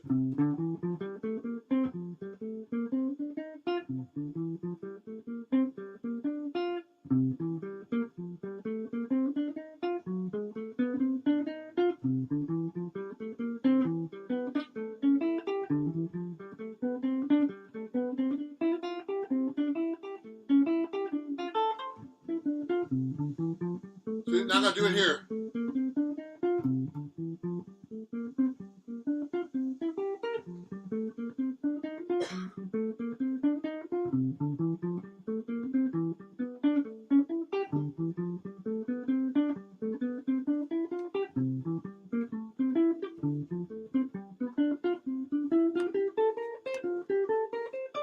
See, what I did was I tried to figure out every possible position to be able to play the same scale, okay?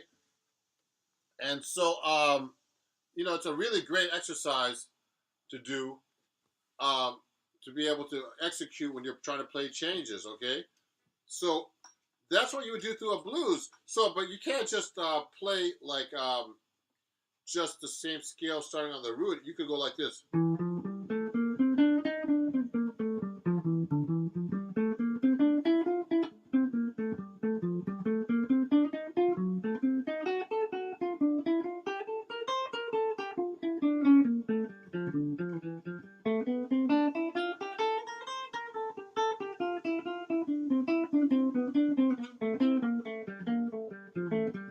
What I'm doing is I'm just basically just playing through the scale. Huh? So in a way, watch this. We're gonna clean the camera up for a second, everybody. So so it looks better. I don't think it's gonna do anything.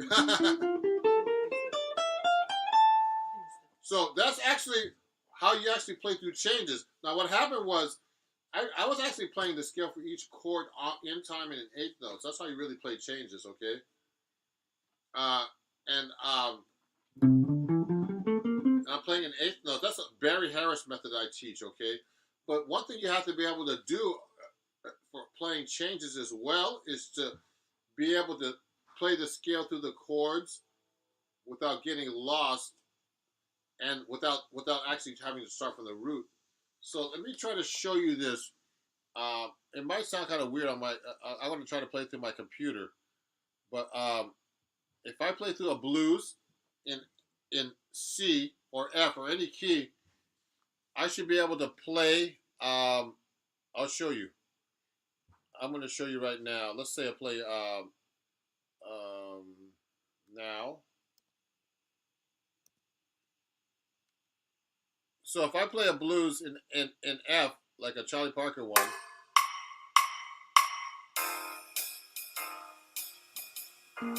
watch this.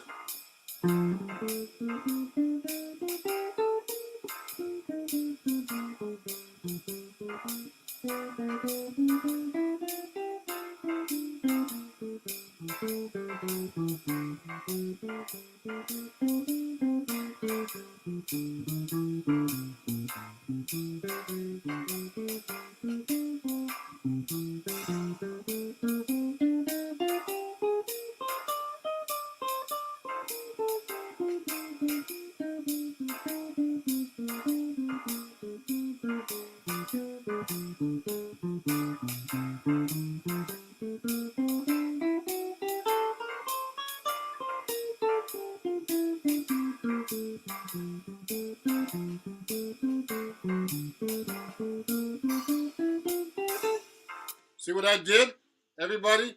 I actually just basically just played through the chord changes of a blues, but I just basically played the scales all the way through it. Sometimes I put passing tones because sometimes it's hard for me just to play just a scale. But you got to be able to play through the chord changes without getting lost in your scales and be able to move through the chords, not making it sound like an exercise. Like when I start doing things like this, if I start playing it sounds like an exercise. But if I go like this,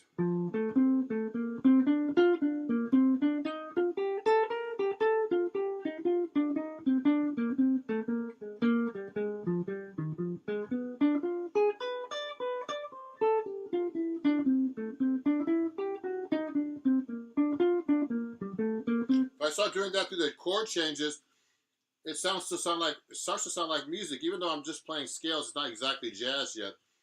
So your goal is to be able to play through the chord changes of a blues or anything just like that, using just not just playing really basic stuff, being able to use your knowledge and just not starting on the root all the time. A lot of guitar players, when I start teaching them jazz, they can only start from like the low note because they don't know the notes on the higher strings or higher up in the neck. So they'll tend to play. They'll tend to go like this. They'll do an arpeggio like this. I mean, the thing is, when you play in that register, everybody, what happens is you're playing in the bass register, basically. That's what the bass player is playing. It's too low. And the guitar is a low-pitched instrument. It sounds an octave lower than the piano. They're playing the same note written on the staff. Okay? So you got to play higher. Like, you got to go. You never see, like real, like you never see, like the master guitar players, like George Benson. They never play down here that low. They play up here.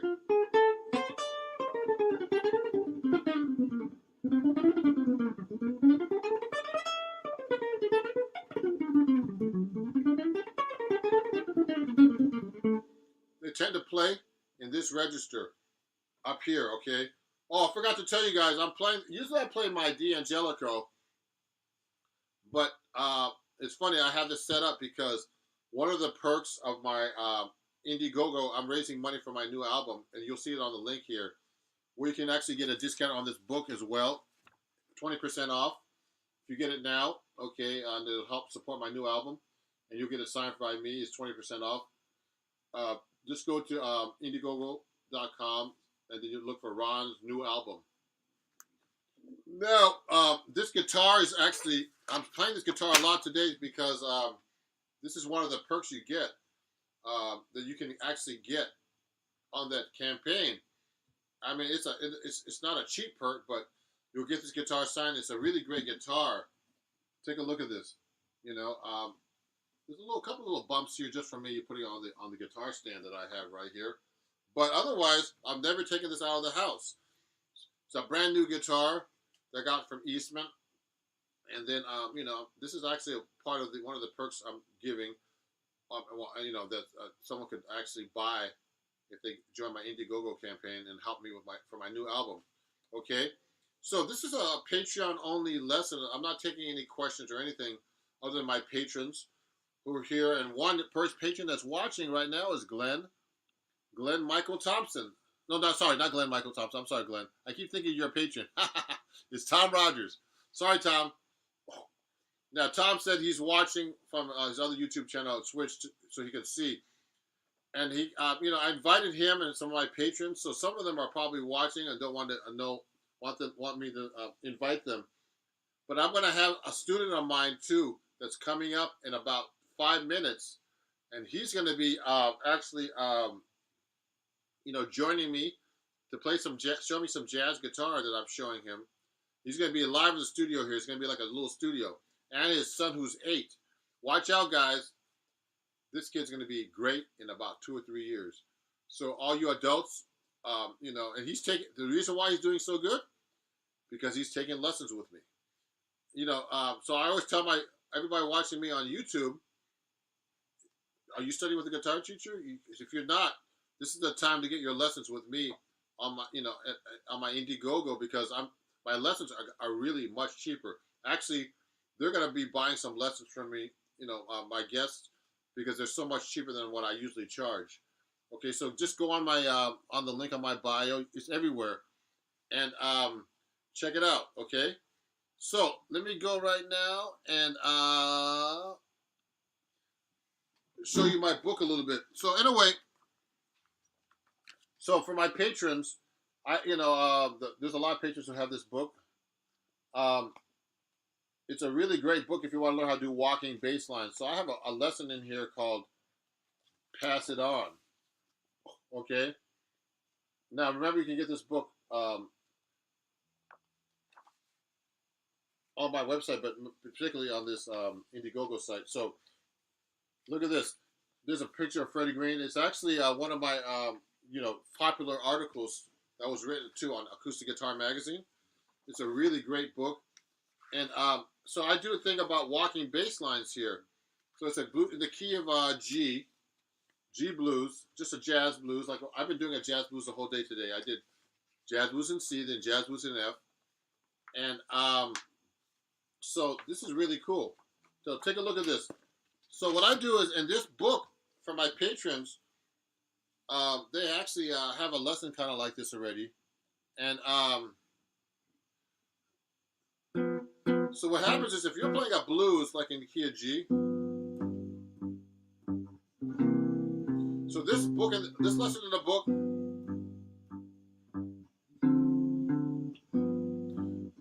basically is this progression. It's just a 3-note voicing like this: a G, the root of the chord, and you put the 3rd and the 7th on top, which is F and B flat. Now I'm playing. You can play the 3rd here, the B. Sorry, and a B natural. Sorry. Looks like that. Okay. So if you want to do walking bass lines, you got to know how to first play the bass line. The easiest bass line. This book starts up just like this. It's just quarter notes on the roots, etc.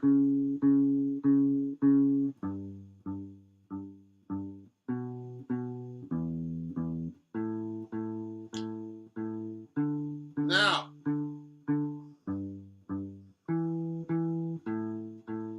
so those are the bass lines for our blues in the key of G. Now you put these 2 notes on top. Okay.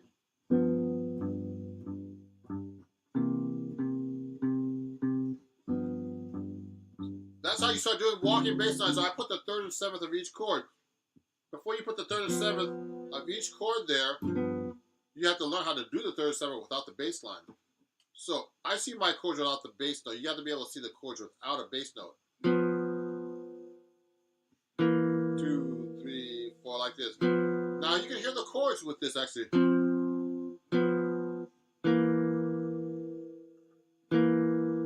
See that?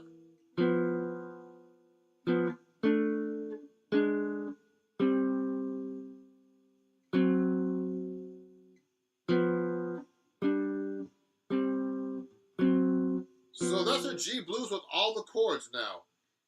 just the root, which is the bass line, and the third seventh. So I'll put them together. Watch this.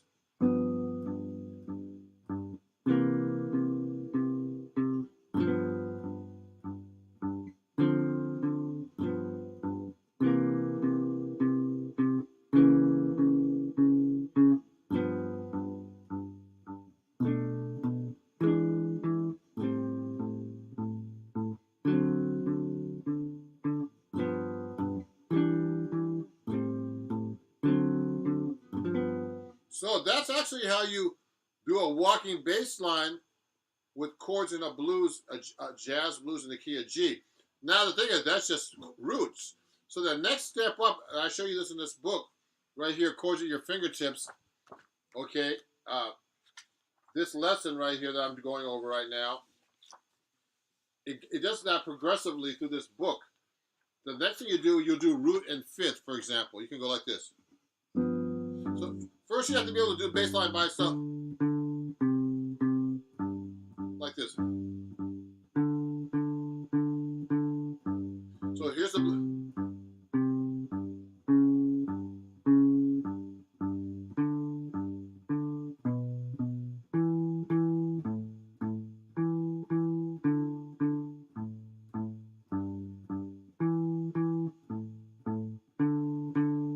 Like that, you see that? So the next thing I would do is put that together. Like that.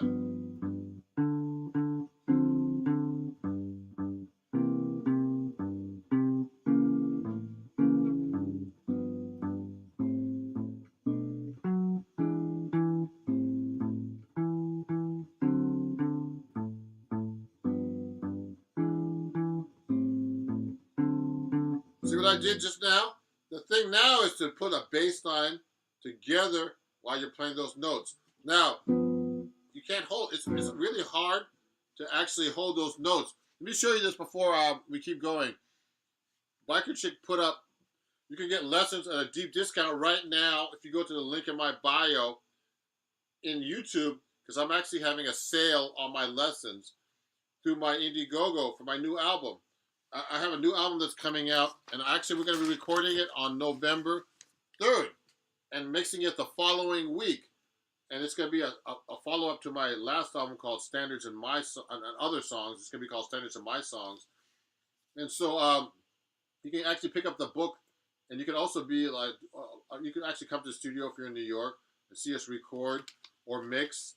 And you could be an art director to help design this. You could be a producer, arranger, a producer, and name a song. Those are some of the perks you can get other than getting this book at a deep discount. So go there right now and check it out, okay? Let me hide this. So let's do this with the walking bass line. I don't know where my student's coming, but he's going to be coming soon to be on the broadcast with me.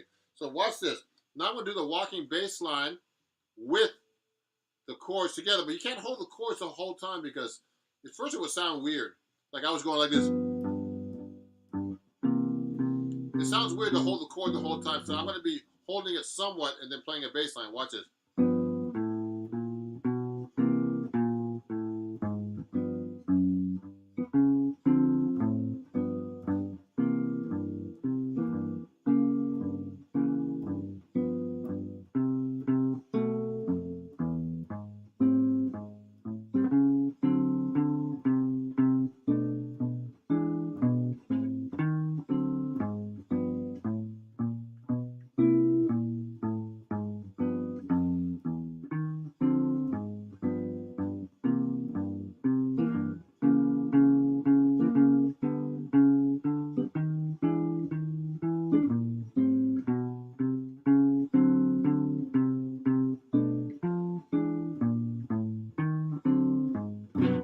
So that's what I did, okay, is that I actually played the walking bass line completely. So that's actually one of the cool things you can learn from this book, okay, is to play the walking bass line and the chord melody. And also we get into chord melody here. One of the very last lesson, which is the ultimate lesson in the book, is my lesson. There's a bunch of teachers in this book, actually, that wrote material for this book, too. Adam Levy, Sean McGowan, Jay Miller, and Jeffrey Pepper Rogers. Jeffrey Pepper Rogers was one of the editors of the magazine a long time ago when it started. Acoustic Guitar Magazine, who I write for actually. So I'm one of the writers. I'm actually writing an article for them right now, and I'm gonna have to work on it later on tonight. Okay. So look at this. One of the songs I do is like we do Billy Boy, and I actually do like a chord melody thing with it. So before my guests come on, which I hope they're coming on soon, let me see. Let me see if they're contacting me and they're having a problem getting on. Let me see. Um, Hopefully they'll be coming on very soon with me and to join my broadcast here. So look at this. I we do this. I do this chord melody thing right here. Look at this, everybody. Okay. Thank you, everybody, who's watching. There's a lot of people watching today. I know it's a Saturday, it's September 11th, and I'm sorry for what happened. I was actually here during September 11th, and I didn't know anybody who passed away there, but it really affected everybody here in New York City when that happened. I saw the buildings, the towers actually. I could smell the towers in Brooklyn where I was at actually. Living at the time in Brooklyn, I could see all the fires and everything from over there. So let me do something. I'm gonna fix the light a little bit better. So watch this. Um, oh, so everybody. So this is actually. I'm not responding to anybody who's not a patron or a student, because this is like a private lesson for my students that I usually give if you're a patron on Patreon, excuse me, and also if you're a student of mine, you get all the sheet music. All this stuff I have right here, everybody, is available on my website. Now, I show this to everybody right now on camera because most of my guitar players and most guitar players don't know how to read, so they wouldn't be able to read this. You know, they need tabs, so it's important to learn how to read. When I created my Patreon account, what happened was a lot of my students, I had to write the tabs out, so I had to rewrite all this music that I already have with tabs. So for my new album that's coming out, and if you support it, I'm gonna have the whole record with the lead sheets, which are the melodies, with the tabs, so you can be able to play it like me. Okay, so thank you everybody for watching, and I'm glad everybody's. I'm seeing that everybody is really enjoying this. So hopefully, I'm gonna have one of my patrons or students come on right now. It's also for people who bought my book. So you know what, Dario, next time, I know Dario's watching. I'm gonna have to have him come live with me because he did buy one of my books. Let me show that to Dario. Dario bought my book actually. So next time, Dario, I'm gonna send you an email and you're gonna go live with us. Okay? Sorry about that. I'm sorry I missed you. I mean, since I have this campaign going, I haven't been able to keep track of all the people who bought my book who haven't. But we'll get you on next time. Okay? I want to invite people up to play for me, and the whole world will be watching. Okay? When you do this. So look at this. So this song right here, before my guest comes up in a second, I hope they come up soon, is one of my arrangements that's in this book for Billy Boy. Okay, so it's actually a full chord arrangement you see here. Look, it's in the book, Chords at Your Fingertips, that you can get right now for a big discount on my Indiegogo campaign. Link in bio here, which is right here. Okay, this book you can get there right now, and I'll play this for you a little bit so you can see it. Okay, let me hide that for a second. Watch this. So I'll play a little bit for you. Looks like this.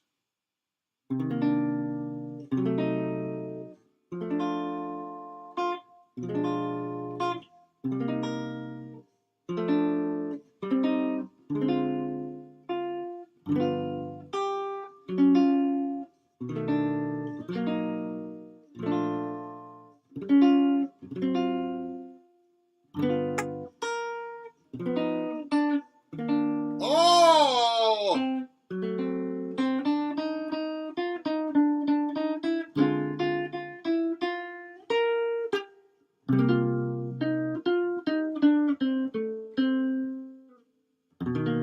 So my guests are here, everybody. Let's bring them up. Let me bring them up. Hey! Okay. I can't see you. You're cut off now. Here, So these are my guests. So welcome everybody. These are my two students from California. First, Malachi and Morrissey.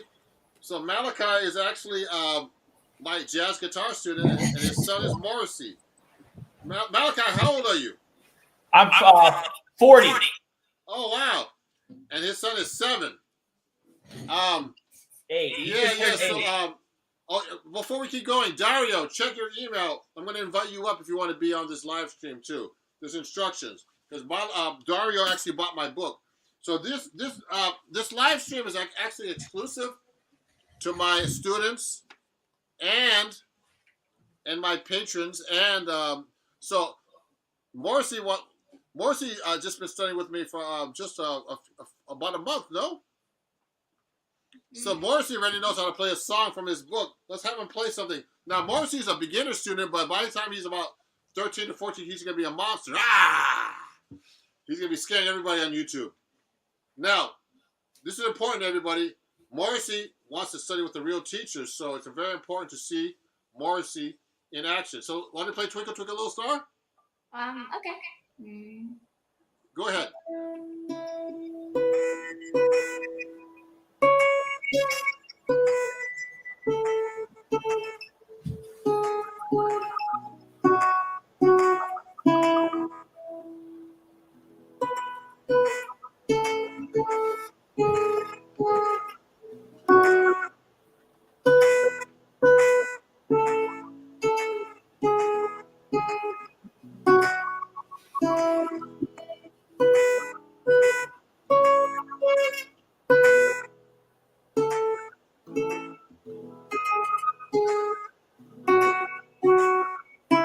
Yay!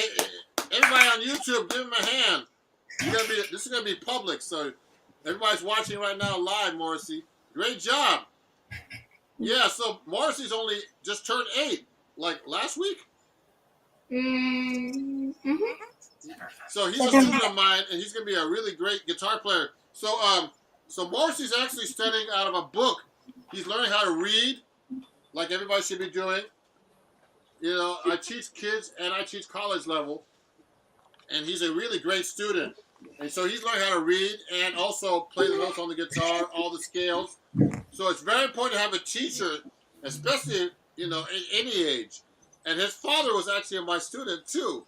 So as a jazz guitar student, so he's a guitar teacher too. So, and actually Malachi, his father, who's right there, found me on YouTube as well on my channel and became a student of mine. And he's been a student of mine for a few months already. Yeah. Yeah. So and then when Morrissey saw me teaching your father, he said, "I want to study with Ron too." So thanks Morrissey for being a student. You're a great student, a great kid. Yeah, Malachi, you want to try to play something for us now too? Come on up. Yeah. Okay. Switch chairs, guys. I'm gonna play. Oh gosh, I'm on the spot. You want to play something? Yeah. Sorry. Do you have like some of the jazz tune you want to play with the play along, maybe? Oh yeah. Here, I'll use so, the app. So Malachi, talk about your experience with me with me teaching you. Oh, well, so I found Ron on I think it was actually YouTube or TikTok, and then I reached out to Ron, and he got back to me, and I was thankful that I was able to start classes with him. And I studied classical guitar, but I didn't really know much about jazz at all. And a lot of the chords like C major 7 and like sharp 11 and flat 5th, stuff like that, kind of confused me. So I wanted to reach out to Ron because I could tell from his playing that he knew what he was doing. Most of the time. Not all the time. And then he got turned on to this iReal Pro. And one of the songs, let me see. Which one? Love Walked In was probably one of the first ones we did. You mean like Love Walked In? Yeah, Love Walked In. So you know what, everybody on YouTube, I've been teaching Malachi about jazz improvisation because he wanted to work on jazz improvisation. So there's Dario too. I'm going to invite him after. I have another a person that bought my book. I want to see how he plays my books after. So, Dario, you're in the green room. I'll get you up in a minute. So, so Malachi, want to learn about jazz improvisation. So actually, I was showing him the method that I showed everybody earlier about playing the scale on time, on the right chord, different positions, learning the melody, learning the chords and melody everywhere. Learning the chords everywhere and learning the scales everywhere. So listening and transcribing all kinds of different stuff. Yes. Yeah. Yes. Yes. Yes. Malachi. Oh yeah. Sorry, there was a delay. Yeah. There's a delay. Also, I think next time you go live with me, you have to change the settings so you don't have an echo. But it's okay. Yeah. So, do you want to play something for everybody? Yeah, I can play along. I can do the chords for Love Walked In. Oh, you want to play the melody with the play along? It's okay. It's only live on YouTube. I know, that's the thing. Your son just said, okay, so it's your turn now, Daddy. All right, I'll go through it one time here. Okay. I'm not sure. This is the first time I use it. I'm not sure how to get rid of that echo.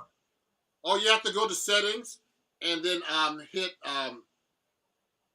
echo cancel. Go to audio settings, hit echo cancel. Let me see here. You know how to do that? Go to where it says cam and mic on the bottom there, I think. Okay, echo. Oh, there it is. Okay. Try it now, yeah. Uncheck it. Uncheck it? No, check it. Oh, it is on. I think it's because of the YouTube. Maybe I should turn the YouTube off. Yeah, turn the YouTube, if it's on the computer, down so you don't hear the echo. How about now? Yeah, that's better. Okay, that's what it was. Oh yeah, good.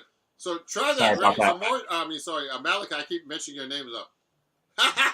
All right, here, let's see. Let me try here. Here's Love Walked In. Here we go.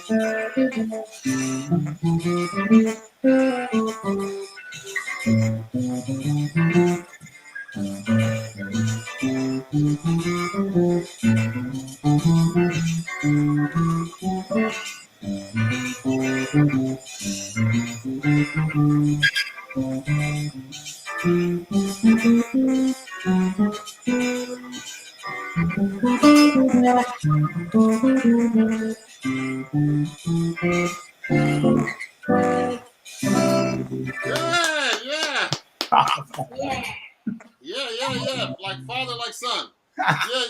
Yeah. So great. Yeah. So when you started studying with me, you wanted to get more into jazz because you never did that before, did you? No, never. So what happens is when you study classical guitar, everybody, they lock you into like certain scales and fingerings. Where in jazz, you have to really know your scales all over the neck. Like when I started playing classical, the C major scale was like this. Everybody, watch this.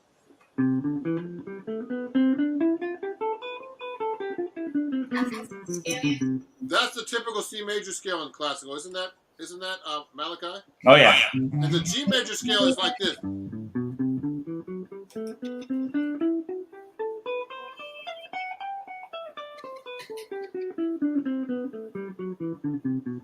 I think it's a great exercise for switching position. Because if you want to play fast, you got to go.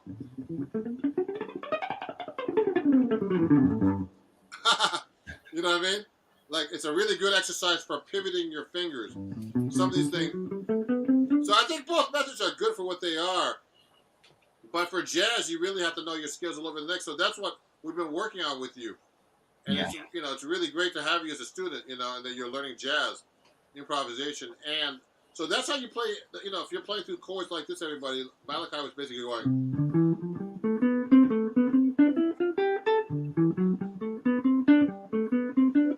He's playing through those chords of Love Walked In, like as a scale exercise, but the goal eventually is to be able to not only play the scale, but to actually improvise.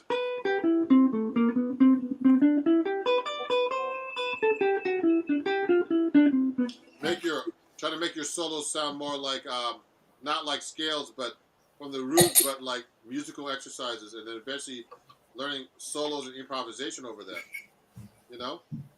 So, yeah, this is great, guys. So, thanks for coming on the show. All right, thanks for having us, Ron. And Malachi actually has this book. You've been working on this book? Oh yeah, we got that one right, Jackson. Yeah, so just so you know, everybody, I'm doing an Indiegogo campaign, and actually Malachi is one of my big contributors. And he owns this book, and he's going to pick up some lessons for his son at a discount right on my at my Indiegogo. So everybody, if you want to get lessons with me, now's the time. We got autographs by Ron Jackson. Oh yes, thanks. Oh yeah, that's me. yeah. So you can get a book right now on YouTube. Just go to the link in my description, and it's at a discount. And also he's going to be picking up a bunch of lessons from Morrissey and himself at a really even cheaper price than I'm charging him now. Yeah, great price. Yeah, so thanks for coming on the show, and also Malachi, you have your own YouTube channel too, don't you know that? Oh yeah, Mr. M's Music. What's it called? You can also find me at MalachiHernandezMusic.com. Yeah, so MalachiHernandezMusic.com. What's your Instagram? What's your YouTube again? Mr. M's Music. Mr. N. Oh, that's your company? Well, Malachi Hernandez Music, but my YouTube, you can find me at Mr. M. Or if you just put in my name, Malachi Hernandez, you can find me. Yeah, so Malachi does lessons too, so I want to help him out with that too. Thanks, Ron. Yeah, so thanks for coming on the show, guys. You guys are stars now on YouTube. All right, have a good one. Thanks, Ron. Marcy went up there and said, I'm not scared. Okay, see you guys. See ya. Bye-bye. Okay, so everybody, thanks for those them coming on. Where's Dario? Dario, you gonna come on? Because I'm gonna be going off soon. Because I'm getting tired. I need to eat lunch. Dario? There he is. I think Dario is coming on soon. So anyway, so this is what I do on Patreon every month, everybody. I have guests coming on now. We play together. I can hear them in person. So this is something everybody should be able to do now on YouTube. Or, if you want to become a Patreon or take a lesson with me, you can actually learn all these cool things. Go live with me, like I just did. Invite people up to play. I have students of all ages. So let me add Dario to the stream right now. Dario, how's it going? Hey, good man. So where are you located? I'm in Grand Prairie, Texas. Oh, it's really funny. What? I had a patron from that area recently. Really? Yeah. He was a patron, and he took a couple of guitar lessons from me. Yeah, so you want to play a song for us real quick? I can't see your guitar, though. You got to show your guitar. Yeah. You got to move back. You got to move back, actually. Move back, like that way. Yeah, because that's... Cause I'm like about 4 feet away from the camera. Yep, I'm a pro at this. I get you. Yeah, great. Play us something real quick.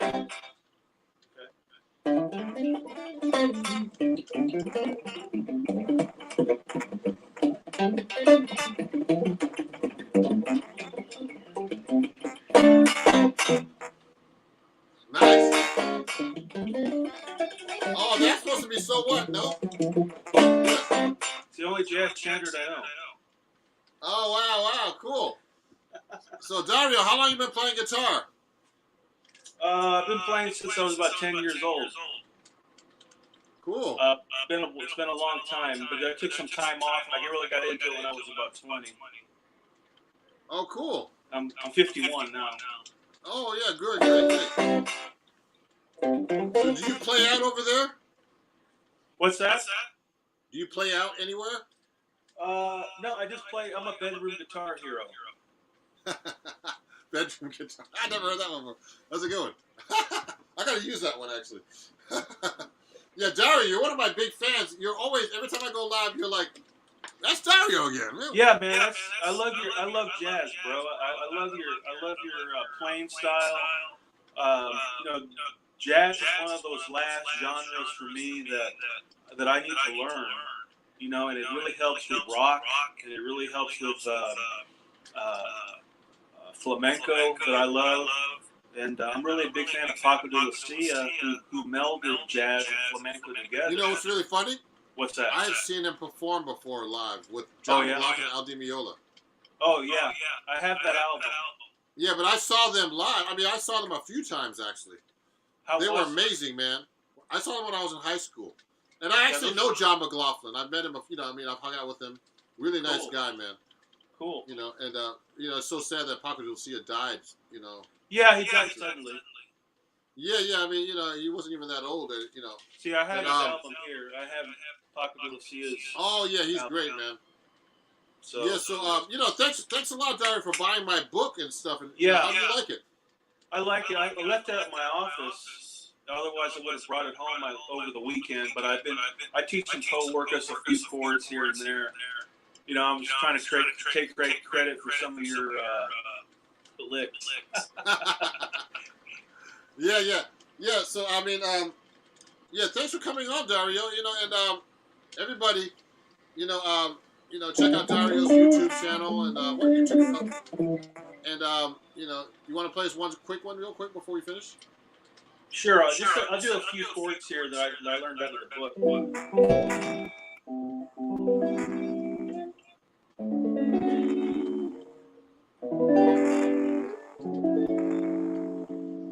Good.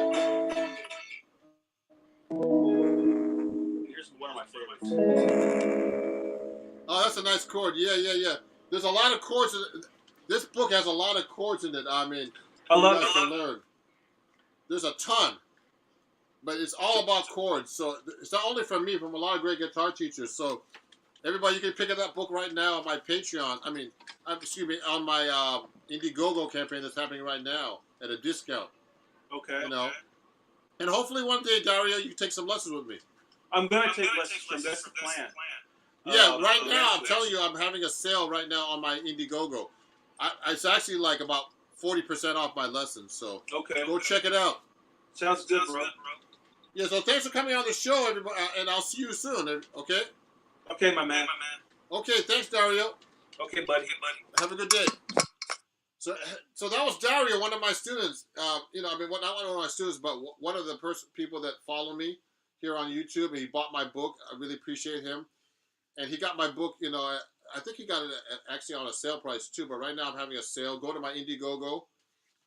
Right now, I think, here it is. I'll show you. It's right here. I'm offering lessons, all kinds of stuff there, at a deep discount. My new album that's coming out.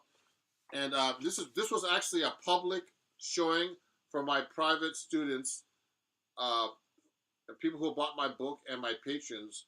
This is public. I put this public so you can see how I teach people online, and you know, and I encourage them to play. So please follow me if you don't. Share my page. You know, support my new album on Indiegogo, which is on the link here, and you know, and join my Patreon if you'd like at patreon.com/RonJacksonMusic. It was fun going live for you guys and doing this live stream for my for everybody. So we'll keep in touch, and thanks again, everybody. Have a great day, and I'll see you guys very soon. Okay? It's Ron Jackson. Follow me everywhere at Ron Jackson Music as well. Share my page to everybody. So it's really fun, and it's really hard to go live and talk and play and all kinds of stuff. So I give myself a lot of credit for that too. I'm just kidding.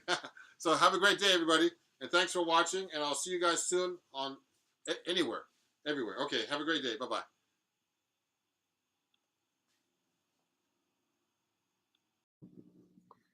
Hey, everybody, it's Ron Jackson, and oh, I see people watching already. Just so you know, I got a new guitar. Send me a chat if you have any questions, my Patreon friends. And right now, we're going to talk about rhythm and using a metronome particularly. Oh, hey, Michelle. How you watching?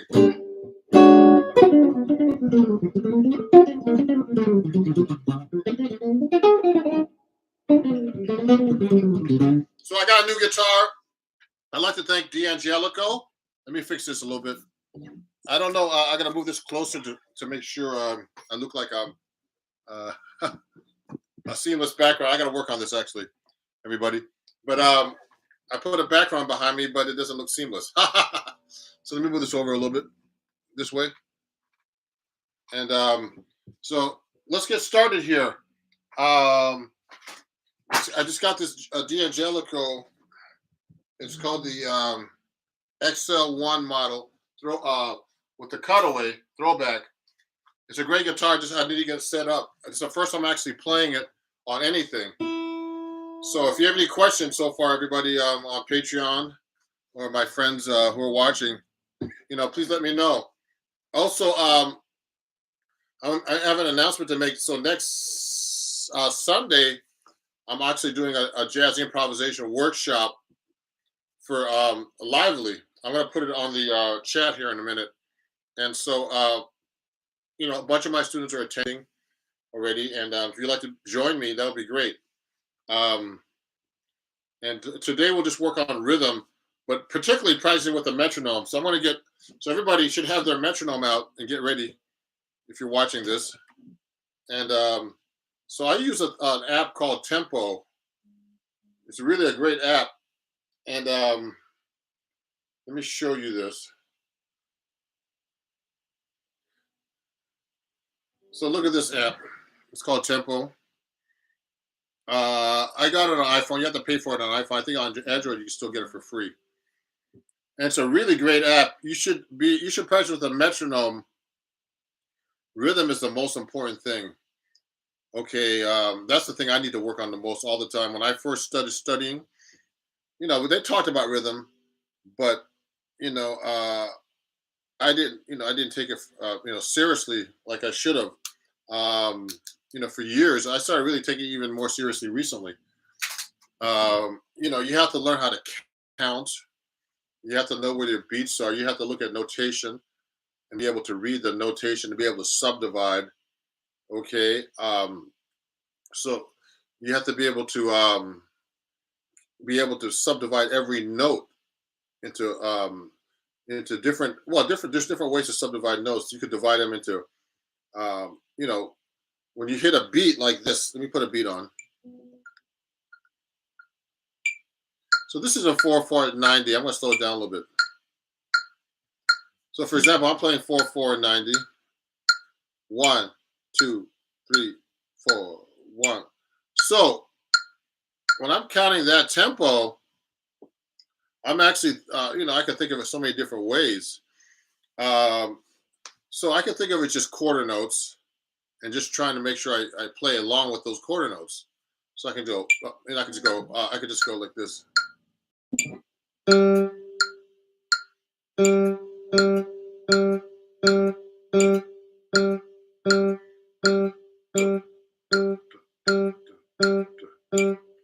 Etc. So I'm actually playing with that click, Now, one thing I never thought about is like, you're just trying to hit each note and trying to hit it and trying to guess where the note is. One of the things I learned, I was studying with a drummer recently. I need to take some more lessons with him. I actually need to practice with his material.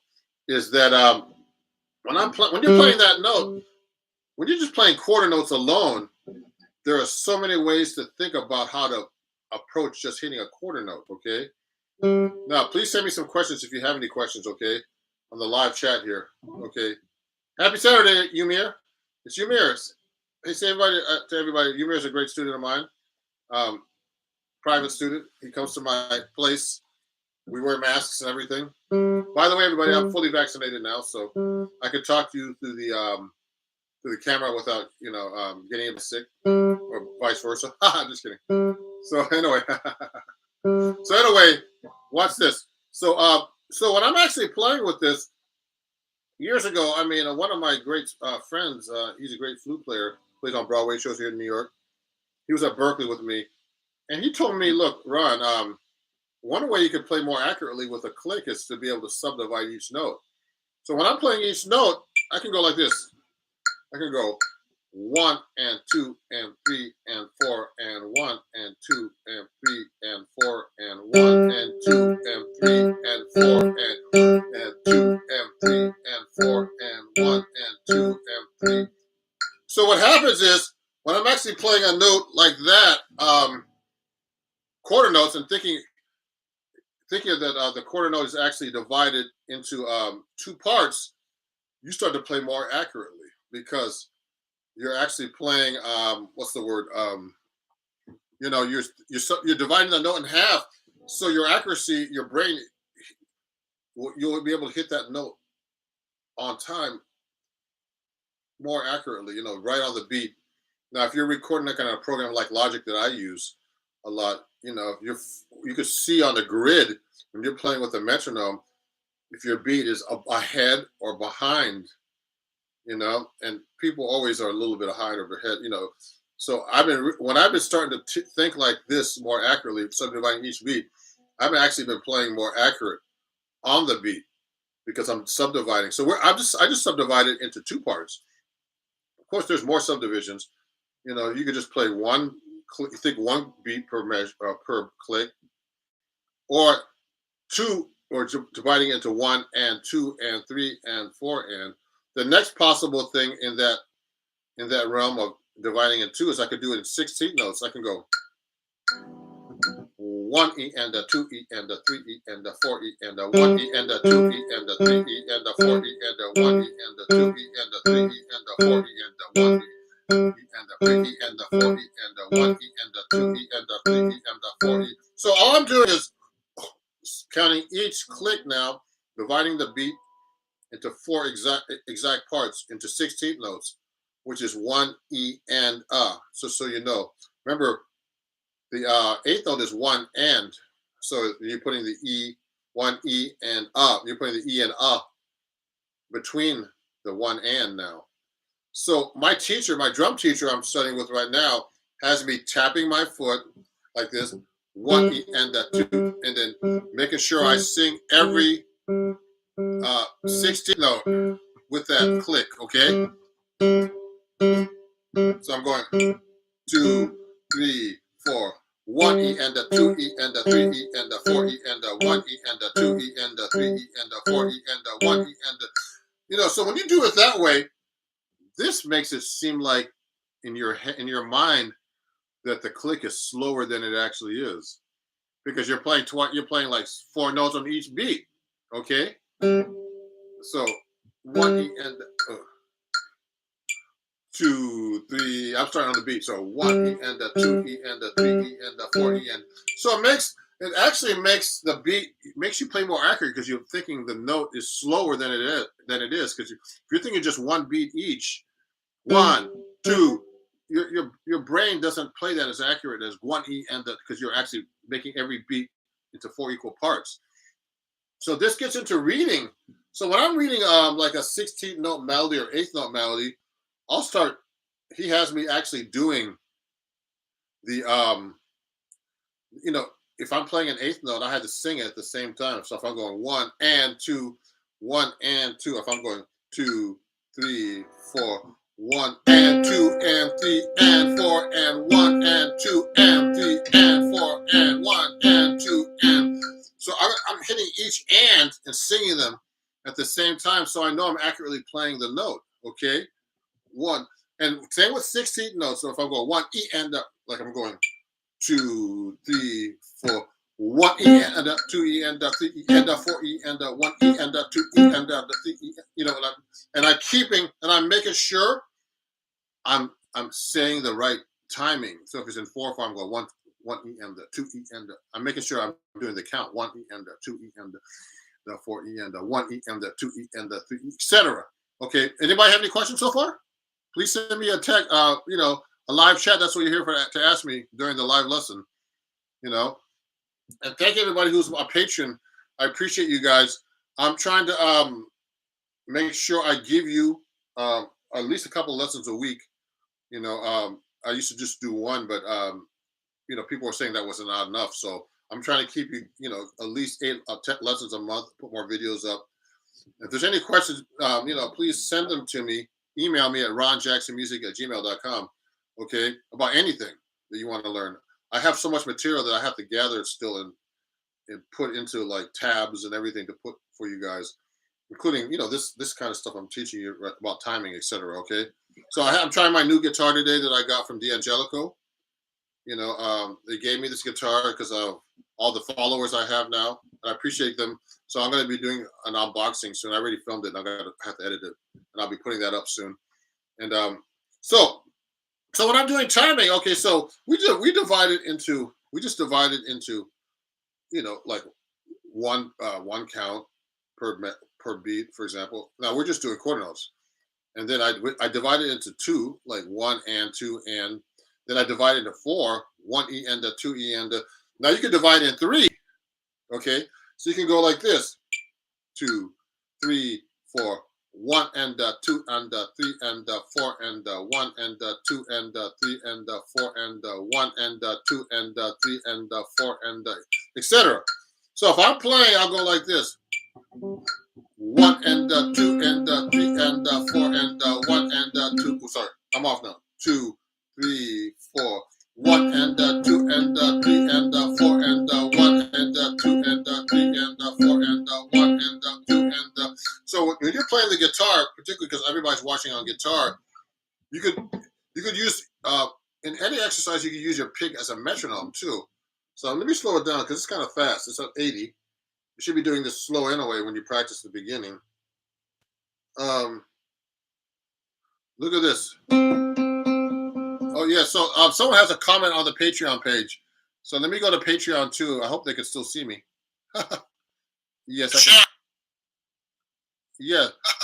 So let me okay, sorry about that, guys. I'm trying to make a comment. Oh, Sean, my student I just had earlier, Sean said the first way to learn was to enunciate the word triplet. You could do it that way too. Actually, the only thing is when you're doing triplet, you're not saying the numbers. Okay, so you can go 1 pellet. Actually, my drum teacher taught me this. You can go 1 pellet, 2 pellet, 3 pellet, 4 pellet, 1 pellet, 2 pellet. Make sure you have the beats in there, okay? So you know what beat you're on. Because it's very important to know where your beat is so you don't get lost. Like you should always know where 1 is. Okay, 1 bit. So I go 1 and so that there's a couple of ways to do this. So the way Sean is saying is you can go triplet, 1 pellet, 2 pellet, 3 pellet, 4 pellet. You can go 1 and 2 and 3 and 4 and you can do that too when you're counting these rhythms. Okay. Now remember, people who just got here, rhythm is the most important thing. I want to see what someone said on Patreon while I'm doing this, because I have to look. I might have to look on my phone. Let me get my other phone here. Hold on, everybody. I don't want to look at my Patreon while I'm on the computer at the same time. So someone had a question on Patreon. Let me get my other phone and go to my Patreon right now. So yeah, Sean, that's a great That's a great great comment. Let me go to my Patreon and see what this person said, whoever that was. Okay. Hold on. So let me go to my home here. Ooh, something's on my phone here. It's acting weird. So anyway, I'll skip that for now. So if you have any questions, just please send them to me right here on. Oh yeah, Reggie. Reggie has a question here. Would you practice your scales like that? Yes. So Reggie, so if I'm practicing my scales, he asked me actually doing these exercises like this. I'll particularly practice my melodies like that, but you can practice your scales like that. So if I'm playing, let's play this out here. I can go 1 and 2 and 3 and 4 and 1 and 2 and 3 and 4 and 1 and 2 and I can do it that way. 1 and 3 and oh sorry. 1 and 2 and 3 and 4 and 1 and 2 and 3 and 4 and 1. Now it's hard to do all this. I'm trying to count, play the notes, tap my foot. But you know what? The reason why I'm learning this, and it's making me more accurate in general with my timing, and it makes me think. When you start counting the notes and saying the notes, it's very important because what happens is you start really internalizing like a drummer does. A drummer, all he does is count all the time. He's just playing count 1, 2, 3, 1 and 2. He has no rhythm or harmony. I mean, he has no harmony. Excuse me. He has no harmony or melodic instrument to play. So it's all about time. They're counting all kinds of stuff. They're counting with one hand, and another hand's counting something else. You know, the offbeats and stuff. So if you can apply that to your playing, it makes you even a better musician to be able to count 1 and 2 and if I'm playing 16 notes, 1 and then 2 E and 3 and oh sorry. It's hard to do. 1 E and 2 E and 3 E and 4 E and 4 E and 2 E and 3 E and 4 E and 1 E and 2 E and 3 E and 4 E and 1 E and 2. Plus, I'm running out of breath when I do that. So when I'm practicing my rhythms, I'm actually trying to think of every note, especially when I'm reading now. I know a lot of guitar players are not great readers, but you should work on your reading and notation because that's how you really know about rhythm too. When you know what notes are written. So if I'm looking at like any kind of real book thing here like this, I'm actually doing the same thing when I'm reading now, and I'm actually thinking more about what I'm reading now. If I pick a hard song like with some 16th notes in it, like then I'm really thinking much more accurately about what I'm doing. You know. I'm trying to think of some cool songs that might have 16 notes in here that are kind of complicated. So let's take this song has a few 16 notes in it, Conception. Yeah, it has some 16 note triplets, some jazz stuff. Jazz has mostly 8th notes, just so you know. So a lot of jazz musicians, just so you know, another pro tip is that jazz musicians are really good at I'm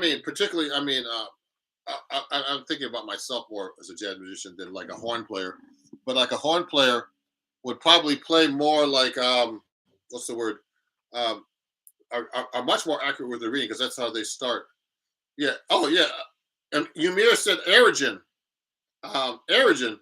So Aerogen is just it's a jazz tune, but it doesn't have that many rhythmically. It doesn't have that many notes in it. Rhythmic wise, let me see. Let me pull that out for him. Aerogen. Do I have it in this book? I know the song. I don't know if I have it in this book. Oh, here it is. So Aerogen has a triplet in the beginning. Like it goes like 1, 1, triple. So I would go 1, triplet, or you do it 1, triplet, or 1, 2, and then I would go 3 and 4 and 1 and 2 and 1 and 2 and 3 and 4. So what I do is this. If I'm playing with a metronome, I want to learn a melody. I want to play the rhythm exactly perfect. I play it real slow like this, and make sure I have the clicks on 1, 2, 3, 4. I will go like this. 1, 2, 3, 4, 1. So I would go 1 and 2 and 1 and 2 and 3 and 4 and 1 and 2 and 1 and 2 and 3 and 4 and 1 and 2 and 3 and 4 and 1 and 2. It's so hard to pun. 3 and 4 and 1 and 2 and 3 and 4 and 1 and 2 and 3 and 4 and 1 and 2 and 3, 4 and 1 and 2 and 3 and 4 and 1 and 2. So what I'm doing is, it's hard to keep the count and sing and do everything at the same time because I'm doing it pretty fast to do that. But what I'm doing is, when you start really counting every note and thinking about thinking about each rhythm of the note, that's the point I'm trying to make is, you're actually internalizing the rhythm better, and deep down inside subconsciously, your mind plays with better rhythm. That's the whole point of this class today. So practice with your metronome like that. Counting and make sure you know your subdivisions of the beats. So I can actually read pretty good. So I wouldn't be, when I'm actually playing like a regular fast tempo, like let's say I'm playing faster. Let's put this up to like 90. I'm not playing that fast. I'm going to put it at 100. 2, 3, 4, 1. 2, 3, 4, 1.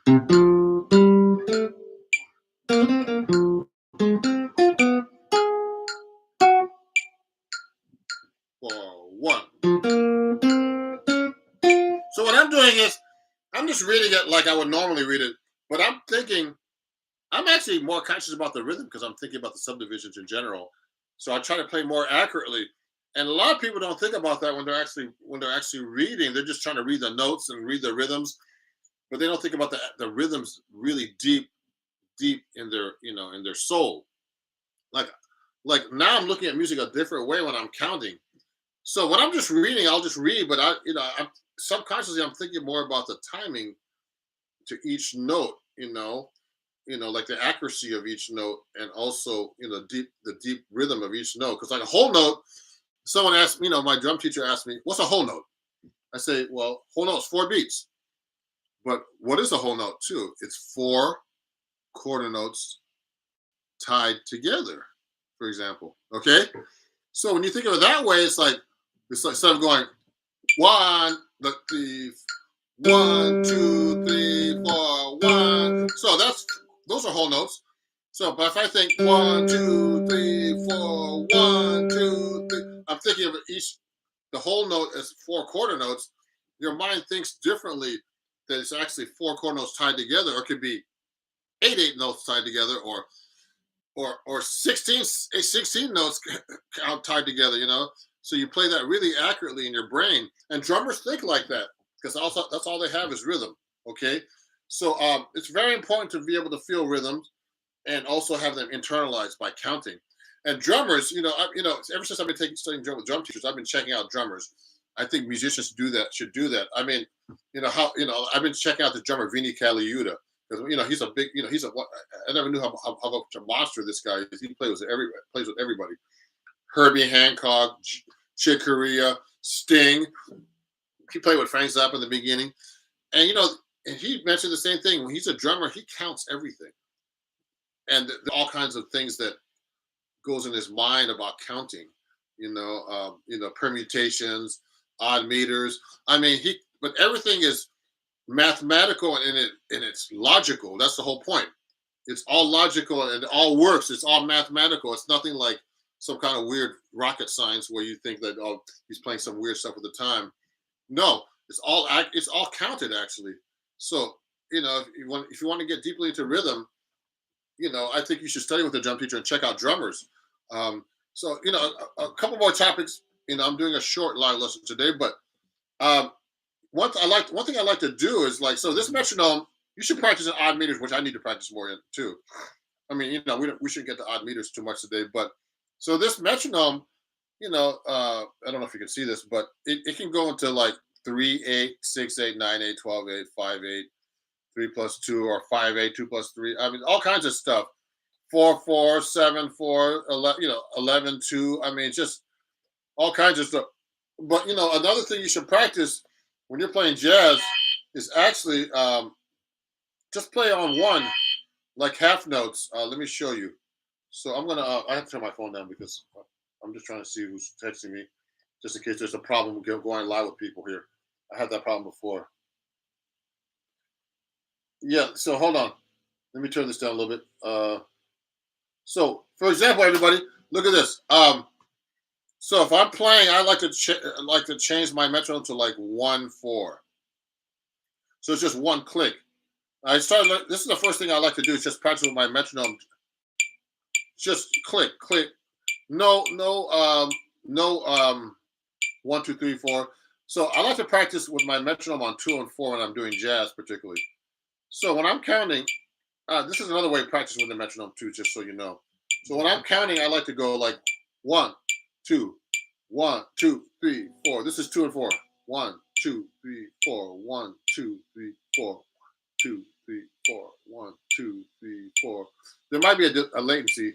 My hand looks slower. 1, 2, 3, 4. 1, 2, 3, 4. 1. So that's a very common thing to do with jazz. To jazz with the metronome is practice on 2 and 4. So I'll practice the same way like I do with my other stuff rhythmically. I'll go 1, 2, 1, 2, Aerogen.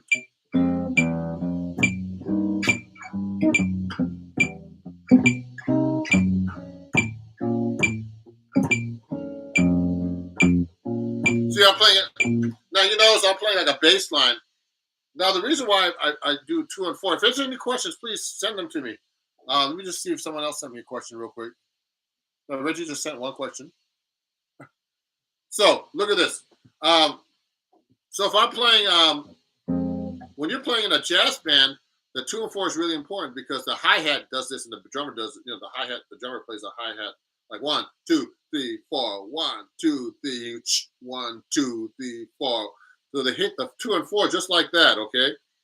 And the bass player emphasizes that too. He'll go 1, 2, 3, 4. 1, 2, 3. I'm kind of exaggerating.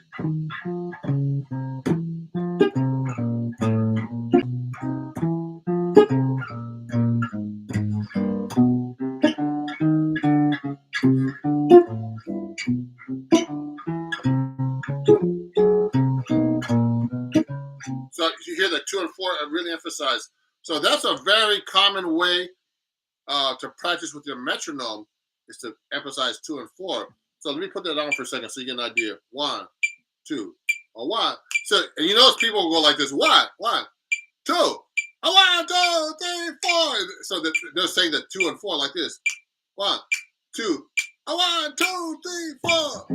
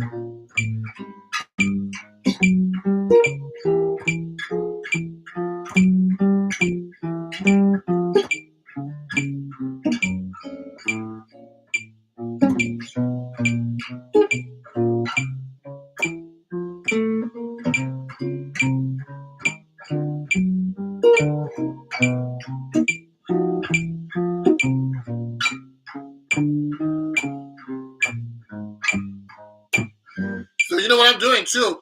I'm trying to think in my head when I'm doing the bass. I'm going 1 and 2 and 3 and 4 and 1 and 2, so I can lock in better with the metronome. So if you start thinking like that, but there's a lot of things to think about. So I'm trying to think of the notes and the bass line. So I'm going 1 and 2 and 3 and 4 and 1 and 2 and 3.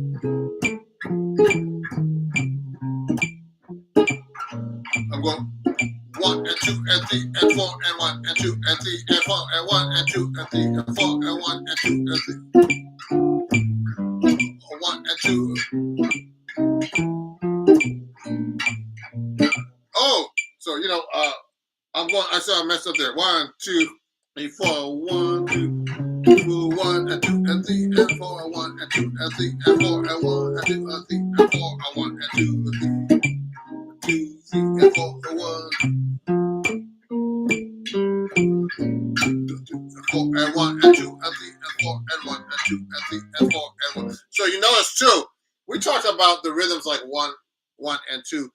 What I'm doing too, I'm making these into swing eighth notes. I forgot to talk about that. So there's straight eighth notes and there's swing eighth notes. Also, there's swing 16th notes and straight 16th notes. So you can go like this with the eighth note, like this: 1, 2, 3, 4, 1 and 2 and 3 and 4 and 1 and 2 and 3. So I'm doing swing eighth notes right now: 1 and 2 and 3 and 4 and so that comes from the triplet actually. That we mentioned earlier. Sean mentioned like the triplet, or you can go 1 and 2 and 3 and but now you're taking the 1 and or trip and putting into one note and go triplet. You're holding the note over it. So if I'm playing straight eighth notes, it would sound like this. Here's the difference: 1 and 2 and 3 and 4 and 1 and 2 and 3. It's the same tempo. 1, 2, 3, 1 and 2 and 3 and 4. Those are swing eighth notes. 1 and 2 and 3 and 4. Now I'm going to do straight.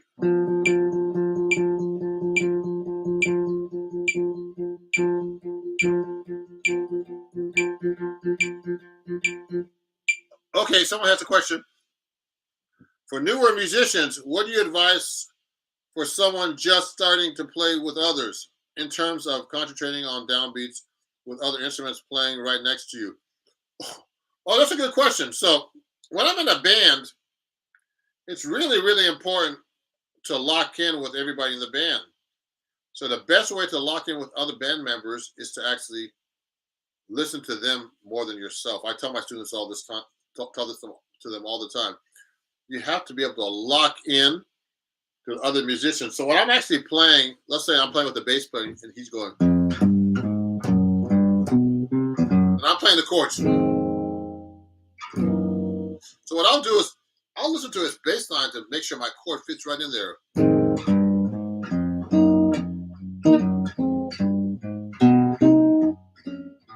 So kind of like me copying myself and playing the bass line, I try to fit my chords right where he's playing the bass line. Okay, also, I listen to the drummer. I gotta learn that song, Ymir. I gotta learn a million songs actually. But anyway, Ymir said that sounds like Jen. I gotta learn that one. Jen Krishna. Who's that by? Send me that, Ymir. Send me who the composer for that is. I'm gonna take a screenshot of the live lesson at the end. But yeah, so when you're playing in a band, I learned this from Rufus Reed, the bass player who lives right here in Joe Henderson. Thank you. And when I say Rufus Reed, he told me that's one of his things that he teaches. Like, when you're a band, you got to think of it like a pie. I'm hungry now. I want pie. I'm just kidding. So let's say you're playing in a band. You're in a pie. You have the piano, bass, drums, and guitar. So you got to think of yourself as 1/4 of that pie in a 4-piece band, and your focus. You're a part of that pie, but your focus is around the whole band, actually. So when I'm in a band, I listen to everybody else more than myself, actually. Because what happens is when you listen to yourself, you actually lock in better. In many ways, not only with timing, but with like harmony, caller response, everything that has to do with playing in a band. So I'm doing everything in that fashion when I'm actually doing when I'm in a band. So that's how you lock your groove in. And that's part of timing too. Like when someone's playing an off rhythm in the band and you're playing on the beat, it's better you follow them. And so you're playing with them in time as well. So it's very important. So remember, so we were talking about, I have a few more things before I finish up here, but look. So for example, when I'm doing 16th notes too, let me make this into a straight 4/4. So if I'm doing 16 notes, So what I'm doing is I'm doing straight 16 notes right now. So I'll count in my head to 1 E and 2 E and 3 E and 4 E and 1 E. This is kind of fast. 1 E and 2 E, especially if you're counting out loud. 1 E and 2 E and so those are straight 16 notes. But what I like to do, I mean, you know, in a lot of funk and rap music, they do swing 16 notes. So it's like this. 1 E and 2 E and 3 E and 4 E and 1 E and 2 E and 3 E and 4 E and 1. Hear the difference? Straight. So they're like 8 notes, swing 8 notes, but put into 16 note context. So rap is a lot of swing 16 to 8 notes, actually. You know.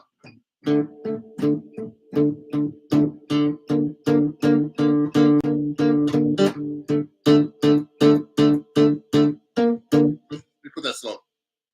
Oh, that's too slow. So I'll do that song 8 Mile. Like this.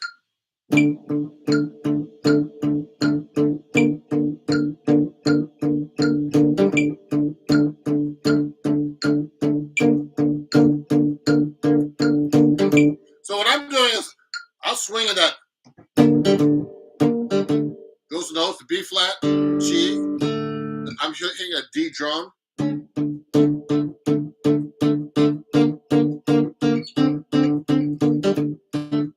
So what I'm doing is I'm doing swing 16 notes there. That's a great example. You know, so a lot of rap and pop, you know, a lot of rap music is actually from jazz. The swing aspect of it, even the rapping and the syllables they use is like scatting in jazz. Now, if you hear a rap guy go,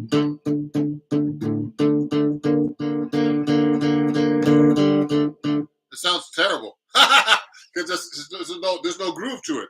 If you play it straight, so you know, so there's you know one interesting thing that I'm learning about. I need to work more myself on polyrhythms, like 3/4. But we're gonna get into that in a different lesson. But so I just gave you guys a few different ways to practice with the metronome. You know, about rhythm and timing, etc., like that. So you know, please watch the video. Yeah, thank you, Michelle. Great point. Rap derived from bebop. It is. I mean, I've heard that for years, and it is derived from bebop. Rap is derived from bebop and the swing, etc. Okay. If you know the rap swing, the 16 notes, is from jazz. Actually, everything's from jazz and blues in America. So even rock. So this is this is a basic thing about rhythm, a basic live lesson about rhythm. So come back and watch this. Also, I want to let you know, whoever is watching, I'm doing a live workshop on Lively next Sunday, 2 p.m. It's jazz improv workshop. So we're gonna and this time because in these live lessons you can't really like interact with anybody. You're just kind of like talking into the camera here, and so I'm doing a Lively lesson. I'm gonna put that. It's called lively.com. What I'll do is I'm going to give you the link right now to watch. I'll put it on my Patreon too. But if you want to attend my Lively workshop, I'm going to put the link right here. That's next week, next Sunday at 2 p.m. Okay. I have a bunch of people signed up already. Another person just signed up today. And I work for this organization called Lively, and they present like live workshops. No, I present lessons through them, private and workshops. But they also have yogis, cooks, a lot of people from well-known rock, funk, and R&B bands, jam bands, all kinds of stuff.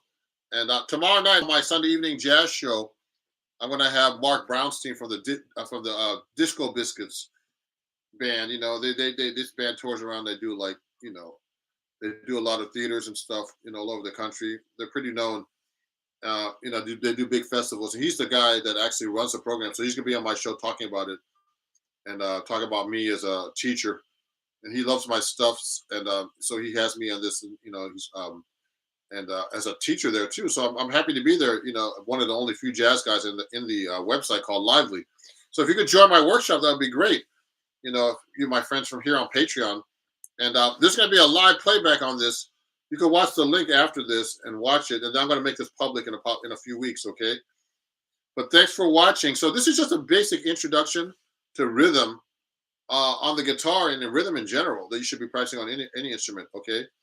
And I'll see you guys very soon. It's Ron Jackson on Patreon. I'm on all these websites.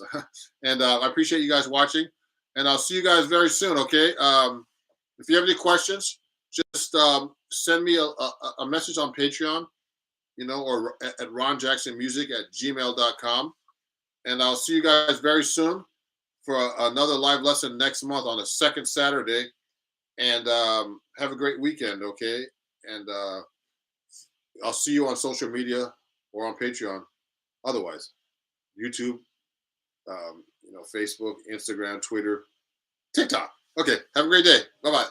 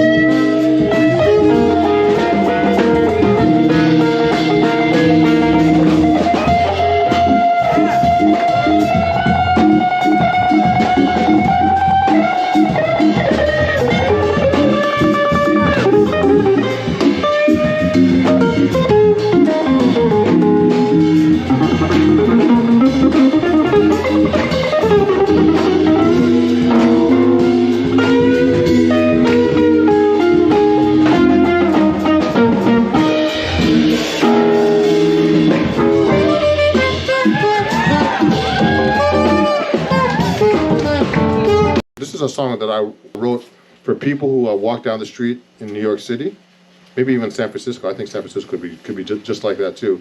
And someone's walking behind you, and what do you do usually? You walk fast. That could happen anywhere, though. Let me see.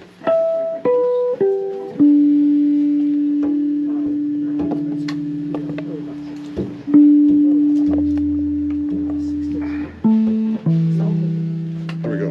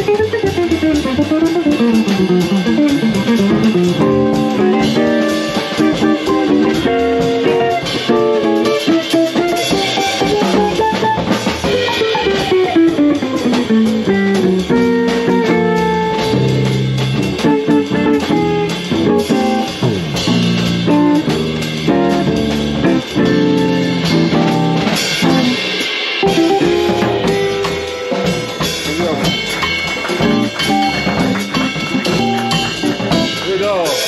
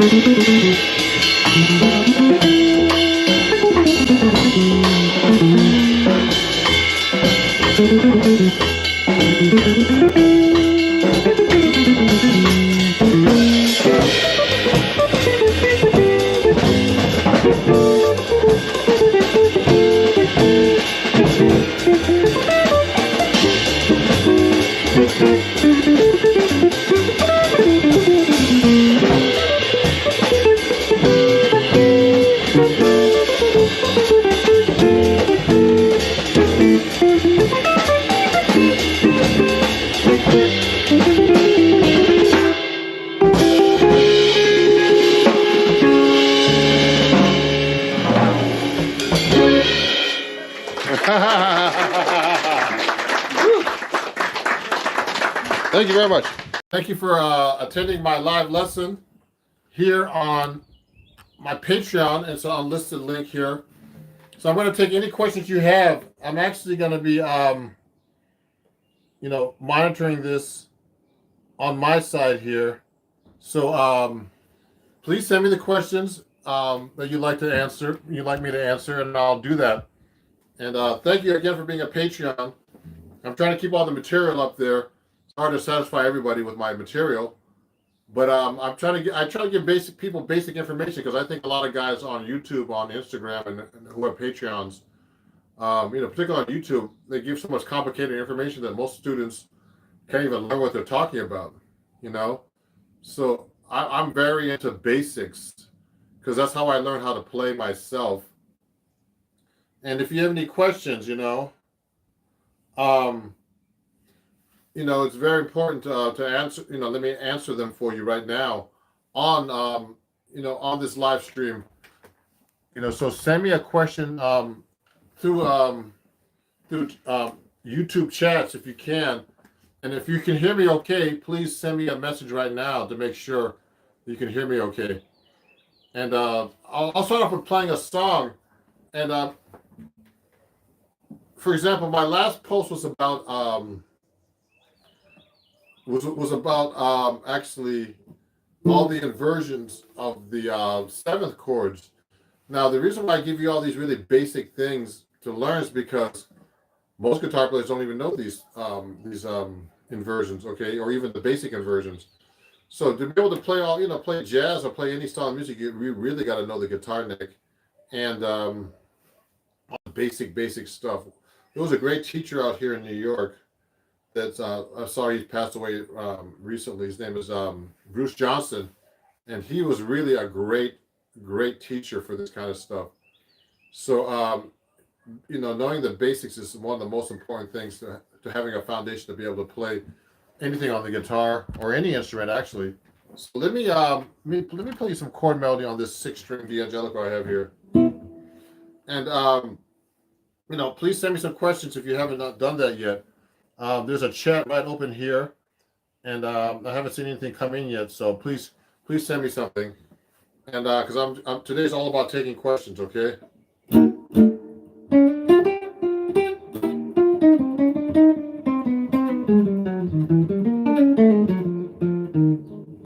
Oh, good, Sean. Good.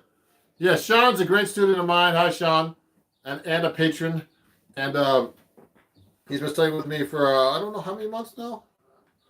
At least 5-6 months, I think. I'm not quite sure, but anyway, we're working on some hard tunes. So 3 months. That's all. Thank you, Sean. Wow, it seems like longer, but you learned a lot of stuff in 3 months, actually. So we're going over basic stuff, everybody. So so for example, we've been playing a song called "Along Came Betty." So there's a lot of chords in this song. And what happens is, if there's a lot of chords in a song, the best way to be able to play over jazz is not all this complicated stuff people are telling you to do when you're watching a lot of videos and all these fancy lines. It's just to be able to play the basic scale at the right time in the right place, because that's the hard part.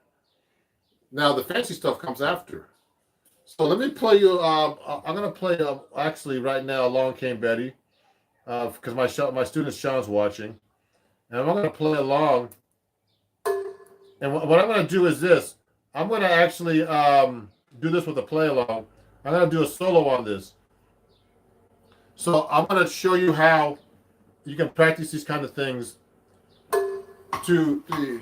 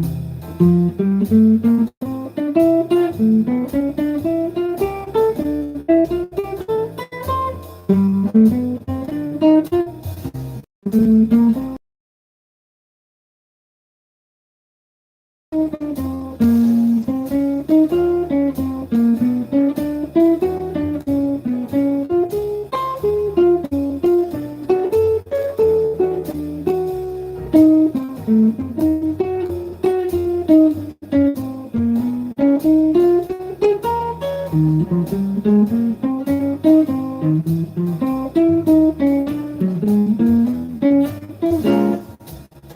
what I did was, if you have any questions, please send them, please, because I'd like to get some feedback. What's happening is I'm actually playing scales through the chord progression of a song called Along Came Betty by Benny Golson. And there's a lot of chords to this song. And the hard part is not playing fancy jazz lines. The hard part is just being able to play the right scale or arpeggio over the chord progression while you're playing. So if I'm going like this, the chords go B flat minor, E flat 7, then B minor, E7. There's a lot of chords.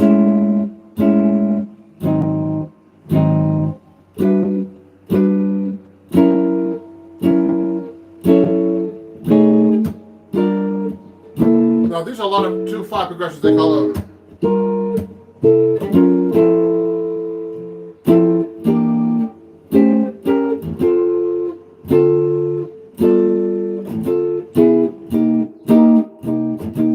So there's a lot of chords on this song. This is what they call an advanced song, Along Came Betty. And to be able to get through a song like this, you just have to do really basic things to be able to play these kind of solos, etc., through this piece. So, I mean, I teach my students real basic stuff so they have a foundation. And once you have the foundation, you can actually get through these songs pretty easily, actually. So one of the things I like to use a lot is memorizing finger patterns.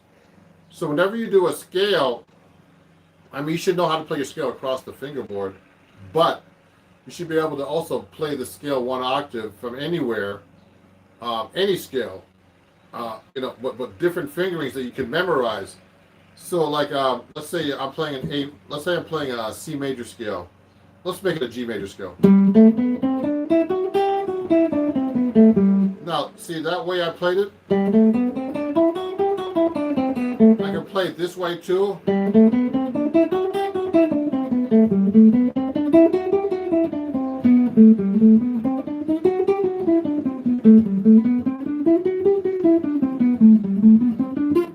See how many ways I just played that scale? Well, you should be able to play your scales in one octave all the way across the neck and up and down the neck without getting lost. Any kind of scale, major, minor, augmented, whatever scale you're playing, diminished.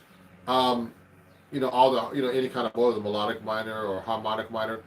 The point is, you have to really know your neck to be able to play, to master the guitar, but also to be able to play jazz. So what I like to do is I'll be able to play across like this. So I'll go one octave, and I'll try to memorize that one fingering. So I can just move it around the neck.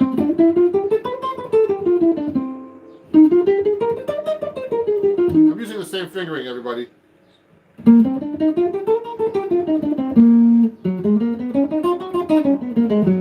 So I like to use those techniques because it's easier to get through chords and chord progressions once you know one fingering, but you have to memorize the pattern.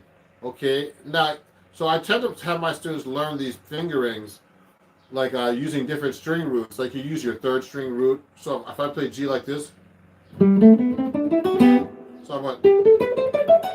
So this is like I have to play it up an octave higher. I could do it here actually.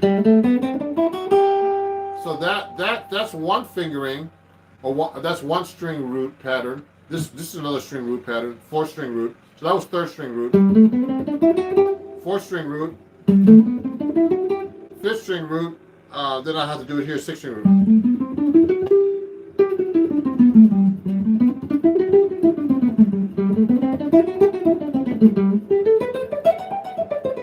So those are the different three string roots that I use. The thing is, a lot of students in the beginning, when they're learning how to play jazz, they always think of the root, but you have to eventually break out of being able to play the root and be able to play from any note of the scale.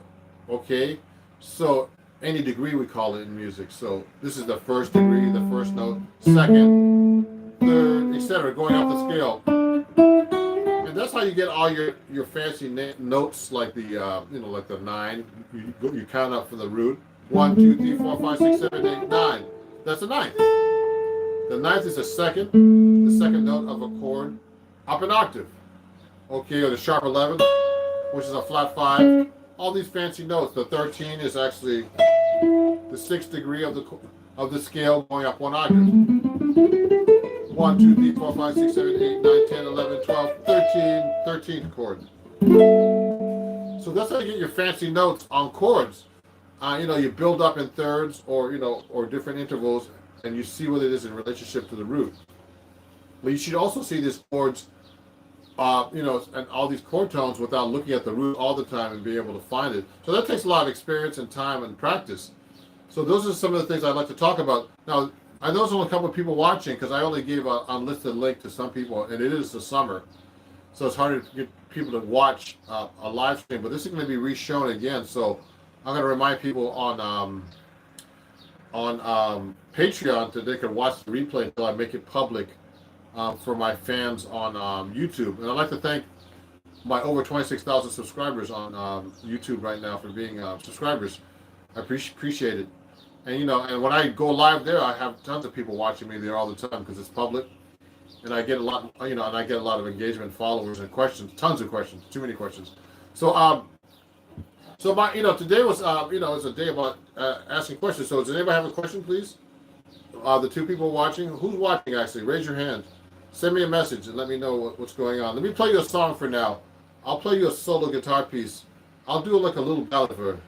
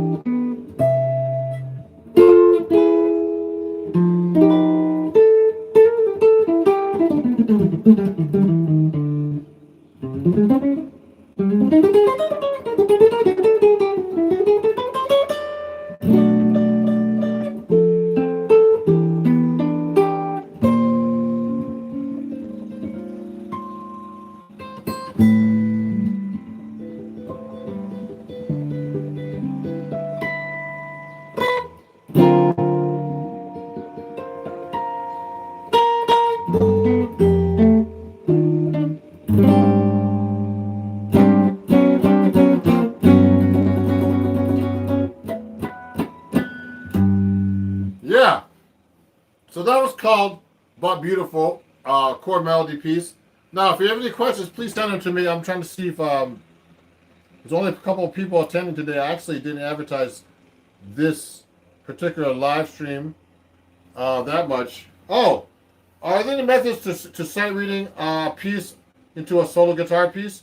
Oh, Sean, that's great. That's a great question. Let me see. I'm gonna let me take a song out of the real book here, Sean, to show you. For example, let me get a song. Let me just pick one song, for example. If I'm reading a song that I don't know and I want to do chord melody, that's a great question. Let me get this song. Let me pick something easy. So look at this. Sean, I don't even know this song at all. I've seen it in this book. It's called My Buddy. Huh. Okay. So this is on page 284 in the the regular real book, the legal real book actually. And if you look carefully, it's a G major 7 chord. Okay, when I'm sight reading a piece, okay, like this. First, I'll look at the melody and see how it relates to the chords. So this is a D note. So the melody goes like this. First, I play through the chords. So the chords go like this: G major 7. It's a ballad. 2, 3, 1, 2, 3, 4. I'm doing it slow, fast actually. G6, 2, 3. B diminished 7. A minor 7. D7. So that's the first 8 bars. So next, the melody goes like this. It's actually in 3 too. It's like 1, 2, 3, 1, 2. It's the key of G. So you have to look at those things too. See, sometimes I skip over those things when I'm reading because I didn't start out playing guitar reading actually. So I did everything by ear. So this song is actually first thing everybody has to do, which I'm guilty of not doing, is look at the key signature and the time signature. So it's the key of G, and it's which is 1 sharp, and it's 3, 4. So now I went through the chords a little bit for you guys. So the melody goes like this: 1, 2, 3, 1, 2, 3, 1, 2, 3, 1, 2, 3, 1, 2, 3, 1, 2, 3, 1, 2. So that's the melody in the beginning, okay? So now, if I'm gonna play through this, this note, that note is a D, and that's a G major 7 chord, okay? So I know that's the 5th, which is 1, 2, 3, 4, 5 of the chord. So I know I can play this chord on here. I can play this chord on the bottom of that D note. I can play a major 7, or I can make it more fancy by putting like a 9 here. I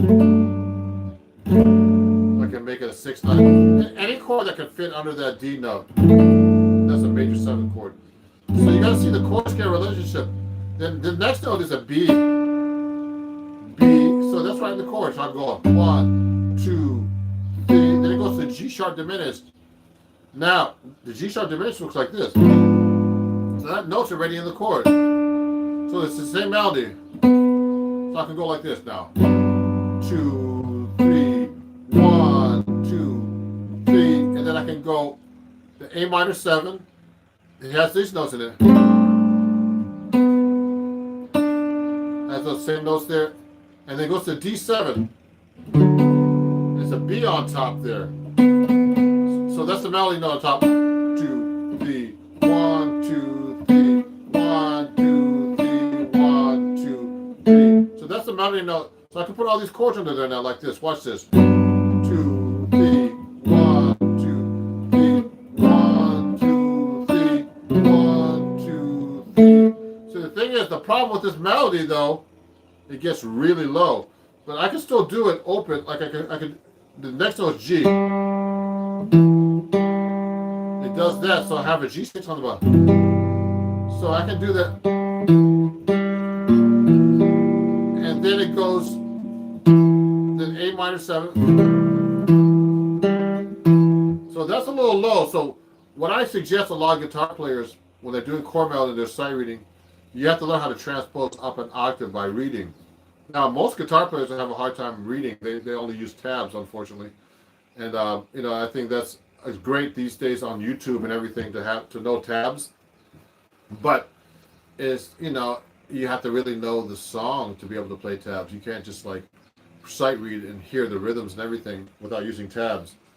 I mean, with tabs, you understand? You need sheet music. You need to be able to read music. So I'm going to play this up an octave. So it's going to be like this now. Watch this.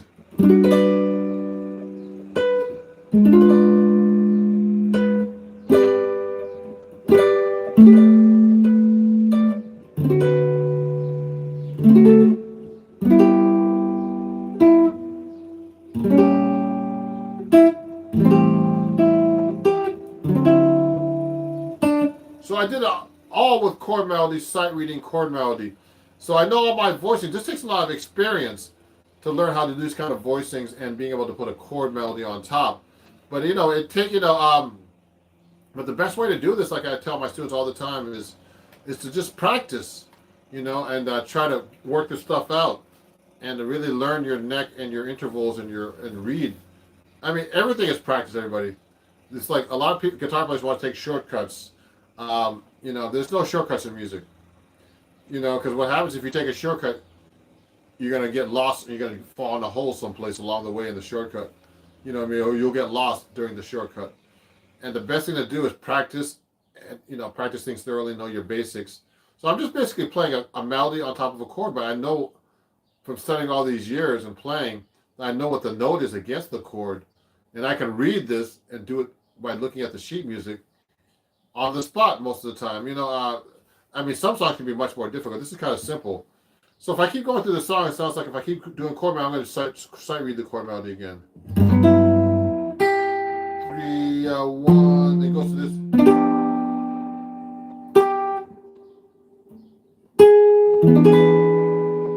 One, 2, and then it goes to the A minor. 3,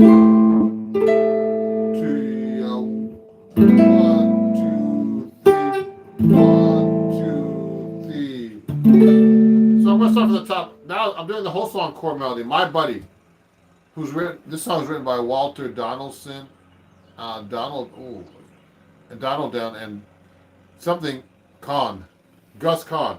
So here's the whole melody, chord melody, sight reading. Ready? Here we go. 1, 2, 3.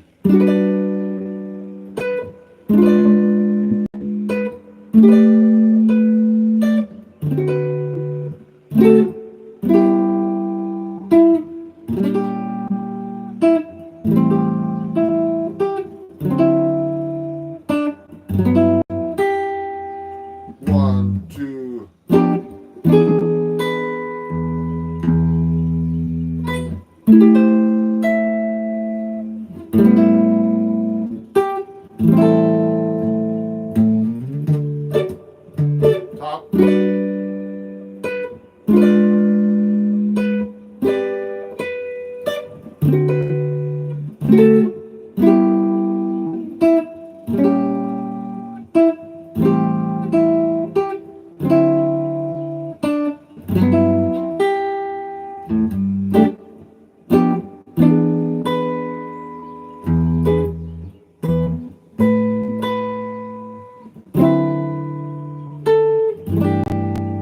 See?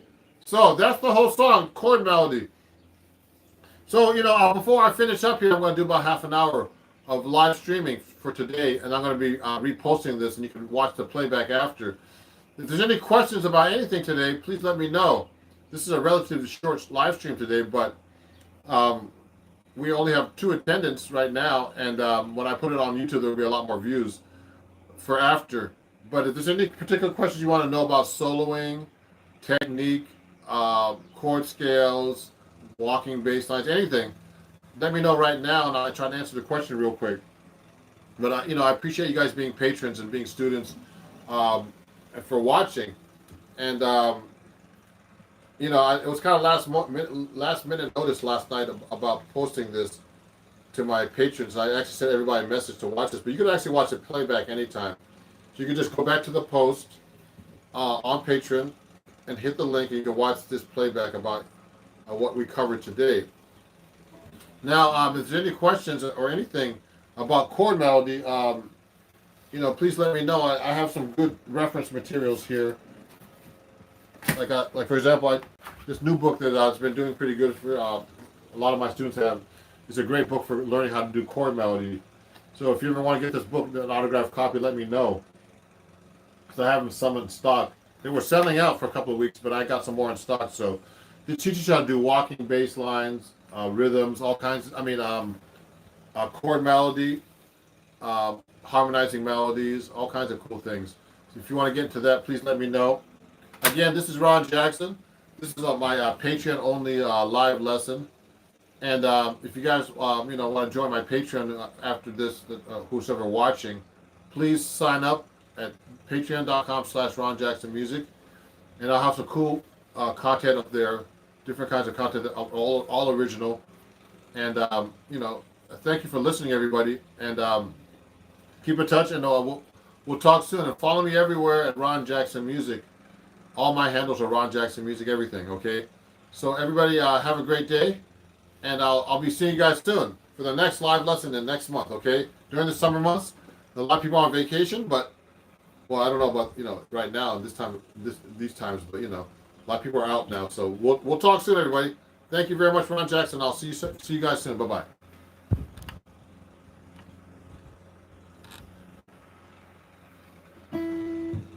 This is one of my favorite songs.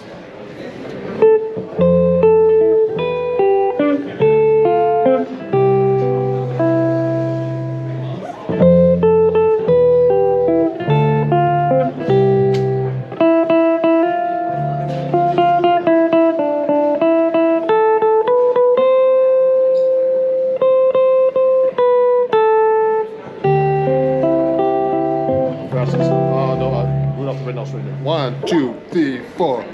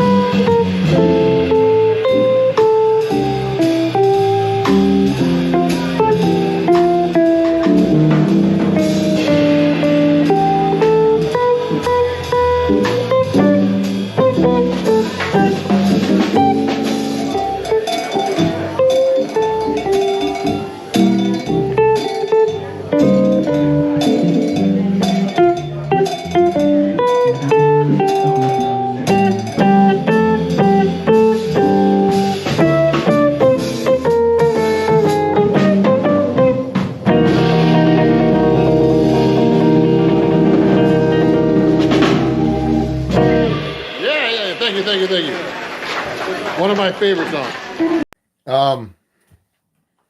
Oh, there's people watching already. Thank you. I'm just gonna go live on my phone because it's a little better, I think. And I'm gonna take questions. Let me see. Oh yeah, I don't want to cut my guitar off, so I'm just setting up real quick. Impromptu live. If you have any questions, please ask them. I'll try to answer them. Let me see if I can see the guitar back here. I might have to lower the stand a little bit here so you can see my guitar. Let me try it right now. Oh, a little low. So how's everybody doing today? I'm going to be trying to do these sessions more often where you can answer questions. So, hey, how's it going over there? Jeremy, I might have to raise my seat up a little bit just so you can see me a little better. Let me do that right now. I'm going to use my stool instead of my chair like this. Let me get that. So, send me some questions right now, everybody. I'm going to be talking about this book that I have out now, Chords at Your Fingertips, a bunch of different things. I'd like to thank all my new patrons that joined this week. Let me move this chair back here a little bit. Okay. Ooh. So, something's happening. Everything's okay. I'm here. Some drama here. Trying to set up. Because you know what? When you go to YouTube, you can't really just like start streaming. It's just like you got to adjust your camera and stuff like that. At least in my case. So I have my guitar here, my 7-string guitar. So if you have any questions about this, let me know. Oh, you know what? I don't know John Mayer chord progressions by heart. Actually, let me see who that was. I think that was Jack. Let me see. Let me see what's going on here. I'm going to try to see who's chatting with me. I can't see them all at the same time. Maybe I can go on my other computer. Let me ask my my associate. Can you pass me my computer? And I'll take questions. I can see what the comments are better when I have my computer at the same time.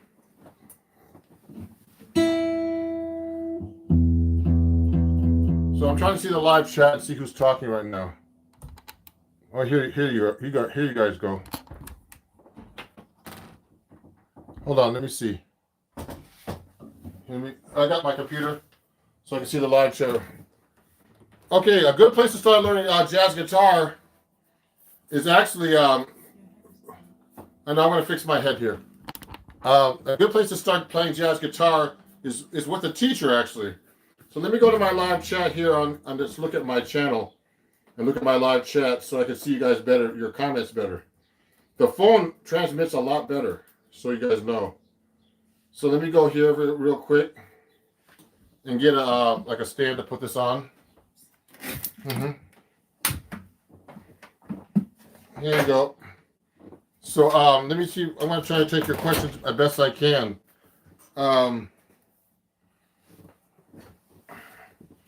So let me see. Hold on. What's going on here? Let me go to my YouTube channel here and just make sure I can see Ron Jackson Music. And then I'm going to answer your questions easier when I see the chat here. Okay. Let me see. I see some questions right here. You like this? Sup, y'all? Hi from the UK. I'm live right now, so let me look at this. I don't want to hear the delay, though. Okay, good. I can see the questions now. Hey, Jeremy, Gerani, CD Sessions, hi. Oh, yeah. How's it going? Great to see you guys. So I'm going to try to answer your questions best I can. I'm going to move back a little bit. Before I do that, I should maybe play a song for you. What do you think of the 1400 Euro Aria Pro? So I don't know that guitar actually really well. I don't know. I mean, I only have, I've tried Ira guitars before. Actually, I have a couple of Ira guitars, actually, nylon strings here that I use. And, I don't really, I have a couple of their classical guitars. I knew the guy that ran the company. I was an endorser for a while. I don't even know if he's alive. His name was Shiro Arai. And he was a great guy. And I started endorsing them like about 20 years ago. And I got free guitars from him, and he's a really cool guy. So, but I don't even know if he was alive because he was pretty old back then. In like around 2000. He was a real cool guy, and I like the guitars basically. So if you want to play jazz guitar, everybody, you should actually definitely get a guitar teacher. It's really important to do that. When I was a kid trying to learn how to play jazz, it was cool. But I needed guidance because it's hard to hear the chords and all that other stuff. Okay, and you need to really get a I don't want to say a real book, but start learning tunes. Because a real book is kind of a crutch actually, because what happens is you start looking at all these books and then you have to remember the tunes. You have to remember what they sound like. So you have to get that stuff in your ears. So it's very important to get a teacher to help you with this stuff. So I didn't really have a teacher until I went to Berklee College of Music and got my butt kicked, by all these great guitarists. So I went to see a Joe Pass workshop. He was a monster, that guy. He had a lot of interesting things to say. But the most important thing is to learn tunes, get a teacher, listen to records and transcribe solos and learn, phrases and licks. I call them, or jazz riffs. Let me see. There's some other questions. Someone says, I like music. That's good. So I don't know the $1,400 Aria Pro 2, but they sound like good guitars to me. So you know what? So the last time I actually touched a guitar was actually Sunday because, and I had a bunch of gigs last week. So, we can talk a little bit about warming up. So this is my 7-string guitar. If you have any questions about this, let me know. And it's an Eastman AR A10CE 7-string. Can never remember that damn name. So it has 7-string. I'm doing a little warm up right now while I'm actually doing chromatics. 4 notes. And doing a 4 adjacent finger a lick.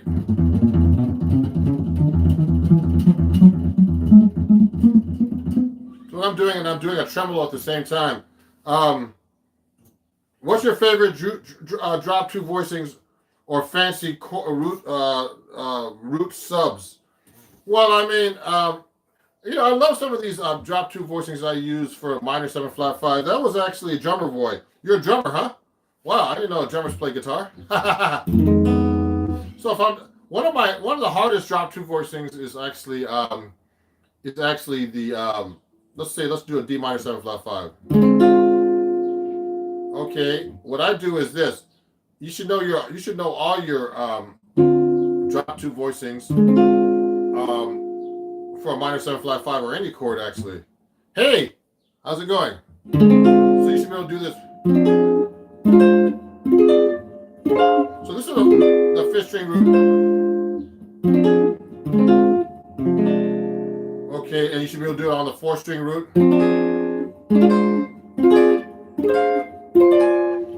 I actually have these written out on my printables page on I actually sell these on my printables page in versions. Actually, I'm actually have to put those up this week on my website, rodjacksonmusic.com. So all the inversions of all the chords, you should know them from all the roots. Minor 7 flat 5. So let's say I'm playing here.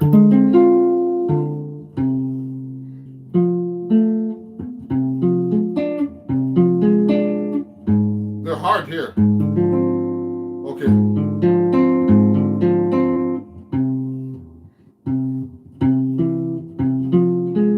See that? They get the weird fingers on the 6th string. Oh yeah, looking great. Sound great. Thank you. So you can use that over that minor 7 flat 5 over a minor 6 or dominant 7th? Yeah. Actually, just so you guys know, okay, the minor 6 chord is actually is the same thing as a minor 7 flat 5. Okay, it has the same exact notes. They're the same inversions. Two names for the same chord.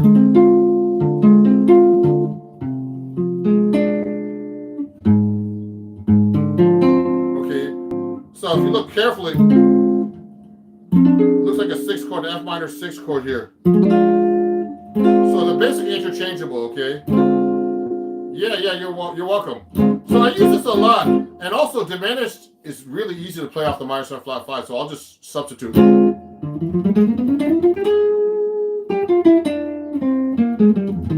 Okay, I like to do that a lot. Or diminished from the roots.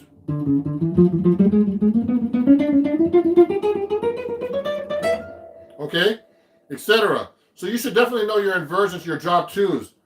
Let me see. 2-5-1 substitution for each chord. That's Marty Mooney. And inversions for us, please. Maybe G or C. So 2-5-1 substitution. So if you're doing for let's say you're doing let's do G minor to F7, something a little different. So you know what? Let me take out my 6-string guitar so you guys can understand a little bit better. Here's my 6-string. Let me pull that out. So I have my D'Angelico. I'd like to thank D'Angelico Guitars for giving me a 6-string guitar. Let me show you something before I forget. I have some of these banners to show you guys. Can you play a jazz progression for practice purposes that's a little bit more advanced than 2-5-1? Sure. So let me see something here. Let me pull out my guitar first.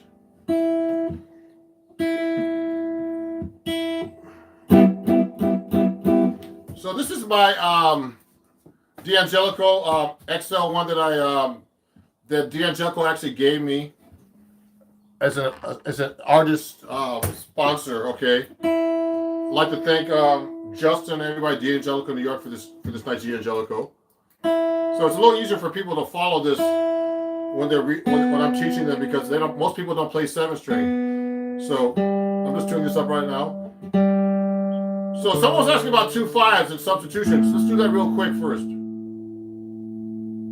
So when I'm playing a 2-5, let's say G minor 7 to a C7. Well, there's a lot of ways you can substitute that, okay? So I'm doing G minor 7, C7, to F major 7. Now, I mean, first one thing you can substitute is just like the basic notation. You don't have to play like a real straight minor 7. You can play minor 9 to a 13 to a 9. Okay. Another thing I like to do, you can make it into a minor 2-5, because remember, you don't have to play a straight 2-5 over a chord progression. You could just play. I'm gonna move this back a little bit so you guys can see my head cut off as much. And is that better? Let me fix this a little bit. Okay, that's maybe a little better. What I'm doing is this. I'm trying to show you substitutions. So I'm going to go like this. Let me move this chair over. So I'm doing 9 to a 13 to a F major 7 9. Then I can just make it minor 7 flat 5. Oh, Angel. Yeah, he saw me on Marty Sports. My daughter's doing good. You can check her out, Lucia Jackson. So I like to alter my chords a lot, so you guys know if I'm doing a 2-5, I don't have to play a straight minor, a 2-5-1. I can go. I lowered the 5, kept the 9. Sharp 5 here. Change that to like a Lydian chord or something, So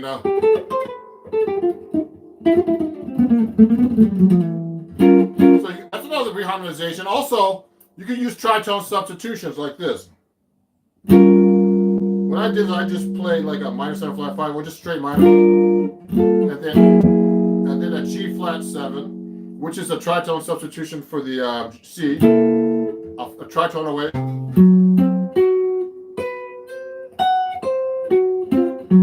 Okay, like that.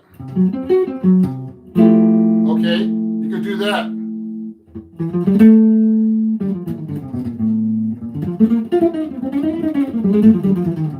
Okay, so what I just did is a 2-5, minor 2-5, tritone substitution. Yeah, I played fusion before. So let me look at some of these questions. So I'm going to try to do some more complicated progressions in a minute. So some good complicated progressions are like Wayne Shorter tunes, things like that. I'm going to have to pull my real book out to look at a couple in a second. Let me look at these questions first. Oh yeah, what's the uses of classical melodic minor in jazz? So that's a great question, guys. So someone's asking about the melodic minor. Oh yeah, Angel, just so you know, if you want to take lessons with me, go to my website. Angel's asking about that. It's ronjacksonmusic.com. It's actually already on my page here if you want to take lessons, okay? Let me see if I can find those banners. I might have to have my assistant help me here. Oh yeah, here it is. So if you want to take lessons with me, you can take lessons with me actually on Patreon, okay? I'd like to thank all the new patrons that joined this week, actually. Oh, new patron alert. Oh, thank you, Christopher P. Oh, great. Christopher just joined. Thank you. So, yeah. So, Christopher just joined my Patreon. So, it's www.patreon.com/RonJacksonMusic.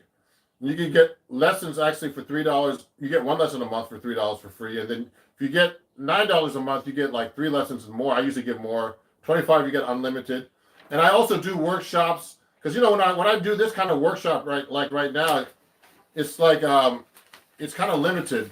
And also I'm going to be doing a special event this weekend featuring my book, Chords at Your Fingertips, from Acoustic Guitar.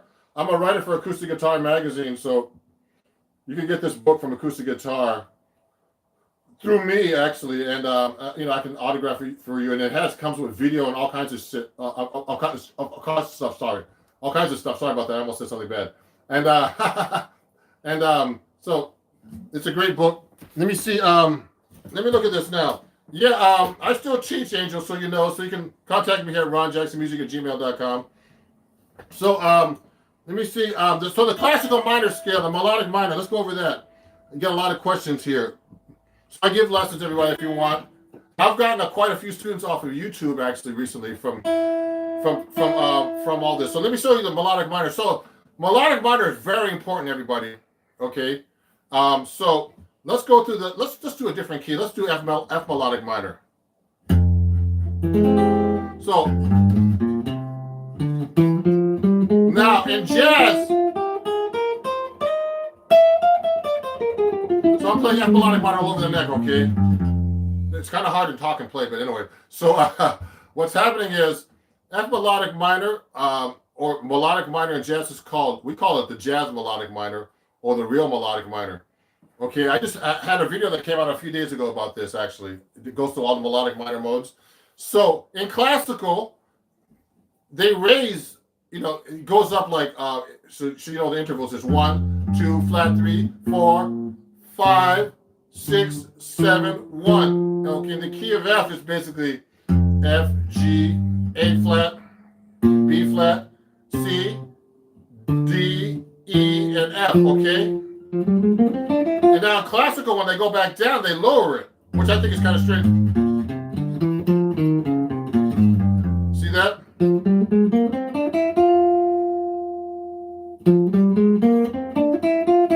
Now backwards they go. Now, but in jazz, we keep it all the same.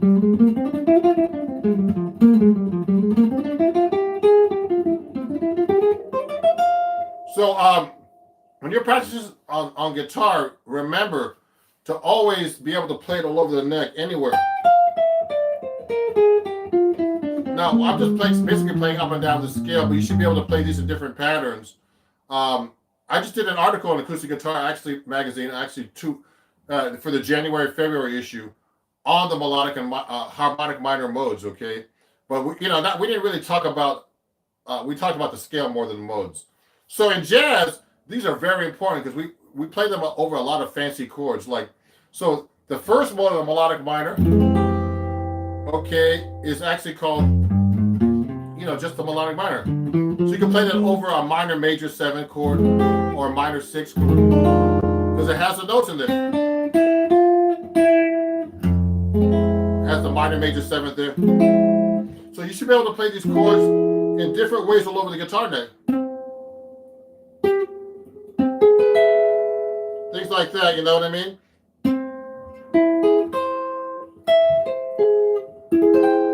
Every kind of voicing you possibly can. Not only from the root, but from any kind of interval or anything like that, okay? So a classic major scale. Oh, that's a good question. This comment, here's the thing, everybody. In classical, you're limited to the way your scales are played. So here's a typical C major classical. I have to think about this. I haven't played the guitar in a couple of days, just so you know. Doesn't really matter. I just need to get warmed up a little bit. So the classical C major is like this. I should do a video about this too, man. It's like this. They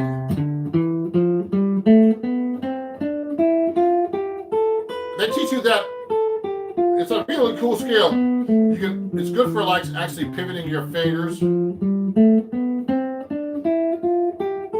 I used to practice this just for technique, for pivoting my fingers. Okay, but what happens is when you want to really learn how to play the C major scale, you gotta be able to play this all over the neck like this.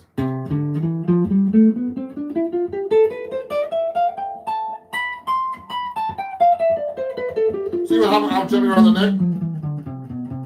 I can play it on one string.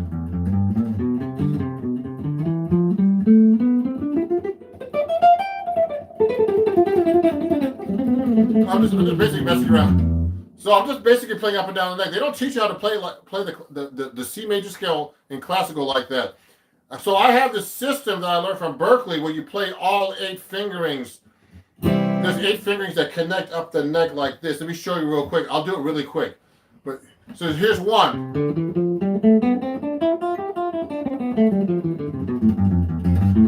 2. 3. 4. 5.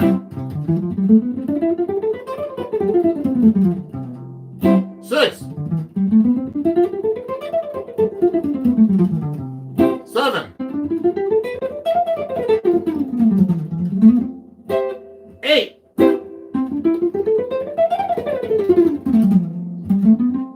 And they double, okay? So that covers the whole neck. And I actually have that written out. If you go to my website at www.ronjacksonmusic.com, those are all the 8 fingerings. It's a lesson that I teach. It has the tabs and everything. You can learn all 8 fingerings. And if you go this week, you get 20% off my website until the end of the week on everything, including my books and everything. And it's use code Sunday, okay?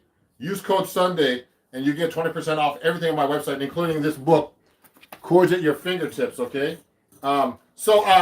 That's very important. You have to be able to play your scales up and down the neck without getting lost, okay? So let me look at some more questions here. And that's only the key of C, just so you know. So you're going to be able to play this in any key. So in the key of F. Sorry, I'm talking too much. Key of F, key of, any key. I mean, in jazz, you play along in different keys. So let's get back to the melodic minor. There's a bunch of questions here. Let me see what's going on here. So the melodic minor, we're going to get into that some more a little bit. I'm 50. I really want to learn jazz. Where do I start? So that's a great question. I'm going to answer all your questions a little bit. in a second. So one at a time. So if you're 15, get a teacher and start listening to records. Like I always tell people, when I went to Berkeley, the first thing that taught me is the real book. So I have the real book right here. Let me show you the real book. So the real book is really cool. It's a cool book, but that doesn't teach you how to play jazz. You just learn. You're just looking at tunes. And most guitar players these days don't even know how to read. Unfortunately, I know how to read notation, and the reason why I use tabs is because most of my guitar students don't know how to read. So it's important to learn how to read. So I have the William Levitt book. I don't have it handy right now, but it's a great book. That's how I learned all my reading skills and chords and everything. And it's a great book. It's important to know tabs just to show you somebody how to play something, put the finger on the right string. But, the most important is to get a teacher, because when I was a kid, I was self-taught. So I thought I knew how to read. I knew all these chords, but I really didn't. When I went to Berkeley, I got my butt kicked. These guys from Japan going in there, going crazy, I was like, oh my God, these guys are playing jazz. And I was like, oh my God, I got to practice. So I would practice for hours and hours and hours and hours, and I used to practice about 5 to 8 hours a day, and I had good teachers, and I still study actually. I study with a drummer right now, and I studied over the years with. I took a workshop with Joe Pass. I had some great teachers at Berkeley. I studied with Rodney Jones. I've hung out with George Benson. Studied with Melvin Sparks, Bucky Pizzarelli, Pat Martino. Who else? There's some people I could have studied with, and I didn't. I should have taken that up, like Jim Hall. There's a bunch of people I could have studied with that I should have studied with too. That I regret not studying with. They passed away. So it's good to learn from teachers. That's the best thing to do, actually. So if you're 15, start like that. Now let me see. Do I ever play jazz fusion? Sure. You're getting your first bass. Okay, let me answer the next question. Then I'm going to get to your question too. So, I love BB King, so you know. And so someone, Greg Hollins was asking about that. Masha, how many hours a week do you recommend practicing? I recommend practicing as many hours as possible. Like, you know what? I'm so busy with my social media and business and stuff that I've been working on that right now. But I really need to practice. If you're gonna, the most important thing about practice, everybody, it's not about how many hours you practice. It's about consistency. You should practice something every day. Okay, if you need to learn something new, practice it once. Practice even 10 minutes a day. But do something every day. Pick up the guitar. Okay, whatever instrument you might be playing today. Some guitar players, people watching me aren't even guitar players today sometimes. So, so just pick up the guitar, okay, and play every day. Now, let me see. Here's another thing. Ranks, gaming. How do you mix every scale and sound? How to mix scales and sound better? So you know what, everybody? I want to tell you an exercise. So when you're playing, let's say you're playing let's just take a real simple tune like a blues. So I'm in the key of F.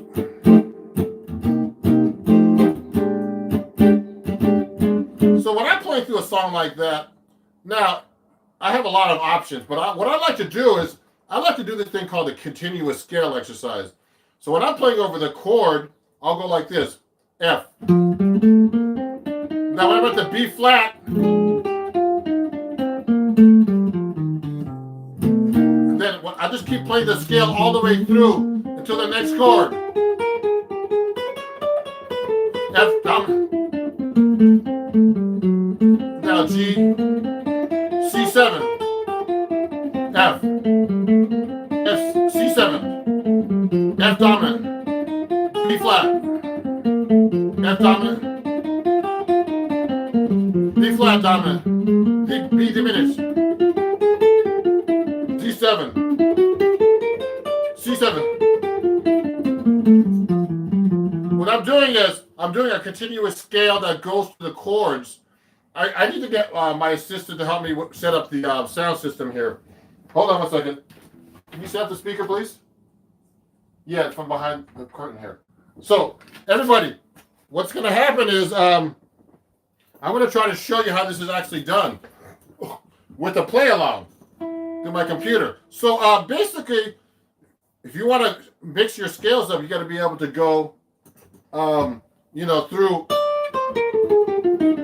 the chords and just change them.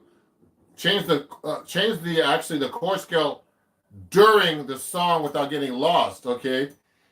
So no. Okay. So someone's asking. This is a good question. I'm going to get the other questions too. So when I'm actually going to the next chord, I'm not. It doesn't matter which note I'm on. I just want to make sure I get to the right scale. I'm not really targeting any kind of other notes. You know what I mean? I'm just actually going. When I get to the B flat, same on F7. Now when I get to the B flat, I'll be on the 13.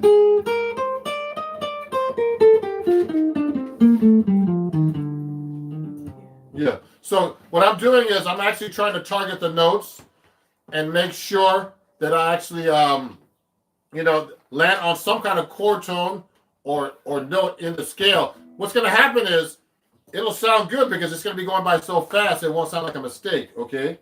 So give me that. So we're setting up my speaker so you can actually hear how this is actually done. So so that's a great question. So that's how you play through scales. Let me see some of these other questions. There's a lot of people watching. Thank you for watching, everybody. And do me a favor. Please follow me and share this stream with your friends and fans.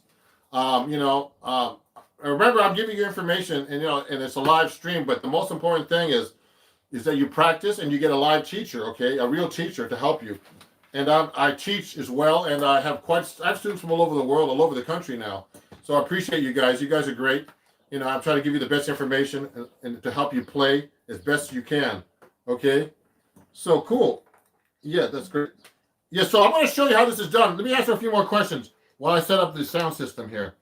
So, let me see. Oh, what do you think? Do you think it matters to use the cage system or 3 notes per chord or any other position system? So that's a great question. Kyan Hallows, thank you for answering that question. It's very important to know the cage system, everybody. Just so you know. You should know all your open string chords.